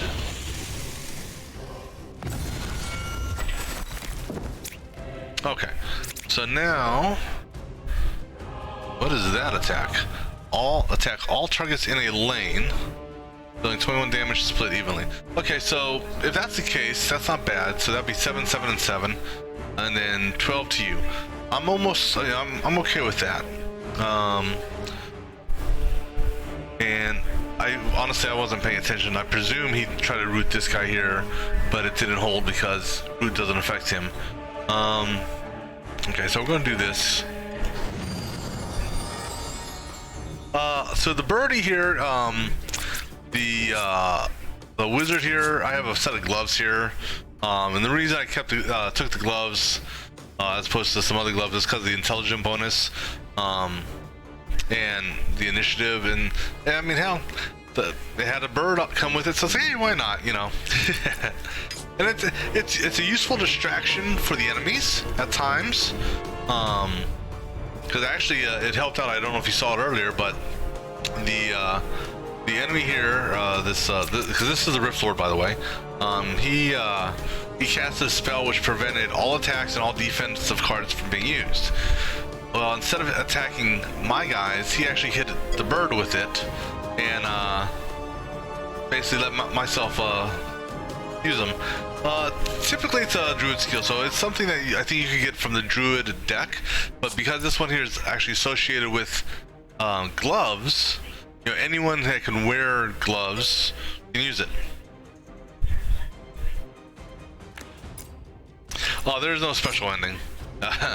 Not right now. Basically it's like, yeah, congratulations, you beat the Rift Lord.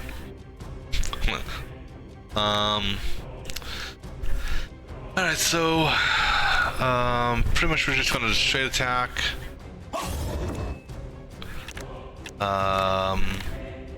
So do a double rend as they do the most damage. See, this is where I kind of wish bleed would stack. So instead of doing, you know, just 2 bleed for every action he takes, so I mean technically that's 8 damage there, and that's another 4 damage. So instead of the 12 damage, I kind of wish this would scale up a little bit. So if you've got 8 bleed, then say you take as much damage as half the bleed, or half the turn. So 3 bleed for 6 turns, or you know, something like that. It's kind of a scale to make it a little bit more useful, similar to poison. Well, poison actually stacks, so the more poison you have, I think the more damage you do, because it scales down 1 per turn. But anyhow, we'll carry this over. I'll carry both of them over, why not? Alright, so the bird can attack again. Alright, so you know what? This is a good time to use this. Because that will put 42 guard on everyone. Plus I got the Conjured Blade, so he can still attack. So yeah, guess what, buddy? Your attack ain't gonna do jack. Now that's a one-time card. So it goes into the actual expend pile.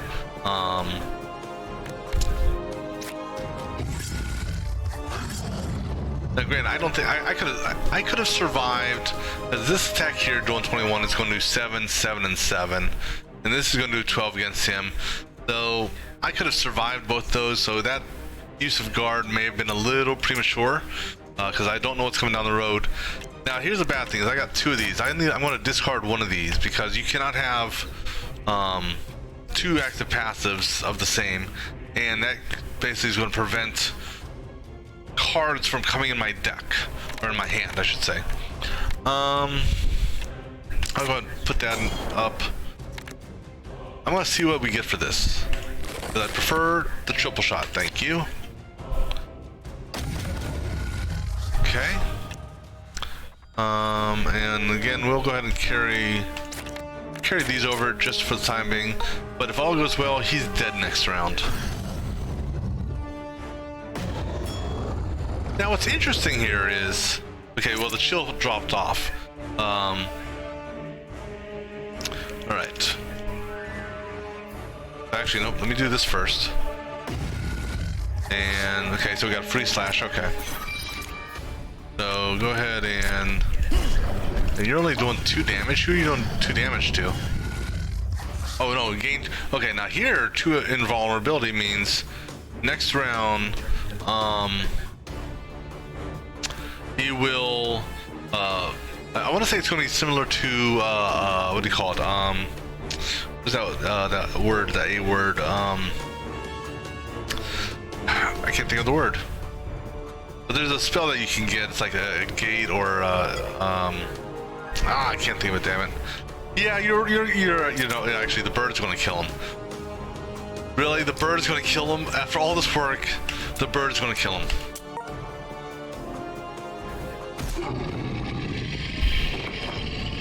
And that's it. That's it. Now, unfortunately, I wish I could.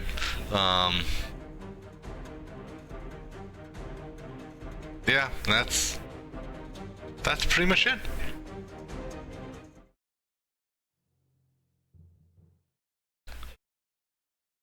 So, this evening when I started my second stream, I said I'm gonna try to do the playthrough of the Druid, Cleric, Rogue. I'm gonna try that combination in Bleeding Edge. But that's pretty much gonna be it for this run right now. Thanks everyone for watching, and we'll be back on here in about, I don't know, 4 hours or so, for another start to the run. Have a good one, everyone.